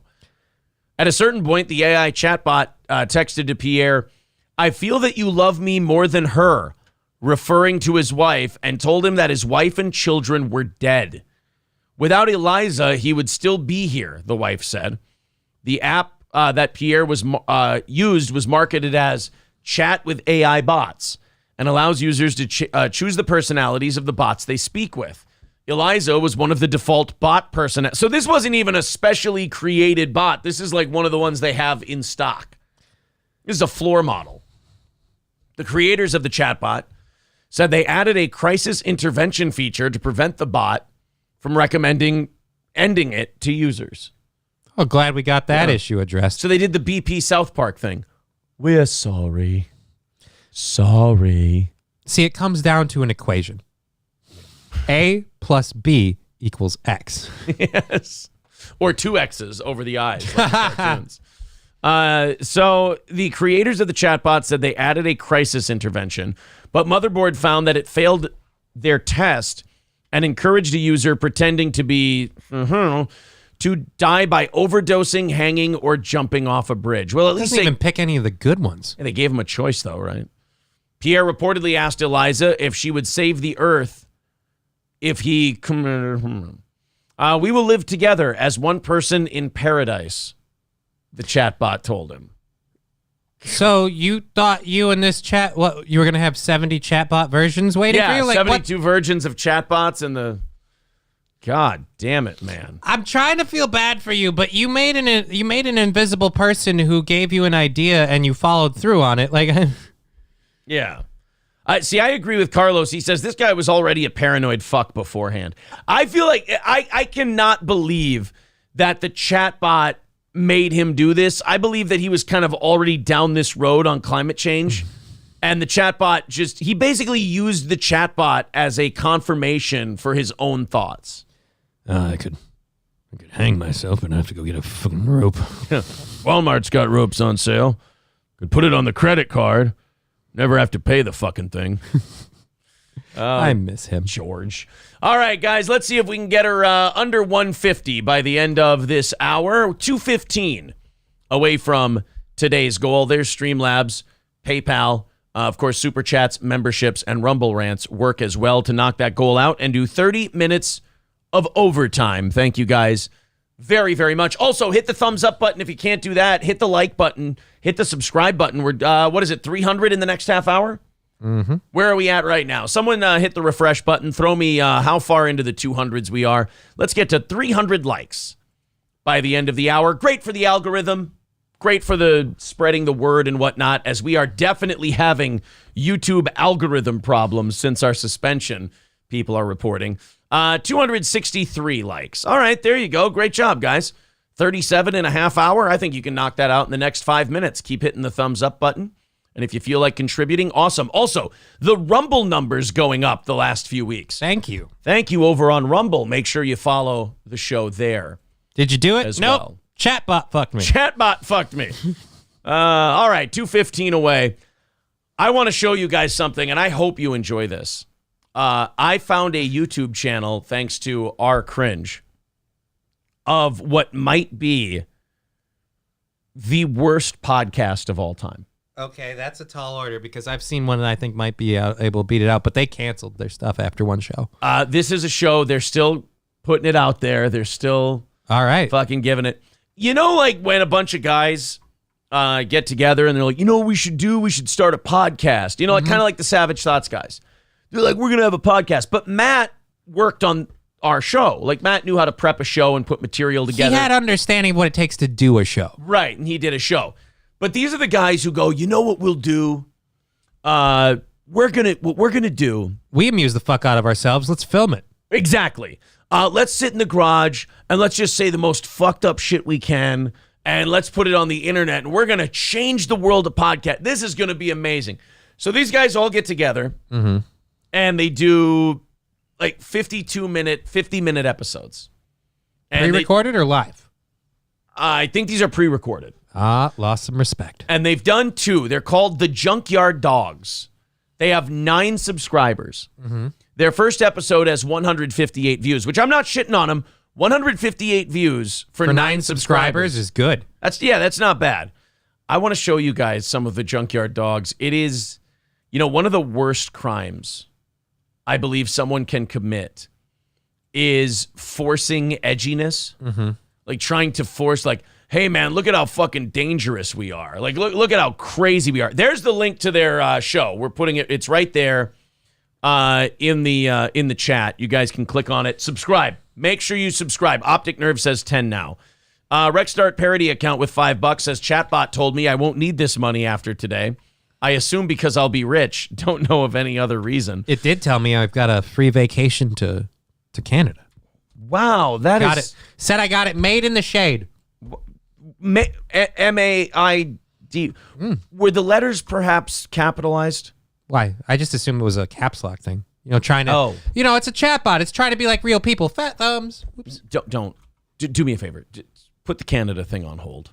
What? I mean, it seems. I don't even have to pay for it. They sent me a plane ticket. It's weird. It was one way. I assume I get the other one when I get there. Just don't go. Because you don't want to buy 2 plane tickets. You go to Canada and you tell them you have MS. It's going to get bad. It's going to get bad. Well, if I don't like it, I could just walk away, right? No, trust me. Just don't go to Canada. Besides, are you vaccinated? I don't think they'll let you go. I don't think Canada lets you in. I don't know. Am I vaccinated or not? I got the one Johnson & Johnson, and after that, I'm like, I think you're good. I think you're good. All right, so here we go. It's called Junkyard Dogs? Junkyard Dogs is the name of the show. And the title of the episode is Banjo Shat Himself. And this whole episode is one of the guys is going to tell a totally not fake story about how he shit his pants. And that's going to be the whole topic of the Junkyard Dogs podcast. You know what I can riff a good 60 minutes on? Oops, I pooped myself. Yes. I shit my pants. I'd like to talk about it on the internet. Here's the problem. If you're going to talk about shitting your pants on the internet, you better be damn sure that you're going to blow up and this thing's going to be huge. Or you better be shitting your pants right now. Because you don't talk about shitting your pants for an hour on the internet to 158 people. That's just an embarrassing confession. But if you do it to 10 million people, that's a business.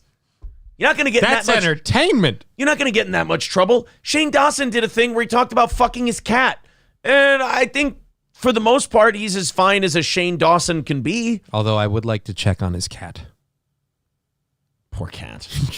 So here it is, guys. The Junkyard Dogs. We'll jump around. We're not going to listen to all 50 minutes of this. But this is one of those podcasts where a bunch of guys get together and they say, we're funny. We crack each other up. Let's turn on some microphones and just riff. How hard could it be? Yeah, we're all in. We're all in. All right, stop. What? They're all in. Jesus fuck, can you guys take 2 seconds to like lower the volume? They're all figure in. out what it. Yeah, they're all in, but my eardrums are going to be bleeding from the fucking asshole's horrible sound quality. There's a little air behind their mics. I mean, a little. If there were any more air, planes would be landing. Junkyard Dogs, baby, episode 1. Ow! Did someone start? Did someone piss on an Atari? They're Junkyard Dogs. What kind of dog breed do we all see ourselves as? I mean, off to a great start, boys. We're howling. I mean, that's wolves, but, you know, look, the first episode, you iron out all your problems. Look, the Nintendo Game Boy legal department may not exist anymore, but if they do, they are coming after them for stealing the Grand Theft Auto soundtrack. Chihuahua. I mean, come on. Mike, I see you more as maybe a golden retriever. I was gonna say he's a. You don't like that? I'll take that. You're definitely a golden retriever. Hey, they fixed it. Banjo, you're definitely like a Great Dane or a Mastiff. Okay. And I'm British, so I guess I'm a Jack Russell. Yeah. See, like, these guys crack each other up.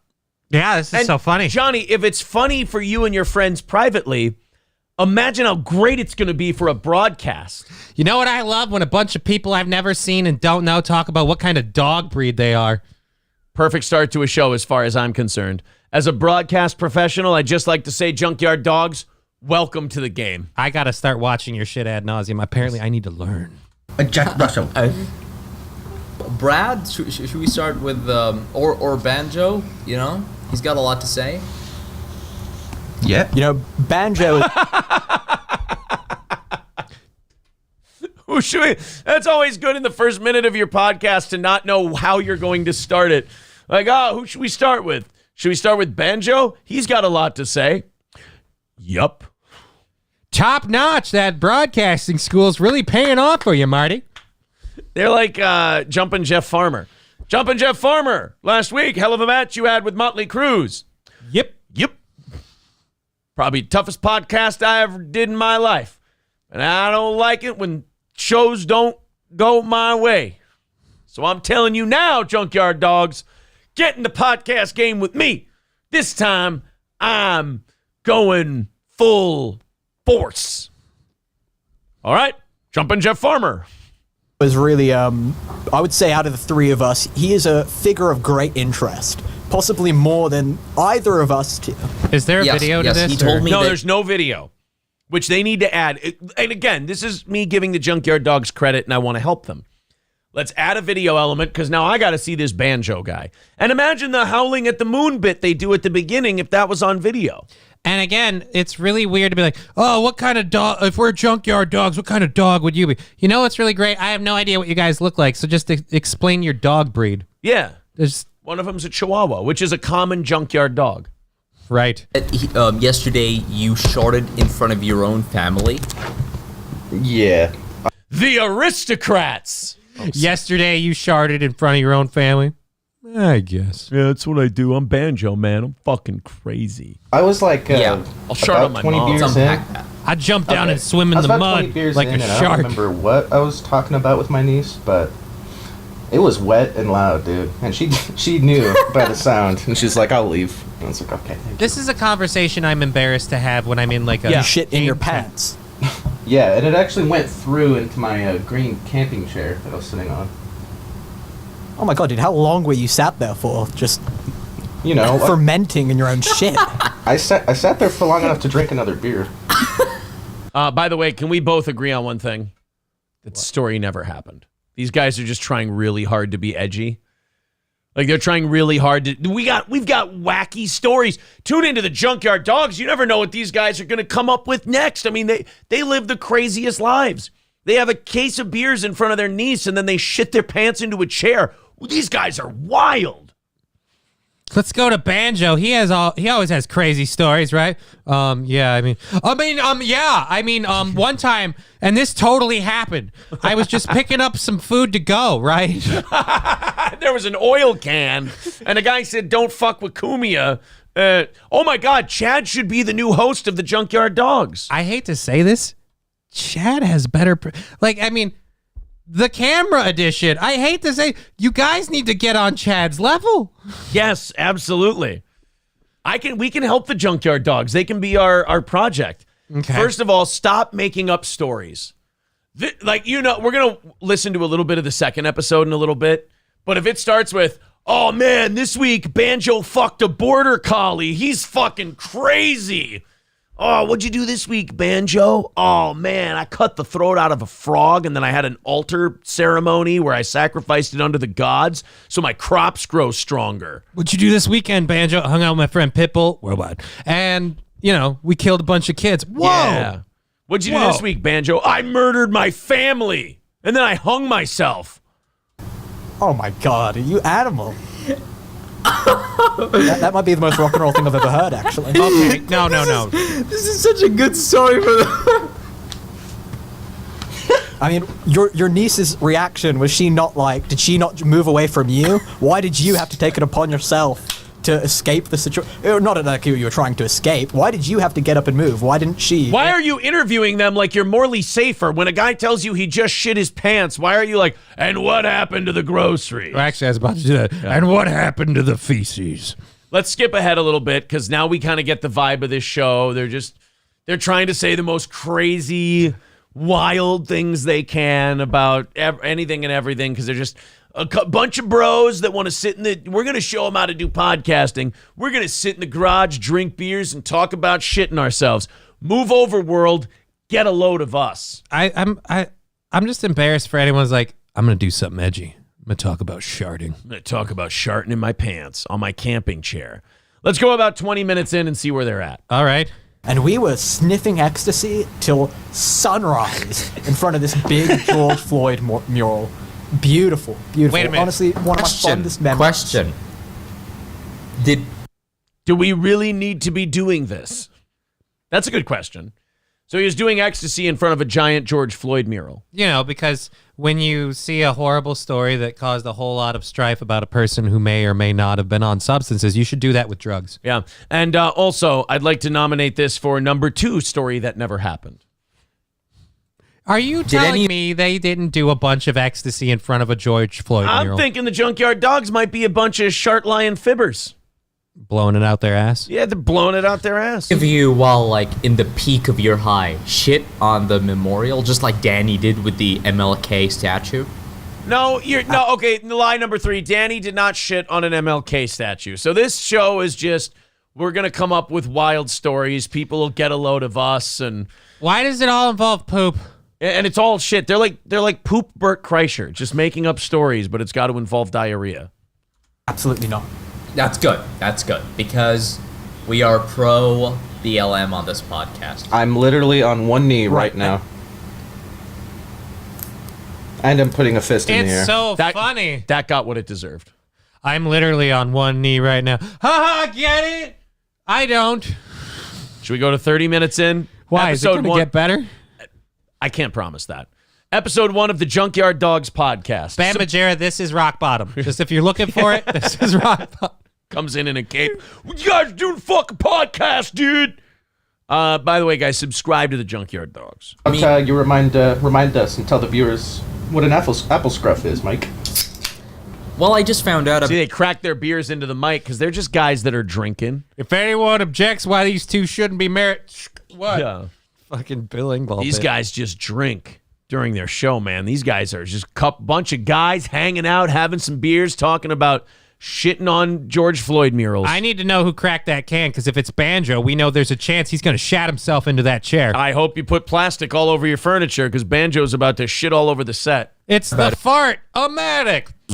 Like a few days ago, but apparently, according to Wikipedia, Apple Scruffs were a group of devoted Beatles fans who congregated outside the Apple Corps building at the gates of Abbey Road Studios in London. You know what? Go back to talking about shit.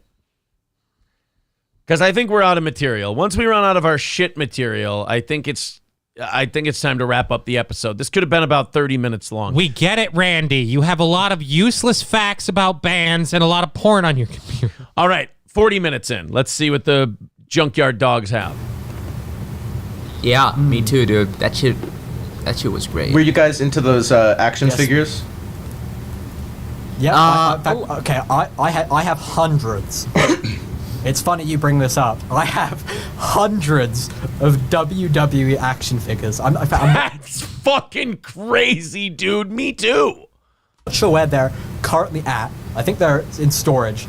But oh, you know what? No, they've been sold off now. They've been sold off at a car boot sale. Can you make up a funny story about how there was shit on them when you sold them? You took a shit on your Hulk Hogan action figure. It's funny you bring up action figures. I have a bunch of them, and I don't know where they are. Oh, wait, I don't have them because I sold them. The Junkyard Dogs podcast, everybody. Damn. I used to have hundreds of these figures, dude. Those things were so fun. Skimpy little underwear. I had a few Diva figures as well, which I let me guess. He's going to jack off to them. Completely disrespected. Completely came all over. There we go. Ladies and gentlemen, you can always count on the Junkyard Dogs podcast to come and shit on everything. If it's a topic, they will shoehorn come and shit into the topic. I grew up with 3 sisters, which meant I was blasting loads into Barbie's face every day. Don't fuck with the Junkyard Dogs, man. They come on everything. Oh, yeah, come on. I had like Summer Rae. I had a Natalia. Summer Rae was hot. Dude. Alexa Bliss, dude. Alexa Bliss. China, dude. I was masturbating all over China. You guys know what China looks like? Wait. You were masturbating all over China, the country, dude? Yeah. See, he did a turn of phrase there, like the country, not the masculine female wrestler. God damn, I'm learning a lot. I need to just shut the fuck up and listen to the Junkyard Dogs podcast today. I'm just saying, any asshole can bust a nut on a Barbie doll or a Diva figurine. Takes a real straight man to freaking just unload on, like Stretch Armstrong. Zen Ryan, Mick KM says, does that say 53 seconds of 52 minutes and 15 seconds? Oh, yeah. Oh, yeah. The Junkyard Dogs. They got staying power. They go. They just keep going. The Junkyard Dogs. They're a standalone podcast. Oh, man. Yeah, April says, Gordy was a junkyard dog before he came and lived with us. That's 100% true. Diesel Cat says, pew, pew. Pew, pew, pew, pew, pew. Junkyard dogs. Pew, pew. They jerk off on everything. Pew, pew, pew, pew. Happy birthday to Mikey Two Milks. Hey, happy birthday, Mikey. Yeah, happy birthday, Mikey. Carlos with 199 says, I'd rather listen to 2 hours of Jason Matheson. Careful. Wasabista says, because poop is funny. Am I right? $2 from Bill Loney says, I just carved Brooks was here into my wall. Your name isn't even Brooks. All right, let's one more episode of the Junkyard Dogs podcast, because Johnny, I don't think it's fair to listen to one podcast of something, a combined 5 minutes. And that was their first episode. Get the cobwebs out. Everyone's a little shaky for their first episode. Mm-hmm. So let's see if the Junkyard Dogs picked it up and did a little bit better show. First of all, audio quality in the second episode could get better. Less shit talk, less cum talk, maybe some more topics. Visual element would be great. Don't think we're going to get it. Yeah. Everyone else on this show also seems to be really surprised about the topics that the other ones bring up as though they have not discussed any of what's going down. Well, I mean, that's usually why you rely on the host of the show to do the prep, or, again, communication helps. Yes. Let's check out. MSO says, no, please. Amanda Hugginkiss says, this just in. Joe Rogan just retired. Oh, well, because he's afraid of the junkyard dogs. He knows doesn't want that heat coming up on him. The new generation is coming up. Get out before they get in. Junkyard Dogs, episode 2. Episode 2. Let's go. Let's get some fucking barks in the house. Let's get some fucking barks. Wait, do we have DMX here? That's great. All right. All right, so there's the start of episode number 2. I want to say, first of all, sound quality a little better from the first one. Growth by inches. Number 2, do you think they're going to talk about their dog barking afterward? Obviously, they didn't practice dog barking. No, that's enough. Everybody's here. So that would be funny if the guy went, that's enough, and just shut down the whole podcast. Like, that weird digital air sound keeps actually reminding me of the original Top Gun video game. Like when you were trying to land on the aircraft carrier. Like, we gotta let the listeners, know about the technical difficulties we had yesterday. Guys, let's learn the difference between singular and plural.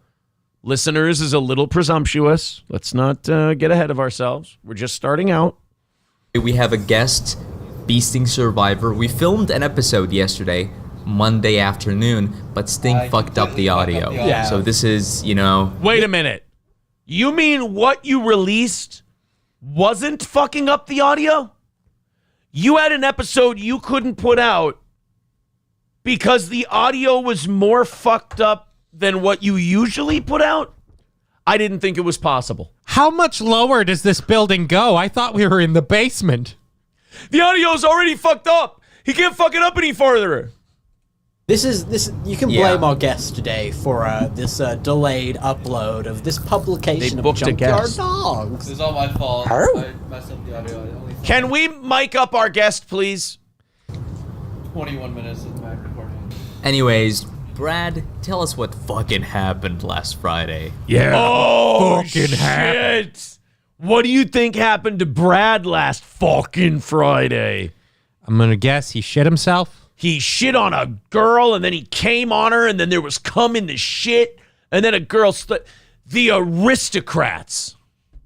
I'll tell you what fucking happened, Mike. And this is totally his voice. Yeah, I had a great time. Yeah, so were all my friends. We had a great ecstasy-driven night. Of course, it was quite a mixed bag, actually. There was like a guy full of tattoos, some kind of like SoundCloud rapper, I can only assume. Some emo kids. Anyway, Who's at some laughing? point in the night, these two Down syndrome-looking brothers. I mean, they had serious Do you hear the show? There's a second conversation in the background.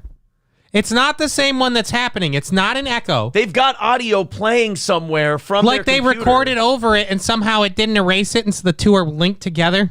Dude, if they're doing this shit on purpose as like a weird Andy Kaufman gag, these guys are brilliant. If this is them trying really hard for a podcast, every single one of their stories is there's drugs or there's shit or there's cum or there's... Oh, I tell you. This is like listening to Dylan Mulvaney talk about being a woman. jaw, sort of like a horse face. They definitely look like they had some kind of either lacking or possessing an extra chromosome. And this guy sits next to me on my buddy's bench. Sits next to me and he says, you know, we're ranting away at each other, chatting away as you typically do on ecstasy. And he says to me, I've got a pill in my pocket. He says it's 10 times stronger. Oh, wow, than this heroin. fucking He says, drug story is amazing. Oh, God. I mean, I've never been offered something like that before, so that was cool. You remember drugs, dude? This guy had drugs. They were on drugs, and this guy had more drugs. And guys, do we have a show for you today? I love that they did this and not one of them thought, you know what we'll do? We'll talk about doing drugs, which is something that people who've done drugs will totally be able to hear and go, you know what? I relate to that. It doesn't sound like you're full of shit at all. Quite alarming. Obviously, I refused the request. But yeah, it's quite scary that how easy it is, you know. So wait a minute. You're telling us you do have the ability to say no, yet you didn't say no to this podcast. That to me just shows a fundamental lack of good judgment. This little freak could have sat next to anyone and gotten them hooked on, a lifetime of pain. Yeah. Could have played episode 1. So that stuff was more addicting than heroin. Get a mic on that fucking guy. What are we doing, boys? I'd like to welcome our guest to the studio. The transient dude is hanging out. Yeah, I'm just here doing drugs. Well, we've got our guest Brad in studio. How are you, Brad? Oh, pretty good, guys. How are you doing? Yeah, no, it's great time at the show. Figured we could do some ecstasy afterwards. Should be great. Thank you, Brad. Let's jump ahead to about 10 minutes. Let's see what kind of stuff they came up with in episode 2 of the Junkyard Dogs. He's not so secure in himself. Oh, And yeah. if he enjoyed it too much, like you said, how It's you're over. thinking he might not go back, he won't go back. That'll be it. We'll lose Mike. He'll be Michelle. He will be Michelle, and this will we're be. talking about the we'll have to Obamas? retitle the pod to I don't know, Junkyard Puss or something. Oh, damn, dude. Podcast. Oh, that was a good one. See, they'll have to change it to Junkyard Purse because he'll be a dog, but he'll be a chick. These guys ad-lib like Terry Schiavo had brain function. This is brutal. Can you guys find a store, just a plan? Yeah, let's have a direction here, guys. Just here's a little tip I found very useful for me, especially starting out. Assume you can get 10 minutes out of every story. Right. And just say, if we're going to do a show for an hour, we need 6 stories. To cover that time. So prep 8. Yeah. Just in case. Zesty, Whoa. Are you using your fingers? Are you using some toy intended for this? Some foreign object? No. Shoving shit in our asshole now. Calm down, Sting. Calm down, bro. Yeah, what the fuck, Sting? Oh my God, it's Sting! Oh my God. Oh man, don't shart in your camping chair. Take it easy.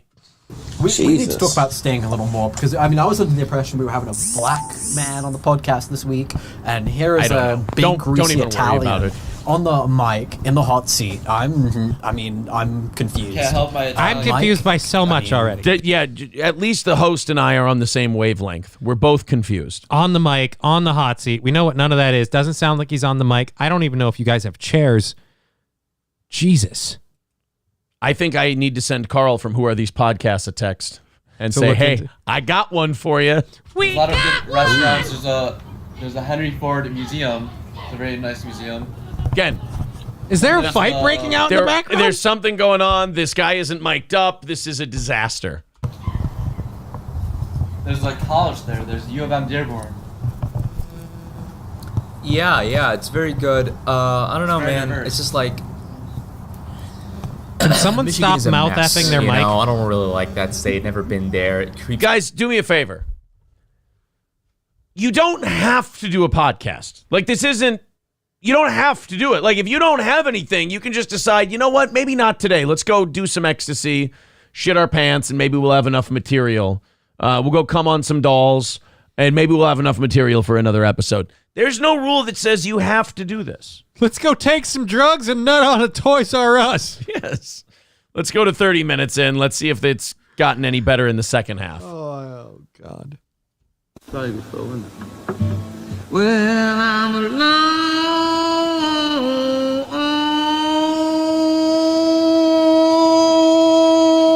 some schoolboy. Oh, they're playing music. All right, we'll dip You out know of what's there. really great for your show when you guys are so good at talking and bantering back and forth? They're like, and now to the music. Yes. Western type blues thing. Very, very great. Right, it's a slow build. Very they're talking great about pace music. and echo to that voice. And very great timbre. Oh yeah, the vocals Very are nice. unbeatable. You know what? I'm going to stop for a second. I know this is probably boring and shitty to listen to, but at least they've got a topic going. Now they're talking about the styles of music they like, breaking down a song. Shit. Okay, that's... Again, we could have started with this. It might have been better, but you know what? I want to get some hot music takes. Junkyard Dogs sounds like a good place to go for that. I'm going to cut off our coverage of the Junkyard Dogs at... Did you say Drunkyard? The Drunkyard Dogs. How are they doing subscriber-wise? They started at 8. All right, they're at 16. We doubled their subscriber count. They've got to know something's going on, though. Yes. We just started going up like crazy. Oh, that's because we're so good. This show is fucking hitting, bro. People can't handle our shit talk. Thank you very much to DC Cat for becoming a subscriber. Rusty Grammar says, happy birthday, Mikey, brother. And $2 from Hank Danger says, new band name, Growth by Numbers. Yeah, Growth by Inches is what I called those guys. Just, a little bit at a time. 200 even away from knocking out today's goal. Someone says my pet rock just killed itself. Oh, no. Stop fiddling the effing mic, says Gray Duckling. Yeah. This show needs to be fixed in the veterinary sense. They should spay or neuter these dogs, says No Morio. They studied at the Mersch School of Audio Production, says Zen Rhino. Can we pay them to stop, says Shaft. I want to see if the junkyard dogs get better. I want to see if they improve. You know what? I feel like a little positive reinforcement. I want to send them a supportive card, maybe some chocolate as a gift. Just let the dogs have something nice. 293 likes. In the next minute, we got to get to 300. We are at $200 for today's goal, so we did cross that threshold by 9 o'clock. Let's see if we can knock out the rest of it here for the final hour of today's show, and we'll add another 30 minutes at the end of it. There's the Streamlabs. There's the PayPal. Of course, Rumble rants count as well. Subscriptions, Super Chats, all of it. Part of the deal. Bill Loney says, have them on your show. I'd have the Junkyard Dogs on the program. I feel I need a camera first. Yeah, we need you guys to have a camera. What the fuck is going on with your medication alarm? I gotta take my pills on a timer. Take your pills. Sorry, man. I got a condition. Pradeep Thapa becoming a member for 1 month says Junkyard Dogs are way ahead of their time. This would be a hit in a futuristic world where Terry Crews is the president. Perhaps. Guys, hit the like button. Let's get that to 300 by the time the top of the hour rolls around. Hit the refresh button. Let me know where we're at. Likewise, let's get to 300 because it just crossed over to 9 o'clock Central Time. We got 1 hour left in the show. 200 away from knocking out our goal today and doing an extra half hour. But also, we're at 302. There we go. We did it. Perfect. And also, we have a nice day over on Rumble. Thank you guys very much. Remember to keep hitting follow. 200 away from the goal and looking to get to 400 likes by the time we get to the end of this hour. So if you haven't hit the thumbs up, hit the thumbs up. Subscribe as well. Familiar Human says you should have them on the show. You know what? I'm just going to go listen to them instead. I mean, that is ballsy of you. I mean, you're putting this amazing show in front of this audience. We could lose people. That's right. I got Junkyard Dog. I got to stop playing other people's shit during our show before we lose our entire audience to the people are going to be Dog. sitting there like, we're listening to these two fucking wastes of space every morning. Let's go hear the dogs. I know that the Steel Toe show doesn't talk about shit in their pants and comment on wrestling action figures. Where do I go? We're not that edgy. Right. Where do I go to get that kind of content? I know. The Junkyard Dogs. We should start barking at the beginning of our show.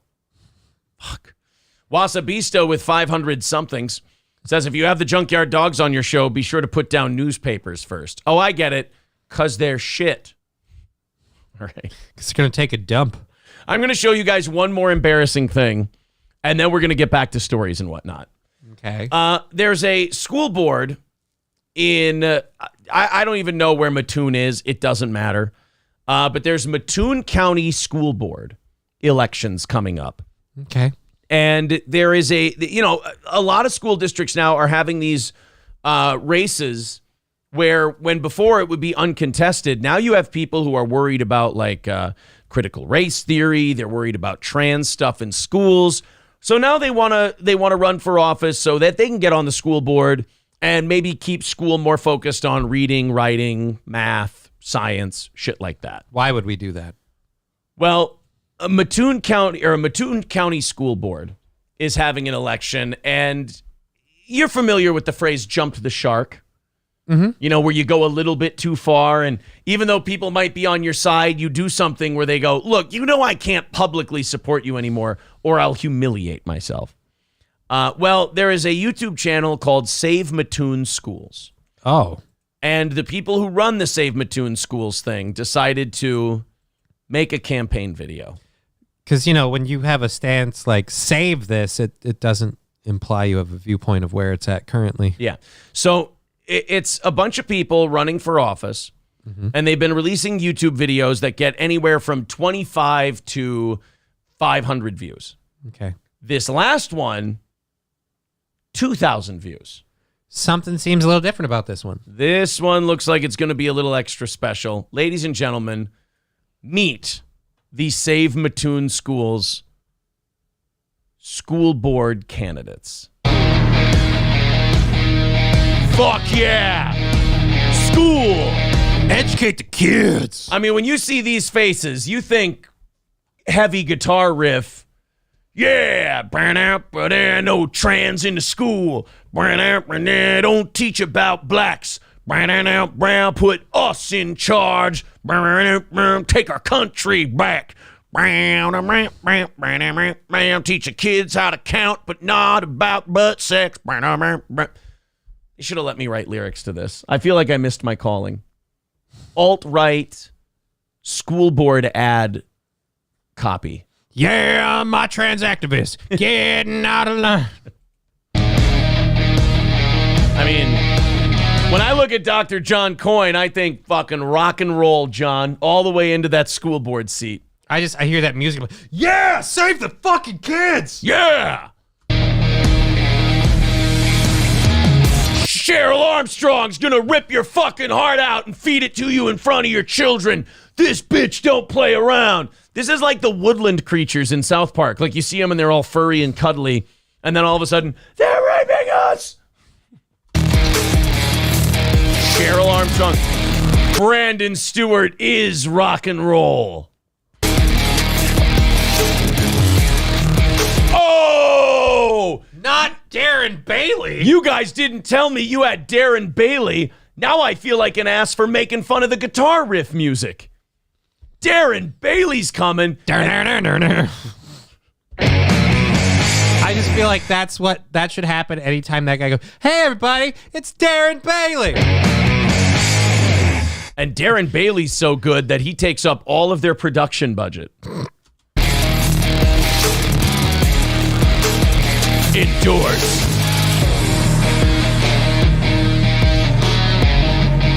Who the fuck is the guy in the Carhartt? Is that Darren Bailey? That must be Darren Bailey. This seems really, really edgy for a bunch of people where I'm like, you guys just talk about minivans, don't Right. you? Like, you all just came from a bake sale, and all of a sudden we've got like hardcore guitar riffs playing to like vote us in charge of the school board and we'll make sure nobody fucks kids.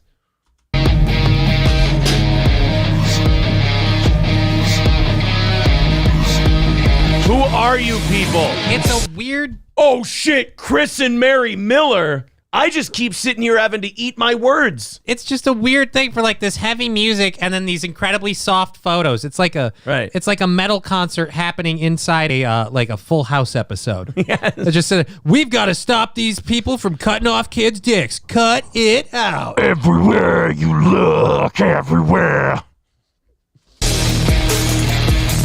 Oh, they're endorsed by Chris and Mary Miller.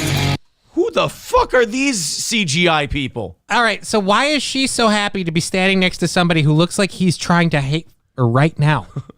Corbin Burnson looks terrible. I'm gonna foil check your eardrum.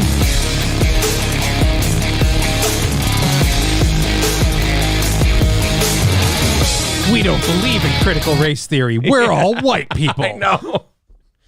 You want our kids to learn about slavery, not on our watch.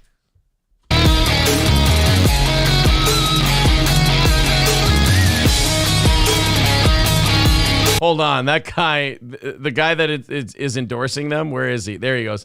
He looks like if like the Sci-Fi Channel had to make like a Trump movie and they didn't have his authorization to use him. So they needed Trump adjacent? Yeah. Close enough. They had to call the guy Ronald Grump and he has to look like this. And they're like, oh, this is totally about now. Vote April 4th. SaveMatsonSchools.com.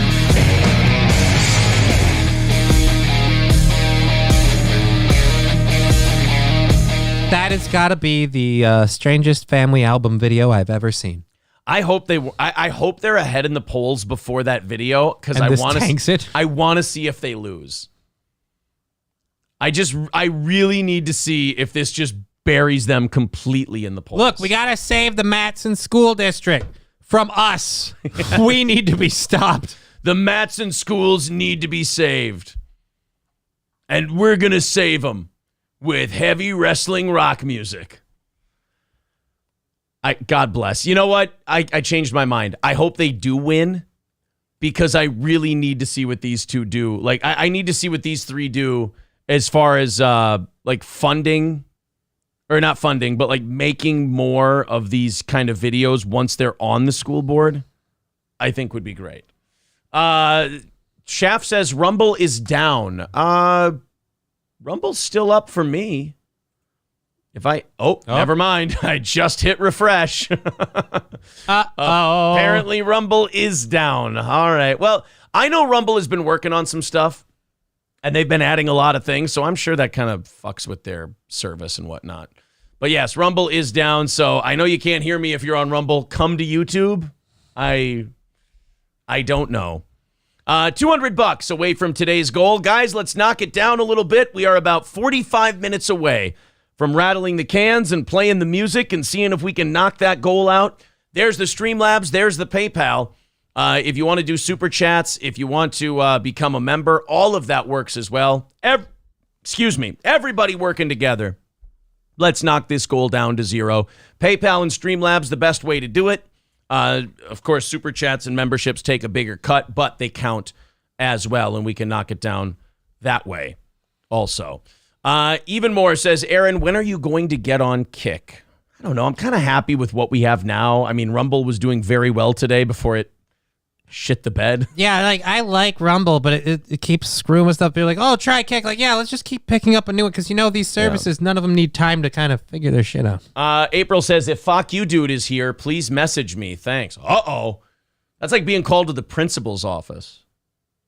It's like, well, what the fuck do I need to contact you for? What did you fucking do, Fuck You Dude? What did you do? Hey, I've got news for you. 7 U.S. government investigators briefly fell ill in early March while studying the possible health impacts of the train derailment in East Palestine, Ohio. So what you're saying is there's nothing to be alarmed about. Don't worry about it. The investigators' symptoms included sore throat, headache, coughing, and nausea, consistent with what some residents in Ohio and across the border in Pennsylvania experienced after the February 3rd train derailment that released a cocktail of hazardous chemicals into the air, water, and soil. The train derailment did not release a cocktail of hazardous chemicals into the air, water, and soil. We did. The thing that released those things into the soil was the government's solution of, hey, we got a bunch of really bad shit that just derailed. In some pressurized containers, and they're burning. I have an idea. Oh, what's that? Let's just set it on fire. Look, guys. And then not only did someone go, let's set it on fire, another guy went, I second. And then they went all in favor, and everyone went, sound good, burn the fucker. Look, guys, we got a problem. These things are volatile, and if they explode, it could be a lot of damage. What's our solution? Burn it! Look, if it explodes, we could have shrapnel and deadly gases. So hear me out. Why don't we just release the deadly gases? You don't think we could maybe like water these down or like bury them in sand or like somehow neutralize the fire explosion potential?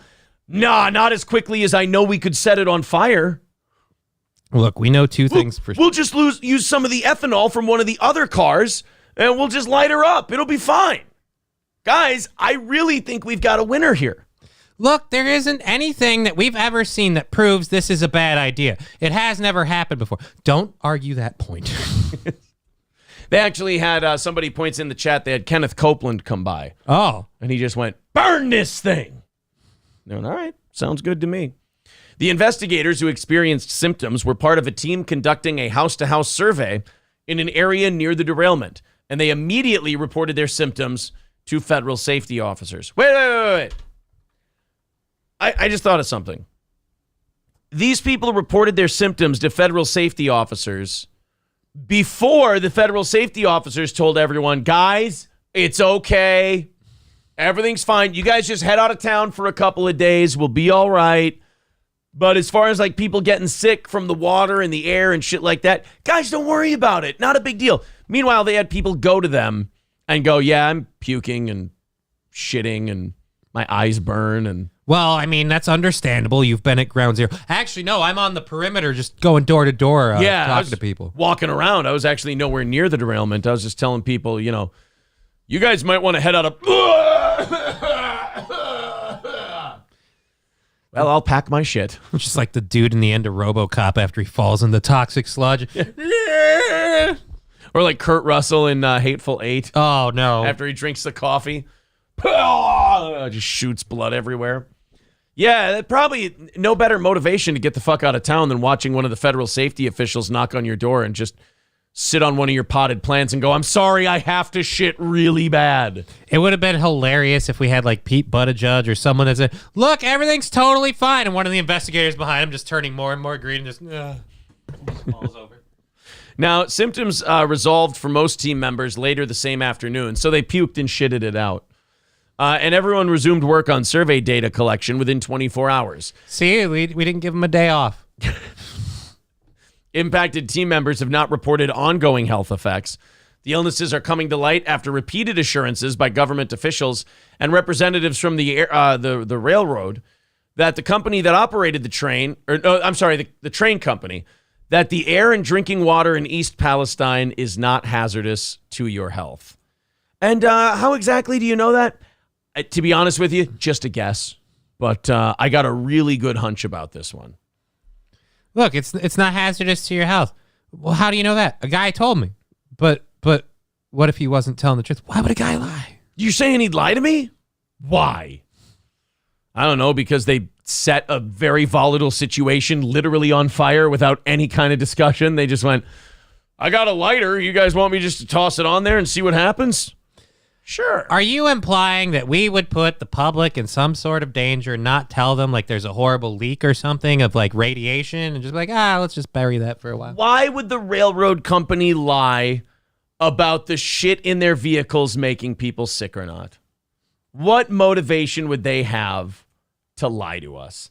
I ask you. More importantly, why would the government, not tell us that if these reports were coming through right away and instead just go up and, no, the water's fine. Look, I'm drinking water. You know what's good and bad about this? What's that? Is that we're sitting here joking about the fact that they lied to us because nobody assumed they were telling the truth in the first place. Like, we're just sitting here joking about the fact that they got caught doing the thing that we all kind of knew they were doing anyway. It's just the lack of faith we have in them telling us the truth that we just automatically go to, oh, they're full of shit and they're lying. And then 2 weeks later, we find out they were for sure full of shit and lying. And we're just like, like that's the end of hope, is when you just laugh at the fact that you were lied to. Well, it's not going to change. We might as well find it funny. Right. You're just like, oh, God. Like, the government always comes to us hat in hand like we didn't know. And they're going, guys, we got some bad news for you. Let me guess, you lied about how dangerous the train derailment was? Jesus Christ, how did you know? Because you told us the opposite after you set a bunch of flammable shit on fire and released chemicals into the air? Oh, it's, you raise a good point there. They're like a person who can't stop laughing while they're lying to your face and they can't believe that it's not working. Look, no, it's totally safe. It's going to be fine. You guys, why don't you eat your burger and we'll tell you all about it? Look, I'm drinking water. They come to you and they say you were lying and we're like, yeah, don't worry about it. We know. Do you forgive us? No, not in a million fucking years, but it's too depressing to think about. So we're just going to go ahead and we also know we're not going to get to hold you accountable. Right. So what I love about this is now that we know that the government lied, we can reflect our feelings in the way that we vote to prevent these people from being in charge anymore. It turns out we lied about the setting the train cars on fire. Yeah, we know. Yeah, but aren't you like really mad at us? Oh yeah, more than you'll ever be aware of. Well, then why aren't you angry? Because what's going to happen? honest to Christ, what you're going to make me being angry illegal in a couple of days anyway. You're going to go on my Twitter, on my Facebook, on my Instagram, on my Snapchat, on everything else. You're going to find out how upset I am, and then you're just going to put me in front of a tribunal anyway. So why don't we skip it, pick up that shovel over there, hit me in the dick with it, and we'll call her even. I thought you were going to say hit me in the head. I almost would prefer that than the dick. They also said that the drinking water was safe. There were WMDs in Iraq, and Ann and Nicole married for love. Know that for a Still fact? got the shovel. How do you know that the government hit you with a shovel right in the dick? Still got the shovel. Exactly. Yeah, I don't. You get to the point where you go, guys. I don't really need an apology. I never thought you were telling the truth to begin with. It's fine. Wait, you mean that our clever subterfuge didn't work? You mean that when we set vinyl chloride on fire and released it into the air, you guys did a Google search and found out we're full of shit? God, we wouldn't have spent so much time lying to you if you knew you were just okay with us doing shitty things. Wait a minute, you're telling me that when you look at your rivers and you see the rainbow colors rolling through them, you thought, this might be a problem. My neighbor must be changing his oil. It's not a big deal. Can came out of nowhere, so don't fuck with Kumia. Wasabista says, why burn chemicals in East Palestine? Because carpet bombing would have been too obvious. Yeah, but at least when the carpet bombing started, the people of East Palestine would have went, oh, thank God, sweet deliverance from the heavens. It would have made the B-52 a god, is what it would have done. I'm just curious, with all this going on in Palestine, how does Israel feel? They can't believe they haven't been able to make this much headway in a Palestinian region as much as our own government did. We should start setting some trains on. You guys want to teach us how to do this? You keep sending us tanks and planes. How about some of those train cars in a Zippo? $200 away from today's goal, boys and girls. Streamlabs, PayPal. Let's start chipping away at that so that when we get to the Rattle the Can Super Chat music segment today, we've got a manageable number. We knock that out, and we go to a half hour of overtime. That is what keeps Steel Toe going. We appreciate your contributions that do that. We've got about 35 minutes before we fire up the music, and $200 away from this morning's goal. Streamlabs, PayPal, Super Chats, and memberships. If you feel like chipping in, we sure do appreciate it. Well, here's something that'll, I hope you guys are sitting down because, the shock of what I'm about to tell you is best absorbed with the knees bent. Okay. So make sure you got a nice comfy seat, or at the very least, bending the knees a little bit. 500,000 people moved out of California between 2020 and 2022. Why? 500,000 people. Why would anyone leave? California's like a paradise. Right, exactly. And fuck this story because it gives me hope. And as I expressed in the last story, I'm out of the hope business. I don't want any hope. I just kind of want to see where this thing goes next, I want to see where the story unfolds to next. I want to see what lie they tell. I'm kind of like a parent watching my 6-year-old tell me what he was doing all day, knowing he got into nothing but a bunch of mischievous shit, and I want to watch the lies that tumble out of his easy-to-catch mouth. That's where I'm at with the government. So when you tell me 500,000 people deserted California, I'm like, okay. And they went to like Texas and Florida and shit like that. And you're like, wow, that's really encouraging. I bet they're going to change the way they vote, too. And I was just going to say, that's the part that makes me go back to the no hope thing, is I go, oh, they're leaving California. They don't think they had a hand in fucking it up. They don't realize how they created their problem. Right. Not only that, the people they left behind in California are out of their minds. So you're going to get way worse in California while everyone else leaves. And then after that, you go to the new place and go, hey, guys, here's what should happen in Texas and Florida. As soon as a California migrant shows up, a refugee from California. A transplant? What they should do is as soon as a Californian steps up in like a city council meeting or a state legislature meeting, and they go, guys, one thing we tried in California, just have everyone start booing and throwing crumpled up paper at them until they sit down and don't say it. This is my thing, though. You left that place because what you did there didn't work. And I'm just like, how... All right, let's go back to the beginning. Go ahead. John Croman is on the show to talk about a little bit of debate going on about Stop talking. There we go. All right, go ahead. But I'm just saying, overall, you left that state because of the way things are going are shitty. So it's just, do you not realize that if you don't change anything, the same thing's going to happen again? It's the definition of insanity. Come on. But we don't have any evidence yet. Like, are they... Because Florida and Texas last election voted red by huge numbers, like record-wide numbers. Yeah, but if I remember correctly, Corey was saying that at least in Texas, there are rules like when you move to the state, you're not allowed to vote right away and stuff. Okay, well, that's possible then. So California lost 500,000 people over the last 2 years. So all that's left are those stark, raving, reasonable ones. Right, that's just it. Like, what's left in California? You know what's left in California? The ones who like it the way it is. What do you mean there's a problem? Yeah, I mean, I just step over the human feces when it's in the street. I don't know what everyone's bitching about. Ever since I started wearing brown shoes, I didn't even notice. Exactly. Guys, it's called adaptation and evolution. I mean, what's wrong with you people? No, I didn't mean you people as in you people. I meant, the bad people. TDR Shit Show says, I have a bit of hope that they're not all stupid. Met a handful of those that moved out there, and I asked them why.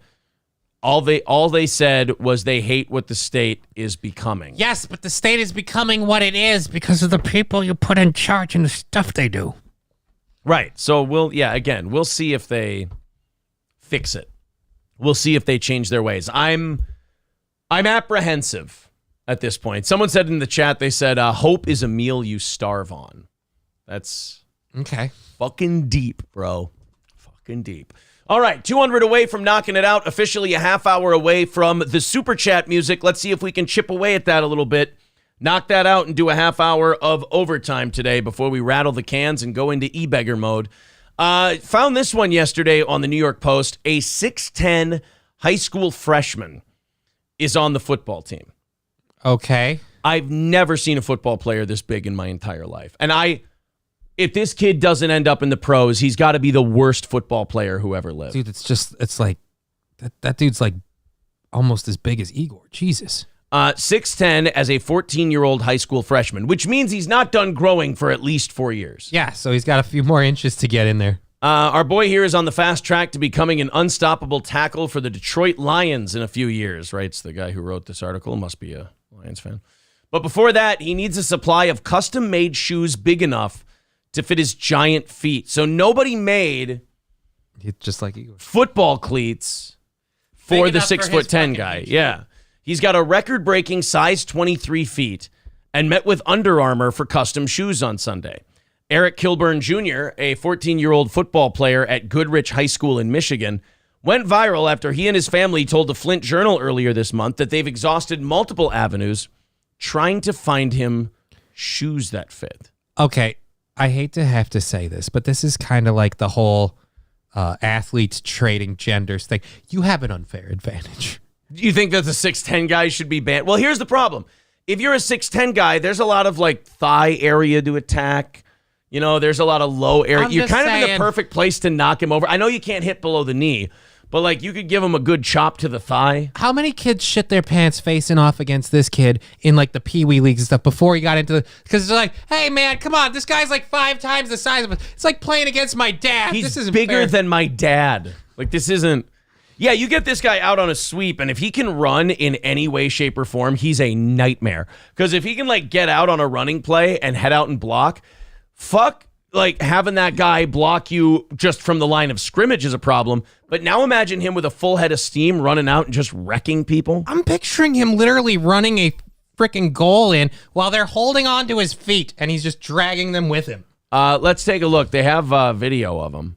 This is my biggest foot ever. That is for That's what she said. I've been doing this about 30 years and I've never had anyone. Okay, just like I thought, this kid is solidly built throughout. He's not like one of these 6'10" guys who's like spindly and no, like doesn't have anything going on down below. Like he's thick all the way throughout. He's It's a little chunky, if we'll be honest. Yeah, but I mean, if this kid can run in any way, shape, or form, he's going to fuck everybody up. Yeah, but the point I was trying to get to is that depending on how growth spurts work for this kid, I would say there's at least 1 or 2 more in the pipe, and he's got plenty of fuel. That fucker's going up a few more inches at least. Right, he's already he's going to end up at like he's going to be over 7. There's no video of him playing football in this video, so I don't really give a shit about that. Yeah, because that's probably a hate crime. Just watch him clotheslining people. He's shoving with one hand each. He's not even using his hands. He just holds the ball like this. He just runs forward, watches them pinging off of him like they're made out of rubber. I want to see if we have any kind of video of... Oh my God. Take a look at this. I identify as a child. That is not fair. This is... If they put him on the defensive line, you're like, all right, guys, nothing but sweeps and pass plays today, nothing up the middle. We are we're not running it between the tackles today. He literally punches through the paper when the team takes the field and the other team leaves. Like, fuck, go home. Just over. Oh, so there's no... Oh, man, I wish there was video of this kid playing football. Kilburn. Let's see if we can... see. Eric Kilburn. I want to see if we can... I just put gotta him say, into YouTube and see if we can find anything. Craig's career didn't go the way he wanted, but his son is going to carry his name. Craig Kilborn's son is killing the game. It's all about the shoes. Eric Kilburn Jr.'s feet are big, and they hurt because he can't find any shoes his size. What size shoe were you jamming your foot into for a while there? Holy shit, Brendan Fraser's looking great. For a while there. I want to say it was a 16. Oh. What size shoe do you wear? 10.5, 11. Imagine wearing a 4. And that's what this kid was playing football in. So what you're saying is now he's going to be really hindered with his full-size shoes. Oh, man. And you he had to hold back before because he was cramming his little tootsies into tiny-ass shoes. He was steamrolling you bitches while he had his feet bound. Now he's got full fucking pontoon action. Wearing a size what? Like 20, 21-ish. Oh, my gosh. Okay, I want to illustrate to people that may say, what's the big deal about that? Why can't he do it? I wear a size 15. Look, we all know how sizes work. We just explained it. It was too small for his foot. Just in case everyone watching this is mentally retarded, that would be like having a shoe big enough for you, but then wearing one way smaller than that. Wouldn't that feel weird? I'm not going to make you try it on, but can we at least just compare and show the difference in the size? Is there? I wear a size 15 shoe. Oh, somebody wants to brag about their dick. Chance you're getting that shoe on your foot? No, absolutely not. Eric's mom, Rebecca, has worked for a solution for years. Oh, so his parents are giants, too. Yeah, she might be on the football team. What they did is they took the big man and they bred him with the big woman. Oh, my God. Jimmy the Greek was right about athletes. He just made it a color thing. That's where he fucked up. Since he was in 5th grade, that's the last time she remembers finding shoes for him on the shelf. At the very beginning, I was just looking for a pair of shoes for him because the only option we had at that point was She's not that much smaller than him. No, she is a and I'm saying this not as a diss. She's a big lady. She's a big lady, like tall and thick. Like she's big throughout. $1,500 pair of orthopedic shoes. That's just a big So boy. Rebecca tried everything and everyone she knew. The cry for help got louder and louder. How many of your bones break if he just tackles you and falls down on you? Like, that's just clavicle, and everything's just crunched. I just feel like, again, when you come out and you see that the other team has that, you just go, well, today's an L, everybody. If I'm the running back, I fake a hamstring injury in practice. I pulled my dick. What? Just anything it takes. Anything it takes. It's been hard coming to the realization that I probably wouldn't have shoes a couple years ago. Tuesday night, a phone call. The family. Anybody want a peanut? Tuesday night, a phone call as he plays a video game. Around the kitchen table and the booming voice of a Hall of Famer on the other side. These shoes were sent from Shaq and Reebok. What? Yeah, these shoes were custom tailored for Shaq, and then they were left over, so they sent... I want a big 6'10" football player to wear my shoes. And then I'm going to buy an XFL team. I'm going to make that kid play for it. After you put the shoes on, you get pizza. That's right. You can have some Papa John's pizza. You can have an XFL team. You can basically have the shitty version of all the good things. When you need car insurance, the General will be right there. Shaq really just endorses the shittiest version of everything. Do you like pizza? I own a bunch of the shitty ones. Do you like insurance? I have the one that doesn't pay for stuff. What else does Shaq pitch? Do you like cars? I just signed a deal with Kia.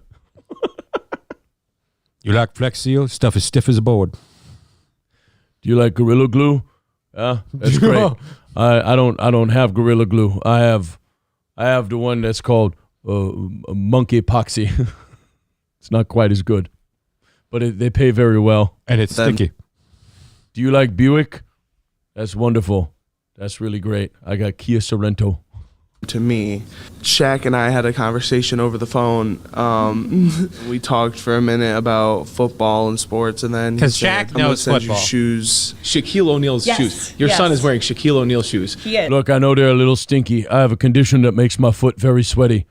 But if you put 2 pairs of socks on, you won't notice a thing. Look, I understand you're a freshman, so I made a phone call. If you need some of my shoes, you probably need a Jimmy hat as well. Oh my God, that's right, Shaq. Do you like Nikes? Cool. I've got Reebok. Shaq just endorses the shitty versions of everything. Speaking of those condoms, do you like Trojans? That's cool. I endorse Durex. Do you like making it feel like somebody's slowly trying to strangle your dick to death? Well, then you're going to be protected with Shaq condoms. He is. It's so much. Do you like Home Depot? Great. I'm giving you a gift card to Lowe's. Amazing things to process. We've had Reebok, Puma, Under Armour standing behind us. Jesus. Basically everything but the good one. Go back a second. We just got to look at the male side of that tree. Reebok, Puma. Oh my God, his fucking dad's Jesus. A mutant. They're sitting on the fucking thing, and his dad is Lurch. Jesus. Boy, this family is a walking eugenics billboard. See what happens when we put the genomes to work for us, people. Your family, I'm going to give you a pair of shoes because apparently your family is building a race of super giant humans, and I want to be on the right side of this conflict. I know that you're all just breeding super babies, and I want you to know that Shaq stands with the super giant humans. Under Armour standing behind us and are like, we want to support Eric. Under Armour. I hope they stand in front. If they're behind, we'll never see to them. meet with the family and measure his feet. I don't have Eric's exact size figured out yet, but obviously he's going to be the largest. Do you guys like Oreo cookies? I sent you a lifetime supply of Hydrox because Shaq knows what the best things are. Do you like Twix? I sent you some vanilla wafers. Keith Sartell says kid's going to end up in the XFL. For sure. He'd be a big draw in the XFL. I feel but like they got to wait 3 or 4 years before they can even have him. Yeah, they got to wait 3 or 4 years, but I bet you those parents have been getting fucking scouting calls already. Oh, for sure. Michael B. says Margaret Sanger changed her mind. Do you like Casey's Pizza? Here's a 7-Eleven gift card. Shaq, you're a huge star. Why don't you go for the big ones? I like to build brands from the ground up. Do you like McDonald's? Here's an In-N-Out. Do you like Perkins? Let's go to a Denny's. I want to go get breakfast on the cheap. Shaq, you're worth hundreds of millions of dollars. And I'm going to stay that way. Frugality knows no net worth. That's all that Shaq is saying. All right, guys. Still 200 away from knocking it out today. And I just copy and pasted Eric Kilburn into the fucking chat. We've got 18 minutes before we have to rattle the cans and knock this thing out to do overtime today. Starting the week 200 behind at the moment. Streamlabs, PayPal, Super Chats, memberships. If you want to chip in, let's see if we can get that number down. Guy Sartell says, do you like Delta Airlines? Me too. I like to fly first class. But I booked you on Spirit because I figured we would save a couple of bucks together. That's all. Yeah, Johnny Chimbo, even his movie career. Do you like Aladdin? I got Kazam. Do you like Superman? I got Real Steel. Or wait, no, Real Steel was the one with Hugh Jackman. What was the... Maybe you want to come over to my house and we could watch. Do you like Power Rangers? I have the VR Troopers. I have Super Samurai Cyber Squad. If you want to watch some good 1990s child kung fu shows. Do you want to know jujitsu? Because I know Shaq Fu. Do you like the Terminator movies? Because I got a lifetime supply of sci-fi remakes. Do you like the movie Blue Chips? Because I have a subscription to ESPN. That's not even the same thing. That's not even the same thing, Shaq. I don't think it's going to work out. Oh, man. Hey, good news for your gas prices, boys and girls. They're going down? Yesterday, Saudi Arabia, joined by Russia and other OPEC oil producers, announced they're rolling out voluntary cuts to their oil production. As much as 1.15 million barrels per day will stop being produced, according to Reuters. Because fuck you. There's an 80-year-old man in the White House and you ain't going to do shit about it. What are you going to do, drill for your own shit? I don't think so. We just spent the last 3 years writing laws that says we can't. Keith Sartell, he says, you want O&A? I got steel toe. Oh, man. Unquenchable Fire. Do you like WrestleMania? I just ordered Super Brawl 7. I thought we would watch it together. No April, no goal, says Schaff. Well, let's see if he's right. He says no April, no goal, and we've only got 15 minutes until we rattle the cans, and we're a good 200 away. There's Streamlabs and PayPal in the chat. It could happen. So, Saudi Arabia, 1.15 million barrels per day are going to stop being produced. And honestly, I bet you the Biden administration loves it because they're on that kick where they want us doing like electric cars and shit by 2032. Yeah. So as far as I'm concerned, like they're looking at this going, good. Gas prices maybe go up a little bit for the summertime, the busy travel season. They're going to hurt a little more. People maybe will get rid of their gas cars and get some electric ones. Forget the fact that there was a Stanford study that just said, yeah, guys, about plugging those electric cars in at your house. Try not to if you can help it. Those battery explosions are nothing to fuck with. And it turns out that, it's a horrible thing if you drive your gas-guzzling vehicle because you're just putting out all this carbon and you're polluting the environment. Thankfully, building these cars, making these none of that pollutes the environment.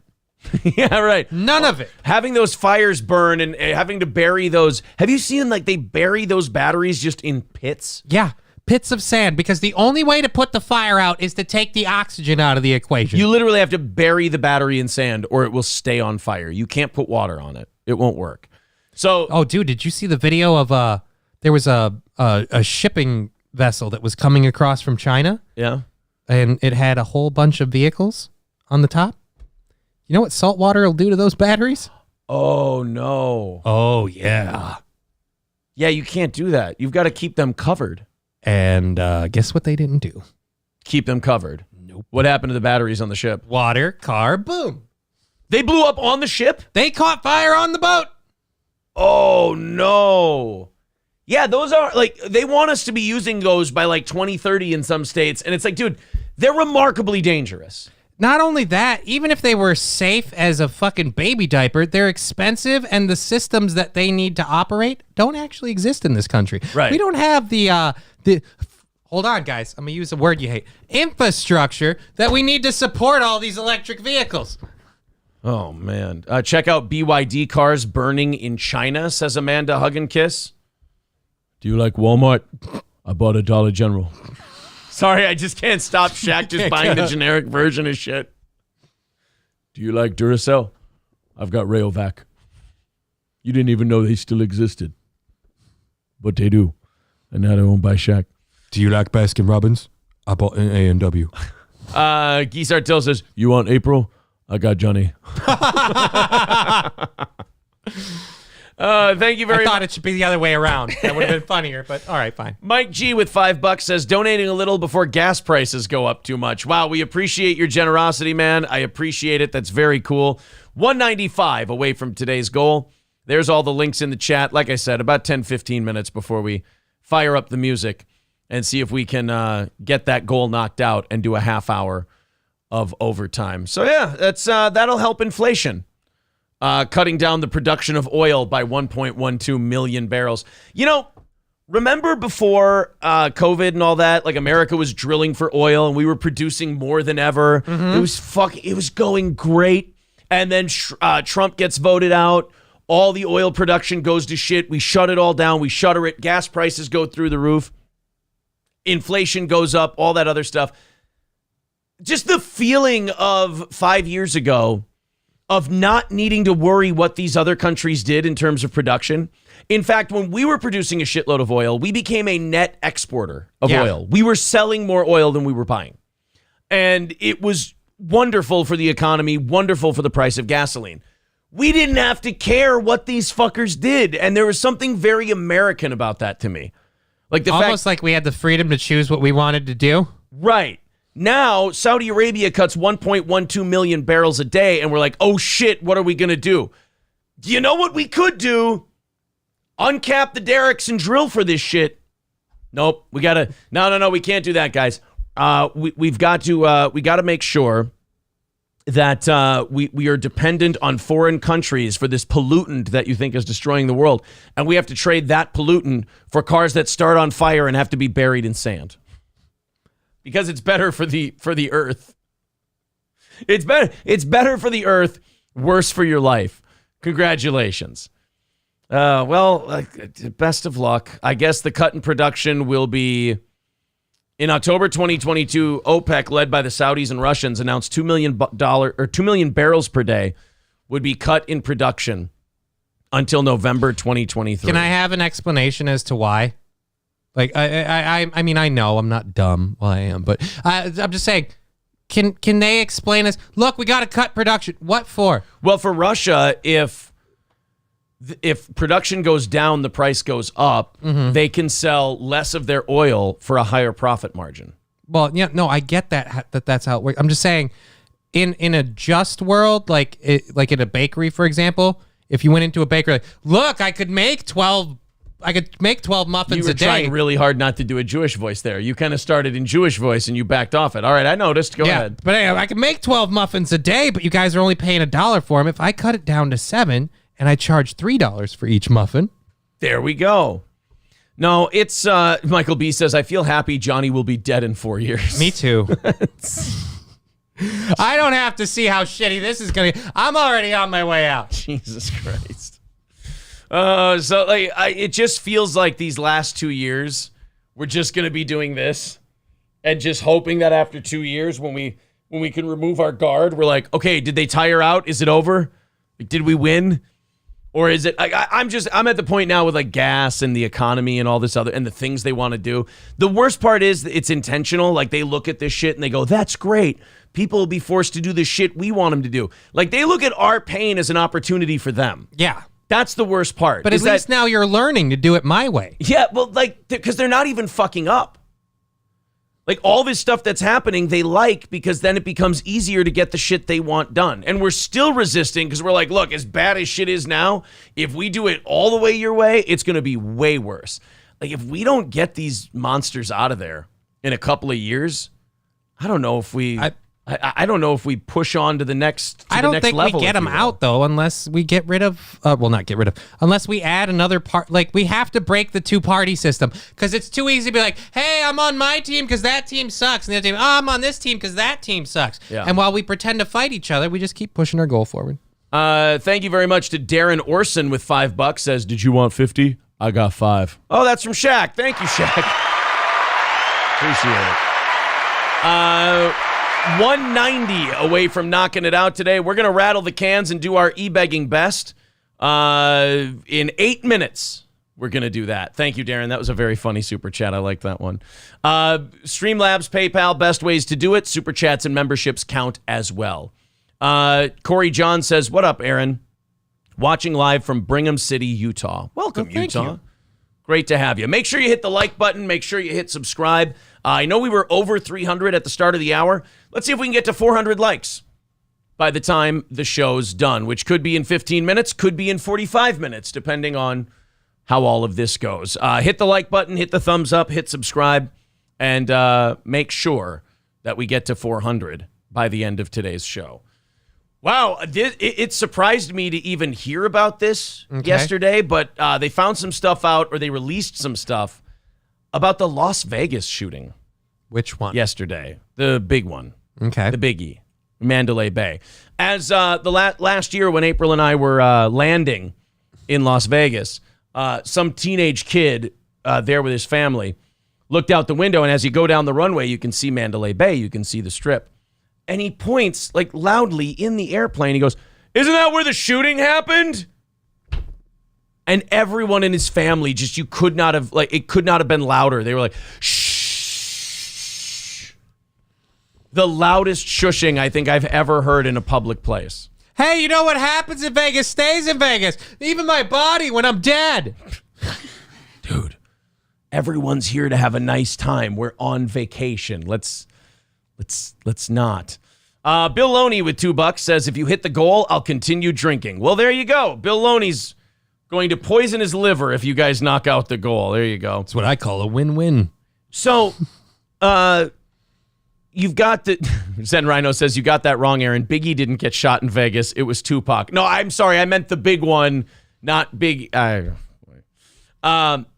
So, they released some new information about the Vegas shooting, because one thing, like, conspiracy theorists and non-conspiracy theorists alike, when it comes to the Vegas shooting, see, like, this is another one that pushed me a little closer to thinking those people weren't crazy, is we all kind of agreed, like, none of this makes a lot of sense. Like, this guy that did it, why did he do it? How did they not catch him coming up with a bag full of ammunition and then more bags full of guns, and then he shot out a window in a hotel and, like, from far away was just, like, firing, basically not automatic ordnance, but he had a bump stock and he could fire faster, and, like, he's able to fire on all these people from far away.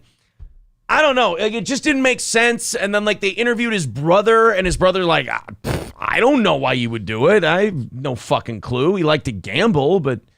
Well, now, I don't know why they're bringing this back up again. Okay. Because I don't think that the government's in a position where we're going to believe them anyway. Why? When have they lied to us? We did a story about a half hour ago. Where they lied. Shit. And then 2 hours before that, we did one about the TikTok bill. Oh. But other than that, never. Did we at least arrest Trump? Because that was a serious thing that we were doing totally. Tomorrow we are going to arraign Trump. So we did get, the big bad boogeyman. So the FBI decided to release documents this weekend. Why? I have no idea. As if they're going to release. I love how they're like, hey, look, we released some documents. Like, oh, well, then I was wrong. You guys are totally trustworthy. You got the FBI straight as an arrow. Look, we released documents. Ray Epps, never heard of him.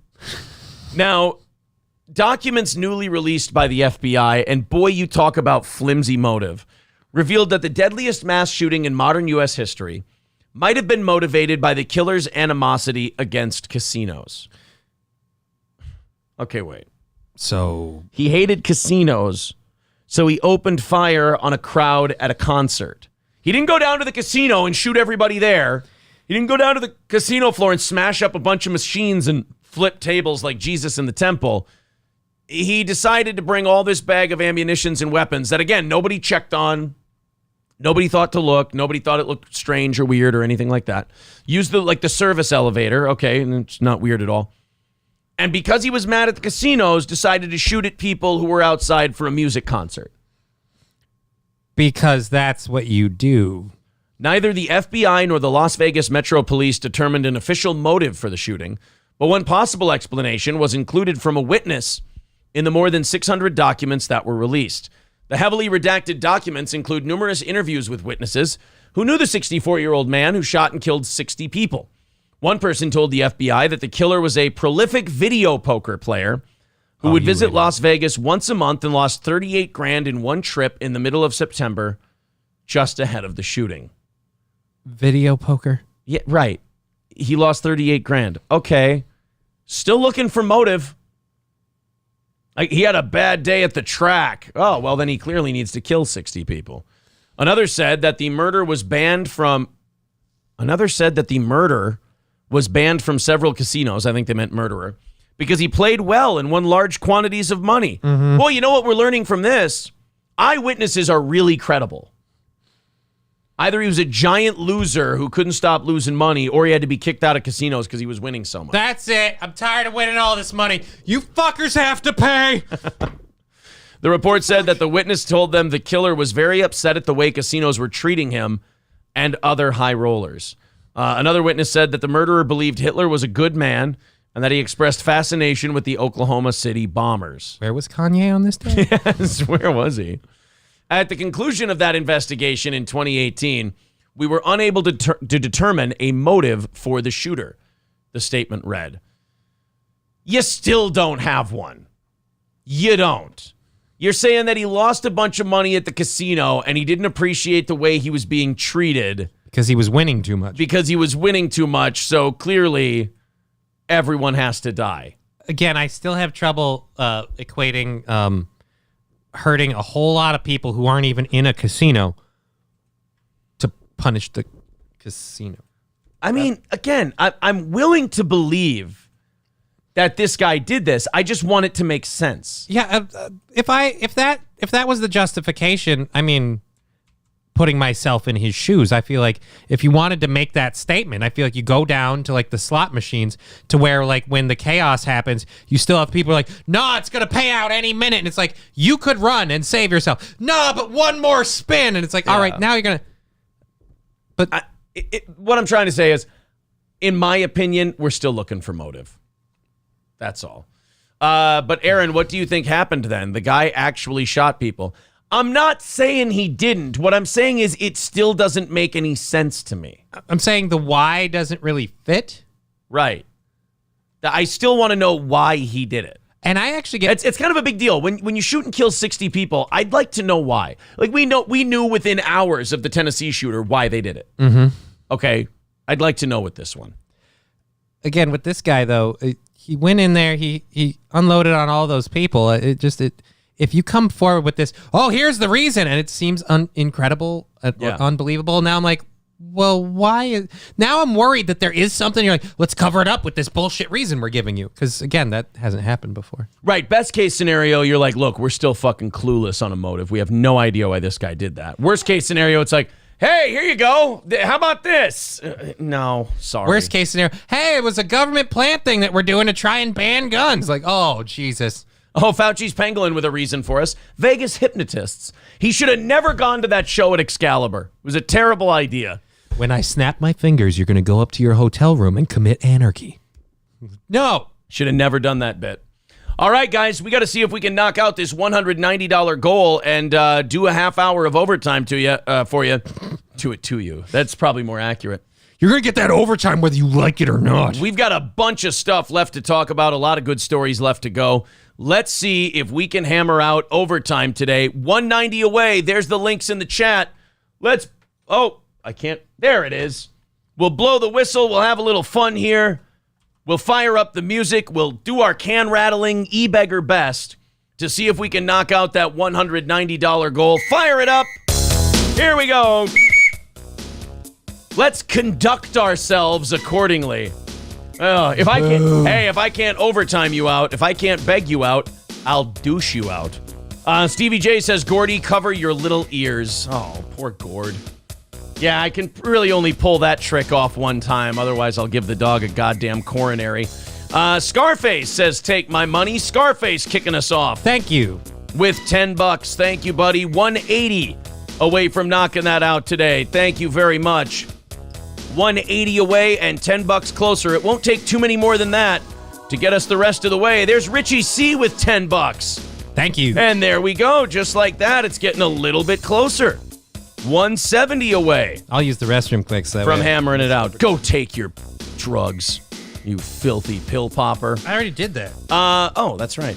Mark with $25 over on PayPal. Wow, take a look at that. And all of a sudden, 145 away from today's goal. 145 away. There's the Streamlabs. There's the PayPal. Getting closer, just a minute into rattling the cans and doing our e-beggar best to hammer this thing out.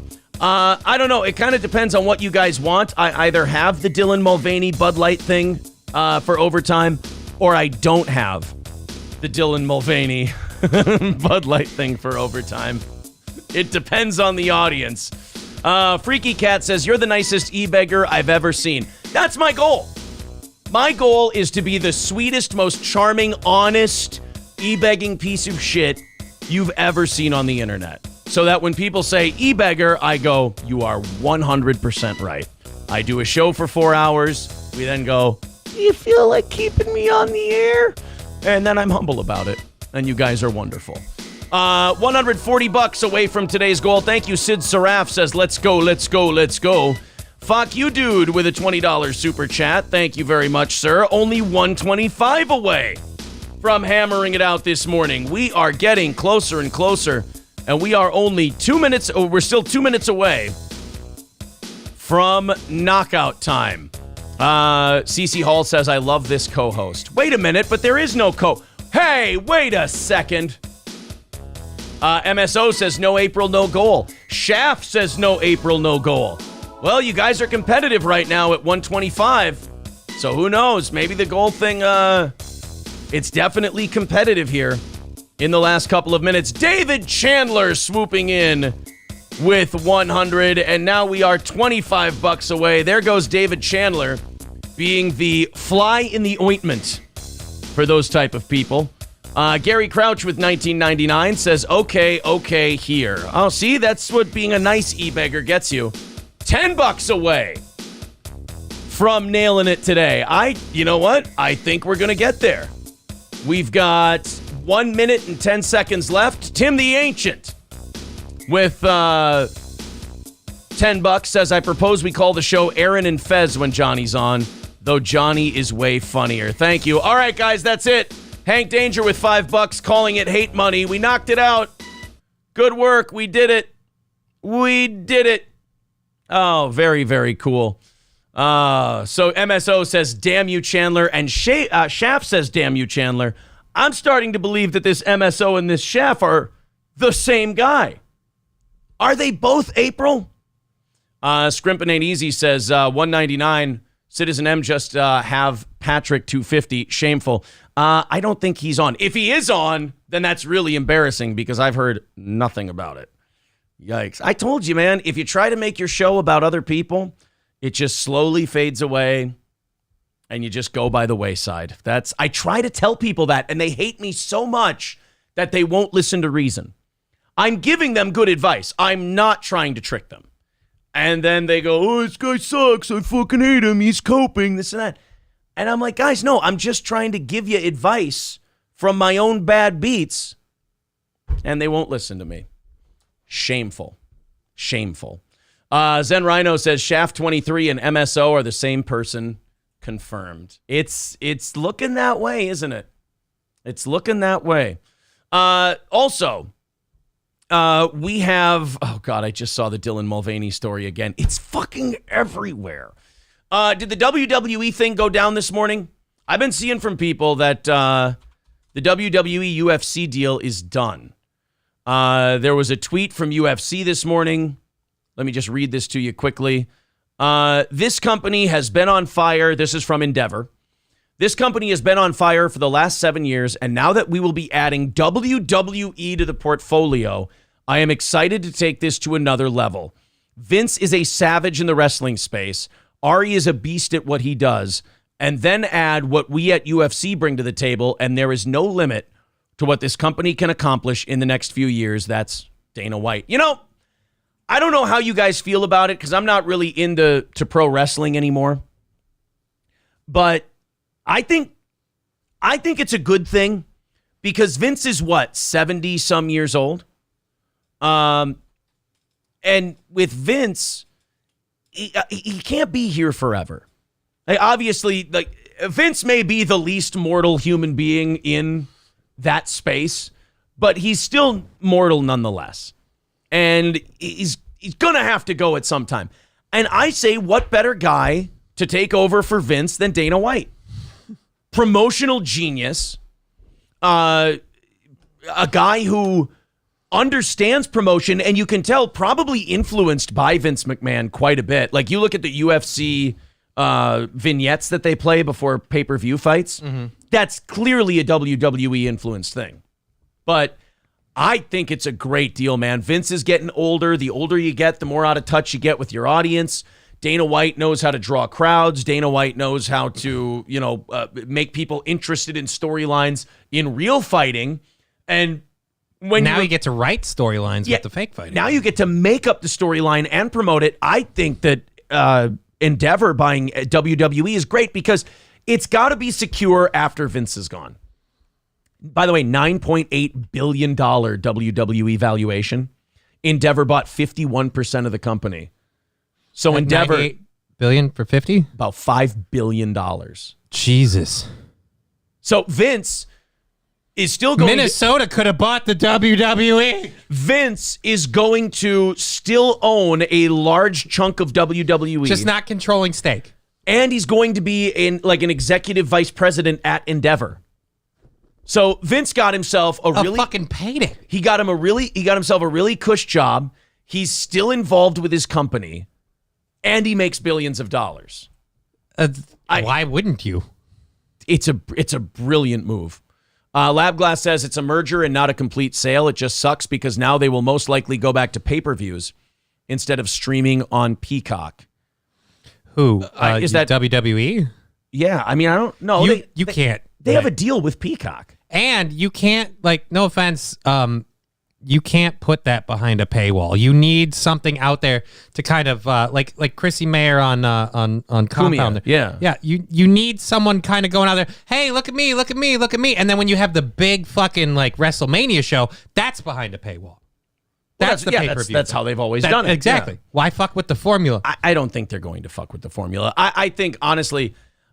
I think that what WWE will do is maybe they'll have to do... Well, no, Endeavor is the parent company of both, so it's not like WWE has to do what UFC does. No. But this could pave the way for a WWE ESPN partnership. You know what would be fucking cool to see? What's that? WWE crossover between... Oh, they're going to do the UFC invades WWE. Mm-hmm. They're going to do John Jones fucking gets in there. We haven't seen UFC and WWE kind of thing Ken Shamrock and what was the other? Who's the other? Tito Ortiz did some wrestling for a while. Ken Shamrock did it. And then obviously Tank Abbott did it. The guy I'm thinking of that was there last in the UFC. Oh, Brock Lesnar. Yeah, Brock. Brock was the last one. That was the one that was scarier. Brock went the other way. Brock went pro wrestling to UFC. Yeah, that was the scarier one. People still don't understand how special what he did was. Brock went from pro wrestling, and then in his second fight in the UFC, he won the world heavyweight title. CM Punk went from pro wrestling to UFC, and he got knocked out, and I think he was in the octagon in 2 fights for a combined 3 minutes. Oh, shit, I want to see that footage. Oh, God, he got fucking crushed. He got beat bad. But as far as Brock Lesnar goes, for your second fight in the UFC. Oh, yeah, Ronda Rousey went to the WWE. Yeah. Did a really good job. So, yeah, it's there's already been that marriage historically. In my opinion, this is way better than them going and selling to the Saudis. Well, yeah. Because now at least we get to keep it in-house. And we can maybe save that slap league. That's what I want to see. You want to see Brock Lesnar in the slap league? God, yes. I want to see Brock Lesnar slap somebody's head off. Because that's got to be what it is. Thing is, Brock Lesnar's just staring at you going like this. You just go, no, fuck it. I'm out. Fuck. I'm leaving. I'm not doing this. He does a fucking wind up and he stops an inch from your face. You fucking flinch. Zen Rhino says third fight, Aaron. His fight... No, because his first fight wasn't in UFC. It was in some... I remember watching it. It was a giant Chinese or a Japanese guy for some... It wasn't Elite XC, but it was something like that. His second fight was a loss to Frank Mir, and then he fought Randy Couture and beat him, wasn't it? Or, you know what? Maybe he did have... Maybe it was his fourth pro fight, and it was his third UFC fight. Either way, huge accomplishment. And, Brock's getting a little older. I don't think... it was Japan, Mir, and Heath Herring, and then he won the title. Okay, there you go. I know that Brock got a little older, but I wonder if he still could do a UFC fight. Now it's available because they're in the same company now. Mm-hmm. Somebody said that Dana won't let his fighters do WWE while they're under contract to UFC. Yeah, but if they're all part of the same company, now it's just working for a different department. Yeah, if it comes from on high from Endeavor, then, what are you going to do about it? Plus, again, that's just feeding into your other stuff. Like right now, if you have someone from the UFC going to the WWE, that's paying a different company. That's getting attention on a different company. Doesn't come back to you at all. But now if you own it. Endeavor will own a 51% stake in the new combat sports and entertainment company, while WWE shareholders will have the remaining 49%. The deal values WWE at $9.3 billion and UFC, which is owned by Endeavor, at $12.1 billion. Shares of WWE and Endeavor both fell Monday morning. It's odd. It has been going up. WWE's like up 33% this year. Ari Emanuel will act as chief executive of both Endeavor and the new company. The companies said McMahon likewise will be executive chairman, while Endeavor president and COO Mark Shapiro will also work in the same roles at the new company. Dana White will remain president of UFC, and WWE CEO Nick Khan will stay on as president of the wrestling business. This is going to be UFC 2.0, Emanuel said in an interview. The board will consist of 11 people, 6 appointed by Endeavor and 5 by WWE. There's your 51-49. The merged company's name will be announced at a later time. The company will trade on the New York Stock Exchange under the ticker TKO. Ooh. So is the name WWE going away? Oh. So, no, they can't do that. That's a valuable brand.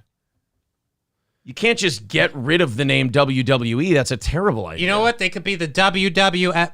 Nope. There was a problem with that. Maybe with Endeavor in charge now, they'll be like, we'll fight the fucking legal battles. You tell that panda to grab his best hold because we're coming for his balls. We're going to be WWF again. Oh. They just look like Ben Stiller in Tropic Thunder, just dead panda sitting on their head. I think it's awesome.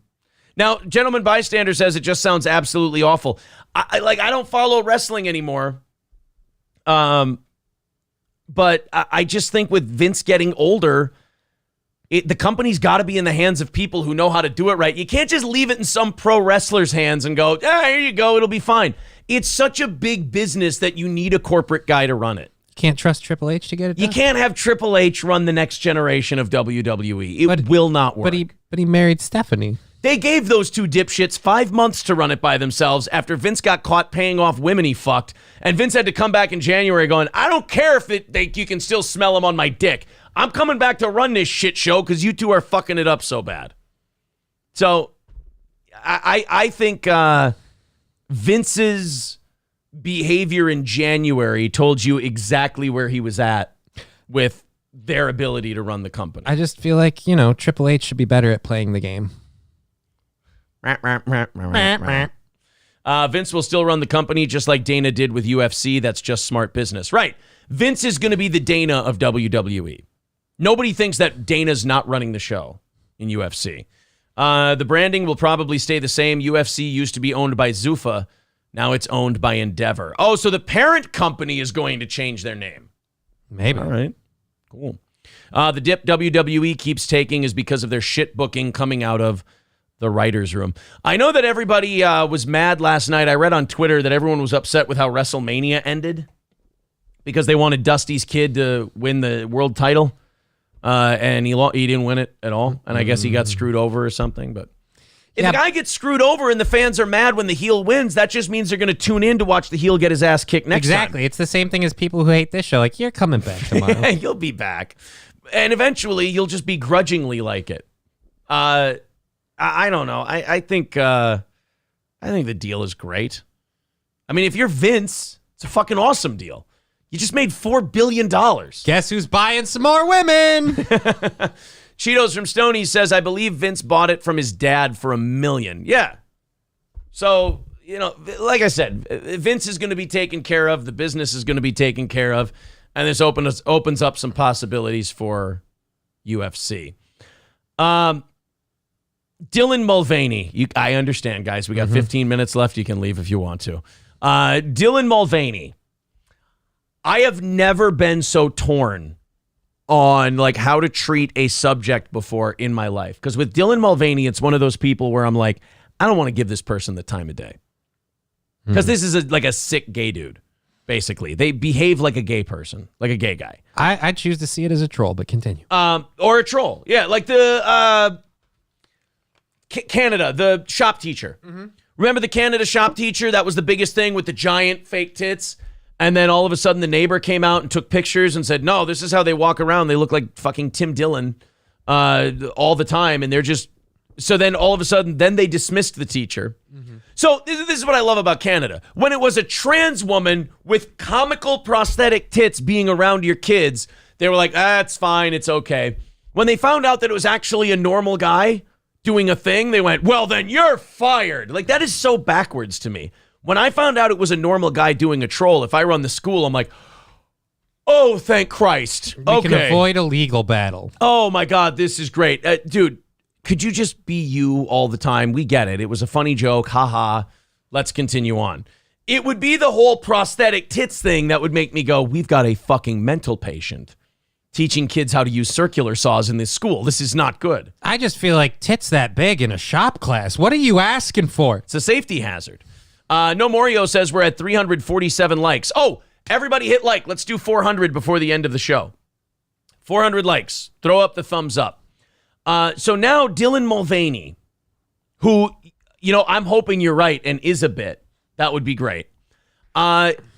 Posted something on April 1st about being the new brand ambassador for Bud Light. And everybody just went the same way I did at first. Shitty April Fool's joke. April Fool's jokes are hack, but Dylan Mulvaney's kind of a hack in more ways than three. And, this is just some wacky, stupid, April Fool's joke. But then I thought to myself, well, if this is an April Fool's joke, expect to be sued by Bud Light. Because you can't just use their brand and use their cans, no pun intended, without any kind of licensing and say that you're endorsing it. Bud Light can sue you. Unless you talk to them beforehand to make sure that this would be That's just cool. it. Bud Light had to be in on it in some way, which means they're working with Dylan Mulvaney. So it's not really an April Fool's joke. Even if they're working together to pull off this bit, they are working together. By the way, Anheuser-Busch, congratulations. You just buried one of your longest running brands, if this is true. People are going to stop buying this beer. I mean, I wasn't going to buy it in the first place, but yeah, I'm definitely not now. Yeah. Hi. Impressive carrying skills, right? No. I got some Bud Lights for us.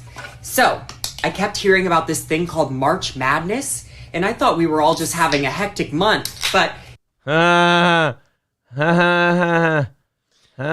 Your eyes yell crazy. Get it? Impressive carrying skills, because I'm a woman.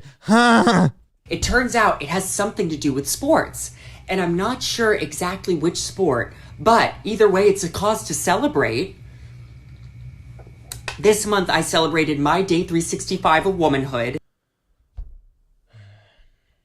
Yay. Fun.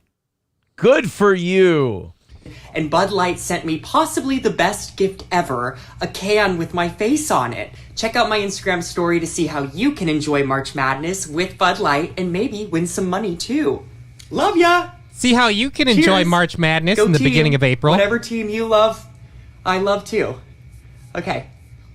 Okay, so you're Love ya. completely fake. It's just so, like, there's so much of a discomfort with this person. Like, they are not comfy in their own skin.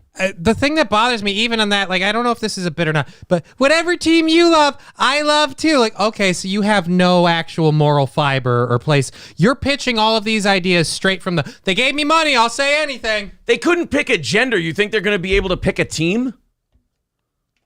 I mean, let's be fair. You should be happy that they picked a beer. At least they committed to that. BYB Podcast says, I could cut glass right now. Oh, cut away. I don't know why these companies get involved with people that, I mean, honestly, she is repellent to people. Like, people abandon whatever she's endorsing. And people keep endorsing her. I am telling you, I am not crazy. This is a CIA thing. This is some kind of a psyop. And I think we don't need any more proof than the fact that Sean Hannity is afraid to come at this lady because he knows that his handlers will not be happy. You don't punch inside the tent, Sean. Sean, come on. We got a lot of dirt on you, Sean, and we hate to release it because you're a good boy. Yeah, I haven't seen anything from Bud Light saying, no, this psycho is not endorsing our beverage. Yeah, Bud Light. Okay, so it's been confirmed 53 minutes ago. Bud Light partners with Dylan Mulvaney. Good luck. Congratulations, Anheuser-Busch. You took the horrible decision of getting Amy Schumer and what's his name? Seth Rogen together to pitch Bud Light. And you thought, let's double down. Let's take Confusoid here. Let's see. Wow. I mean, I've defended Bud Light many times on this program saying it's not that bad. Business-wise, it is that bad. Well, I got to say, Dylan, it makes sense for Dylan to pick that as a brand. He, too, is Bud Light. His Bud is... I liked that one. That one made me happy. Chinese scientists may be on the verge of developing super soldiers who survive nuclear fallout. All right, I quit. It's over. No, I got good news. What? Our military is showing people gender confirming gender awareness videos. Yep, I'm fucking done. It's over. Chinese are trying to figure out how to survive nukes. We're trying to teach people to use proper pronouns in our military. We want to make sure we survive nuclear fallout. Yeah, we just want to make sure all you guys know you can serve your country and lose your dick. Yes. And make sure you put your pronouns in your emails. That's all. China. Yeah, we gotta... You know what? They don't have super soldiers that can survive nuclear fallout. Nuke those guys! And America goes, excuse me, I believe you mean guys, girls, and people who identify as non-bi... Hey, what's that flash in the distance? They don't have people who can survive nuclear fallout. Drop a bomb! Joke's on you! We've been irradiating our populace since 1982. Guess who's built up a resistance, baby? You can't destroy our morale. That's our job. You can't make people turn on America and hate everything we're doing. We already did it. You can't bomb us back into the Stone Age. We already did. All of a sudden, the Chinese launch a ground invasion, and they're like, all right, guys, be careful. Everybody in this country has a gun, and they're going to form a guerrilla resistance. All of a sudden, a bunch of, gun-toting Second Amendment people start walking towards the Chinese line with their hands up, and they're like, what are you doing? We're fighting with you guys. We just really dig the way you go about shit. And I can't take this madness anymore, so we figured you guys could use some help. If you need to know where all the bases are and all the entrances, we got a bunch of military companies here, too. They brought some tanks and shit. You're betraying your own people. Have you no honor? They're wearing pink hair and saying that they're a different person every day. I can't do it anymore. That one said that they're frog self. I don't even know what the fuck that means. Have you seen Dylan Mulvaney? I quit. So, modified human embryonic stem cells showed supernatural resistance against radiation. That is a study that China released. Can I get some of them stem cells? I bet that shit could work for me. Right. Chinese researchers inserted a tardigrade. A tardigrade gene. Do you know what a tardigrade is? It's a... No, I was just going to make a retard joke. I'm a hack. Go ahead. All right. Yeah, it's a tiny little... a single cell organism. It pretty much looks like it looks like an uncircumcised penis, and it has 6 legs or whatever. They generally live in drops of water and doing stuff. Some of the most resilient creatures. Tardigrades. Tardigrade genes into human embryonic stem cells. The researchers claim the modified cells showed supernatural resistance against radiation. So they're creating the Fallout video game. Yep. Good. Do you want Bruce Banner? Because this is how we get Bruce Banner. This is how you get Bruce Banner. I've been waiting. Oh, I can't wait for whatever China's doing to leak out into the rest of the world and shut down the entire world for a couple of years because they had to make super soldiers. Are you implying that this research is somehow going to leak out and cause some sort of global pandemic? Where would you get that idea? I'm just saying that if I hear a Chinese soldier someday go on your left, I'm going to be really worried. You see, because Captain America on your left. I actually was thinking about that scene the other day for a really stupid reason that I won't go into, and now you fucking damn it. So they're now going to make super soldiers who can't be nuked. It's great. They said success in this unprecedented experiment could lead to super tough soldiers who could survive nuclear fallout. Oh yeah, that's nothing. You know what our soldiers can survive? Being misgendered. Suck it, commies. Now, this is a report from the South China Morning Post. That's a newspaper out of Hong Kong, so... Yep, there's a tardigrade. Creepy as fuck looking. That's a tardigrade gene? That's a tardigrade. That's a tardigrade. That little thing there. Oh, so a tardigrade gene is just something from the this DNA thing. of that creature. Yes. That is a tardigrade. Like I said. And that thing can survive a nuke. Yeah. That thing can live in a drop of water, and when the water dries up, the tardigrade doesn't die. It like hibernates or whatever, and the more water shows up, it just starts floating around again. And it's got butthole mouth. It's got butthole mouth. It's got like fucking 8 arms. Like, look at that creepy fucking thing. That is gross. It's like a fucking dick with legs. I want to harpoon it. I really hate tardigrades. Little did we know no tardigrade had been sent. Well, the bomb mission had been so secret. No tardigrade gene had been sent. We didn't know until we grew tumors the size of a tangerine. Now I'm mixing movies. Jesus. I'll never take the super soldier serum again. Unable to live, unable to die. I will rain an ungodly firestorm of tardigrades down upon you. Now I'm doing cut Pirates of the Caribbean. Oh, man. You complete me, Mr. Hooper. This is flaming tardigrade. Okay, flaming tardigrade. Fuckface. It's my favorite part. It's his best role ever. It's Tom Cruise's greatest work of all time. Absolutely. Not even close. I became such a huge fan of Tom Cruise again after that movie. Who's the key grip? I want you to punch that director in the face really fucking hard. And I love that he goes, hold hands off his plate. Sorry, man. Boom! Oh. 4-leaf Tayback. I wrote the book. Wow. You're an American hero. This nation owes you a debt of gratitude. Now shut the fuck up and let me do my job. He spits the apple out. Tom Cruise is alphas everybody in that fucking movie. How much fun did he have doing that role? I'm extremely busy, Peck, so get the fuck out of here before I cut your dick off and jam it up your ass. And he's always very, like, matter of fact. Like, it's not even mean the way he says it. Like, even Flaming Dragon, fuckface. He says the most evil shit, but in the most matter of fact way. Almost like a Jewish movie executive. It's amazing. Like, that movie was, like, offensive to the blackface world. Mm-hmm. Remarkably anti-Semitic. But all of us got the inside jokes about it and thought it was hilarious. We all understood it. And, like, I mean, and the Tom Cruise character, the longer he was on screen, the more anti-Semitic it got. It's like they had to, they're like, hey, we had a longer scene with Tom, but we got to cut it back. Why? He started chewing the scenery, and he said Hitler was right. Oh, God, damn it, Tom. It was one of those things where, like, Tom Cruise gets into that character, and, like, he can't wash it off. And he's like, dude, I just tanked like 3 company stocks during lunch. And they're like, Tom, what the fuck are you doing? I'm crashing currencies all over the world. This is fucking insane.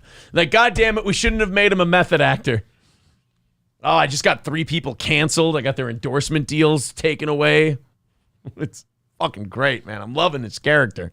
Tom, you're out of your mind. I'm going to get this movie canceled. It's like, Tom, no.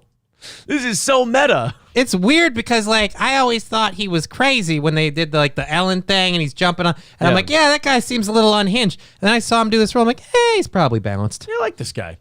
No, it was, Tom Cruise, the scene where he talks about exploiting Ben Stiller's death, setting up a foundation, down the road cashing a huge life insurance claim and then splitting it with his agent. And then buying a G7 with the money. And then you're just like, oh my God, these conversations have happened before. Tom's leaning the fuck in.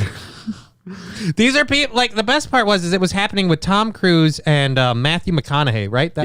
So, like, that's going on. And you're like, these two guys are doing this scene. And you're like, these are guys who have been in on this conversation. You know they're going, let's just play it up. But yeah, they showed it to Spielberg, and Spielberg was like, you know what? I thought I was going to come into this offended. Not totally inaccurate. I mean, you're saying that the guy's career was faltering and that he was going to die anyway? Yep. pretty sound business plan, if you ask me. Look, you're going to lose him either way. You might as well make a payday out of it. Like they showed it, they're like, all right, we're going to show this to some Jewish movie executives, guys. Get ready to have to reshoot. And they watched it and they go, wait, so you're telling me this Grossman isn't a real person? No. Fuck! I was going to hire him. So wait a minute. You're telling me Lex Grossman is actually Tom Cruise? Yeah. Yeah. Holy shit. My agent's been trying to find the guy. We've been trying to see if we can work with him on I thought, wow, this guy's got a head for the business. Guys, we are going to have our best of clip go up at noon today, so be sure to check that out. It'll be a premiere. You can be in there in the chat, fucking around, talking all kinds of shit if you want to. Thank you very much for knocking out today's goal. We really appreciate that. That's huge. I do have news about Wednesday's show. Oz is no longer allowed to do any kind of night driving. Okay. So he called me on Saturday, and he had to tap out of Wednesday's show. So we're still going to go with the mystery guest theme for Wednesdays. I'm just going to try and book one today or tomorrow and get somebody on. I think what we're going to do is do the old radio days where I do the first hour solo. I'll do the last hour solo. We'll get all our can rattling and begging in those, 2 hours. In those 2 hours. That's not all we're going to do. I mean, I'll just take 5 minutes here, 5 minutes there. We'll knock the whole thing out. Or I think what we could do is do the thing we did with Corey and do the split 50-50 thing and no goal on Wednesdays. Could go that way as well. So we will see. We're hopefully, we've got Matt from Savage Thoughts the following Wednesday. Well, if you need to fill in this Wednesday, I'll do it once. I will. I'll check it out. I'll see what our options are and see if there's anything we could do. But I'm totally coming in an hour late and leaving an hour early. That's understandable. Yeah, understandable. I will just play the role of Oz. Guys, that's going to do it for today. We will be back at 7 p.m. Central Time. Both April and I will be live on the evening show for the whole 2 hours tonight. So that'll be fun. Johnny, I'm going to be on Just Kidding LLC on Twitch, YouTube, and hopefully Rumble. I haven't been on all week because I caught my my wall of monitors with my face.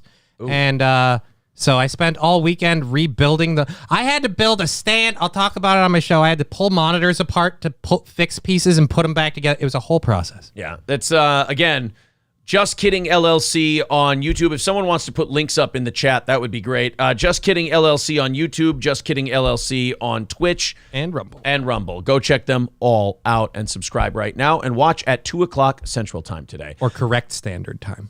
Correct standard time. Or Eastern time, as E-Rock calls it, real people time. Hit the like button. Get us up to 400. Subscribe to the channel. Get us up to 9,300. Johnny, thank you very much once again. You're very welcome. We will talk to the